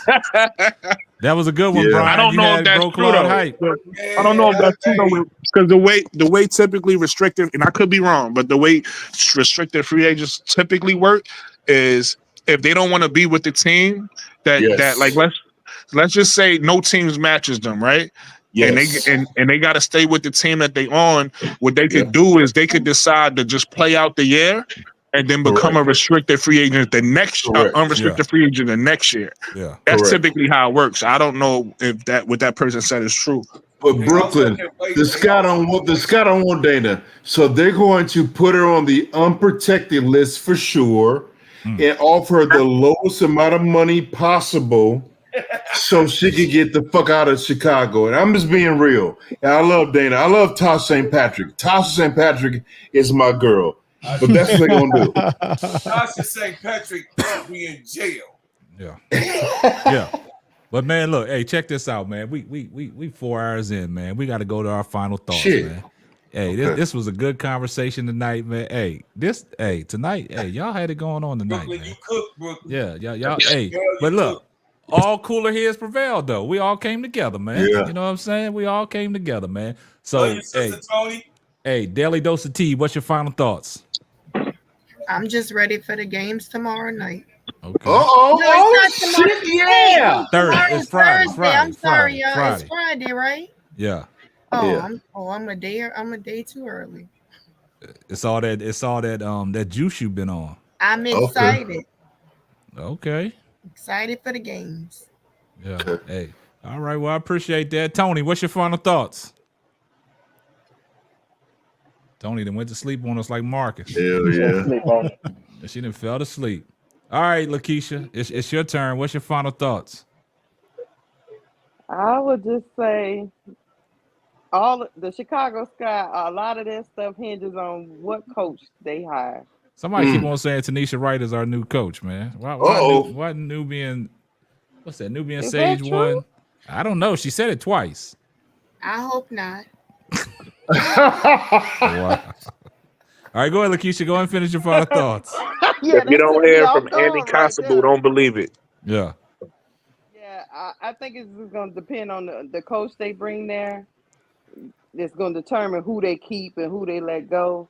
I just can't imagine them letting Dana ever stay in that locker room throwing all that stuff. And I'm ready for the games on Friday too, because the Aces, if the Aces get swept. Oh, they getting swept. They out of here. They're out of there. They're out of there. Yeah. Hey, this is a wrap. It's All over. right. All right, Duvall. What's your final thoughts? My final thoughts is first and foremost, thank you for allowing me to be on your platform, man. Yes, sir. I think the Chicago Sky going to draft Olivia Miles. I believe that Ooh. she was at the game when Oh yeah, she snuck up this in there. when Chicago Sky were playing against the Washington Mystics, and she was talking to Angel Reese. Yeah. And I think Angel Reese gonna have an input on who they draft.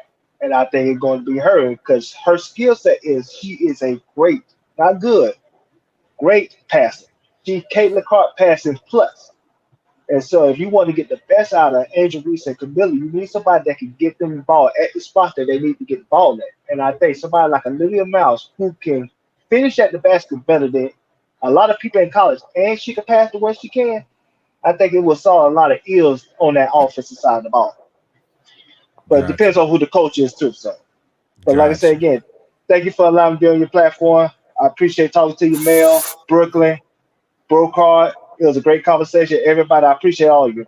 Have a good night. All right, appreciate you. Christopher, what's your final thoughts? Here's my final thoughts. First of all, again, thank you, Brother K. Sab. I've been following you for a long time. Thank you again for having me on this platform. I've been able to come on the chat since I haven't been working. Oh, yeah, you've been in the chat faithfully. Yeah, Brooklyn called me out like, "Hey, Chris, why you ain't been on?" The nigga, because I have been working. Oh wait, so I didn't even know that was my bro. That's my bro, Chris from the chat. Yeah, Hey, yeah, this is me. What's good? Any- What's good, hey, Chris? I y'all didn't gotta even know know. one thing about Brooklyn. Anybody get reckless in the chat, I love Brooklyn be like, hit the link. I love it. So I would say this with the Chicago Sky, it's going to depend on the coach that we get. And I'm going to say this, and it might not be popular at all, but because Tanisha Wright got let go from the Atlanta Dream, she might be a better fit for us for the Chicago Sky and Angel Reese. Because Angel is all about coaching. Yeah. And she's our superstar. If Angel decides on the coach that she's comfortable with, that's who we need to roll with. Now, let me go back to Kennedy Carter. Kennedy Carter, she loves Teresa Weatherspoon. If Teresa goes to Atlanta, that's where Kennedy is going to go. I'm going to say it. Because Kennedy has been treated shittily, that ain't a word, but I just made up, shittily from other coaches in the WNBA. And it's one of those things where players in the WNBA are more relatable to their coaches, and that's real. So I'm hoping that it works out for both Scott, our team, for sure. And I love the conversation regarding Camilla and Rakia Jackson. I love that. I'm going to be honest. That was interesting. That was so good because Rakia is a beast. She's played five seasons in college with Mississippi and then with Tennessee. But she's a bucket. And it's one of those things where, damn, if we would have drafted Rakia at 3, what would have happened? But Coach Weatherspoon wanted Camilla, and she wanted Angel, and she got them. And that's why Jeff, as you would say, Coach K-Sap, Pagalola, whatever his name is. Pagalaki. Yeah. He didn't like that. He's trying to make a name for himself by getting his own coach and coaching staff under him. Yep. And that's real. Yeah. But great conversation. You know, I love it. I'm here every night. I'm glad I was able to not work tonight directing the commercial that I do and be able to speak with every one of you guys. And let's continue to have great conversation with WNBA, NBA, college basketball, because that's about to happen right now. And thank you all. Yeah, man, I appreciate that. And before I get to you, Mel, I got a question, Mel. I've seen you go live, but I also seen you broadcast your live on Sports T, the girl that you have on your panel, and also Sideline Speaks. Where's that capability at? That's a StreamYard capability. Yeah, I'm in StreamYard. Okay, so they got something called what is it called? Simulcast. So if another person that's on your panel also has StreamYard, and you make that option available in the settings, as soon as I join at the top right, it'll say, "Do you want to simulcast this to your?" Man, I've been trying to find that, man. I'm like, man, how? Because when I watch his show, I'm like, man, why does Brittany have it streaming on her platform? Yeah, and also Sports T, the new girl that you have on your platform. Give me your number, and I screenshot the option. I got to go back and find it. I screenshot it to you, and text it to you. All right. Just I don't know how you gonna give what, the private chat or something, or yeah, private chat, yeah. Okay, I got it right here. All right. Now, what's your final thoughts? My final thoughts is don't judge a book by its cover, because the more somebody talk, you might realize that you got a brother. And I'm talking to you, Brooklyn. You didn't even know you was gonna end up liking me. So next time somebody come on here, don't give them no smoke, man. At least hear them out a little bit, man, before you jump on them, man. But other than that, man, I appreciate KSAP sharing the link and letting me jump on. Man, anytime, man. The conversation was dope, man. I enjoyed the conversation with Brooklyn and Chris for sure, and Daily Dose and Bro Clara, man. And what was my other man that left?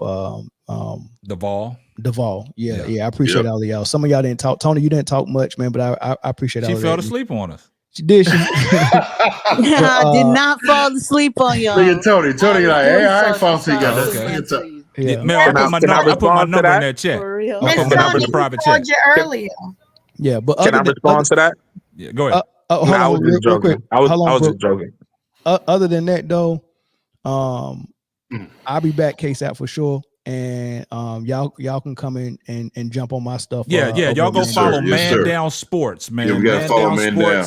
Yeah, because he has a panel just like mine. They get off into it. I mean, you think we get a little testy over here? They get testy too. They got good point of views. They talk to NBA. They talking football right now. They talk to debates and stuff like that. Mel do his own show. But Mel, you on the West Coast?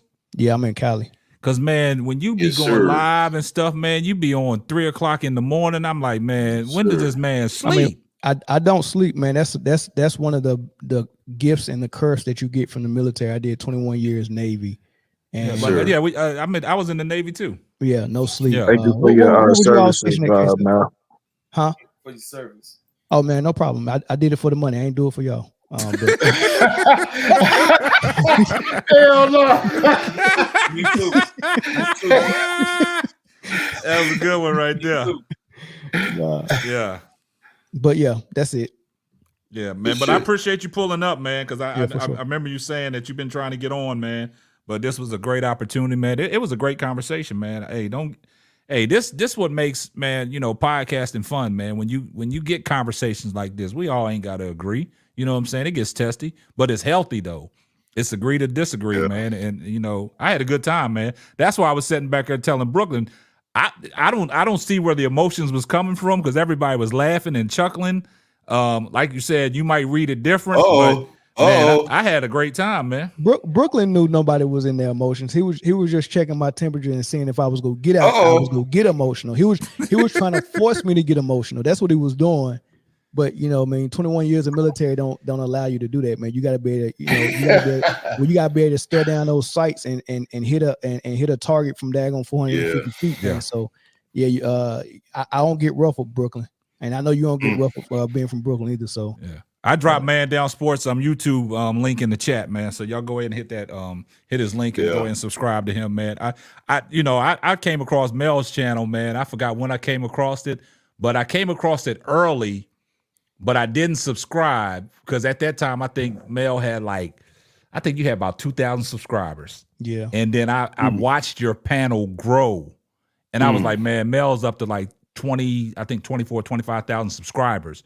Now, he does, like I said, man, I don't know when this brother sleep, because he's on there faithfully, and he built his panel up, and he got all walks of life, and they talk it. I mean, I've listened to one. I don't know if I can find the clip, man, but some guy called in, and I think it was the champ.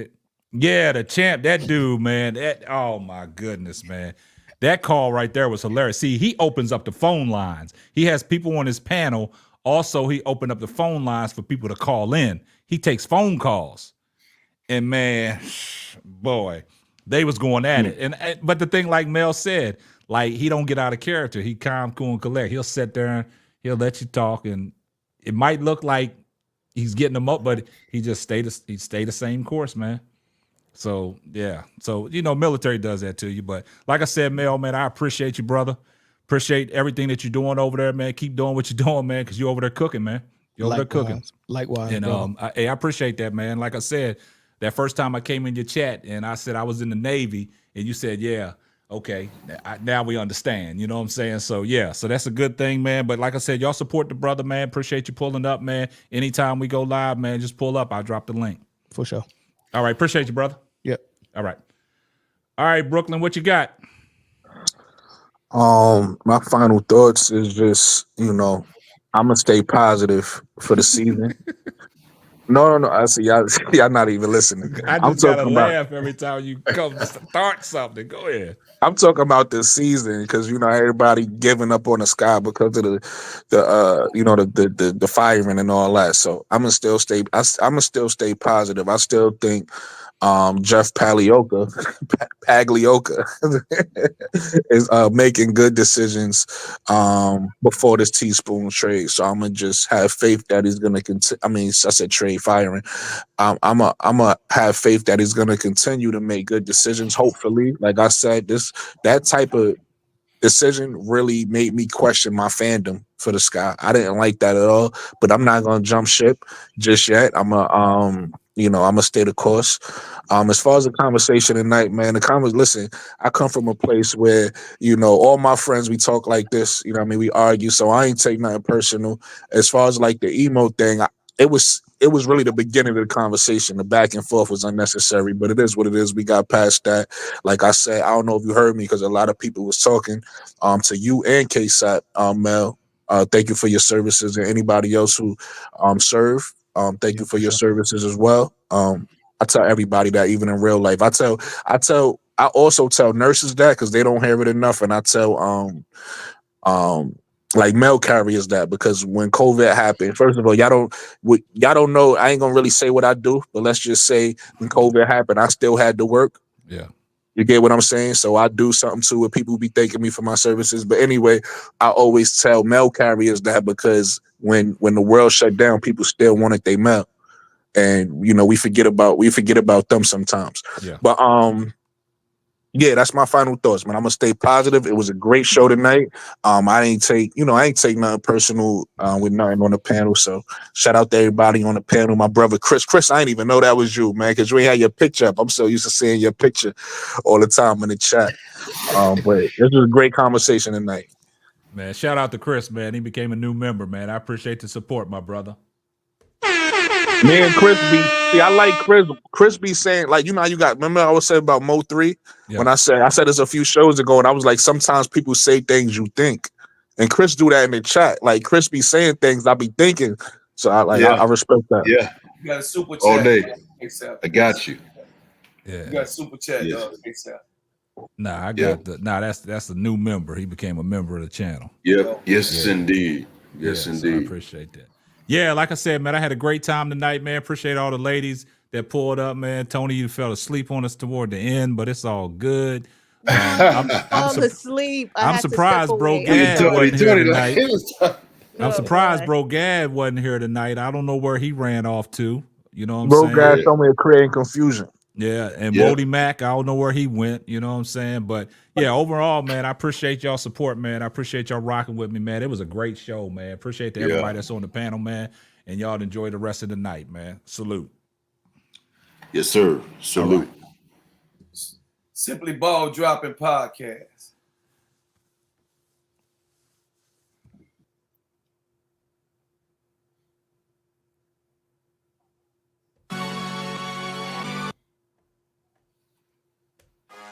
Thanks for listening to the Simply Ball Dropping Podcast.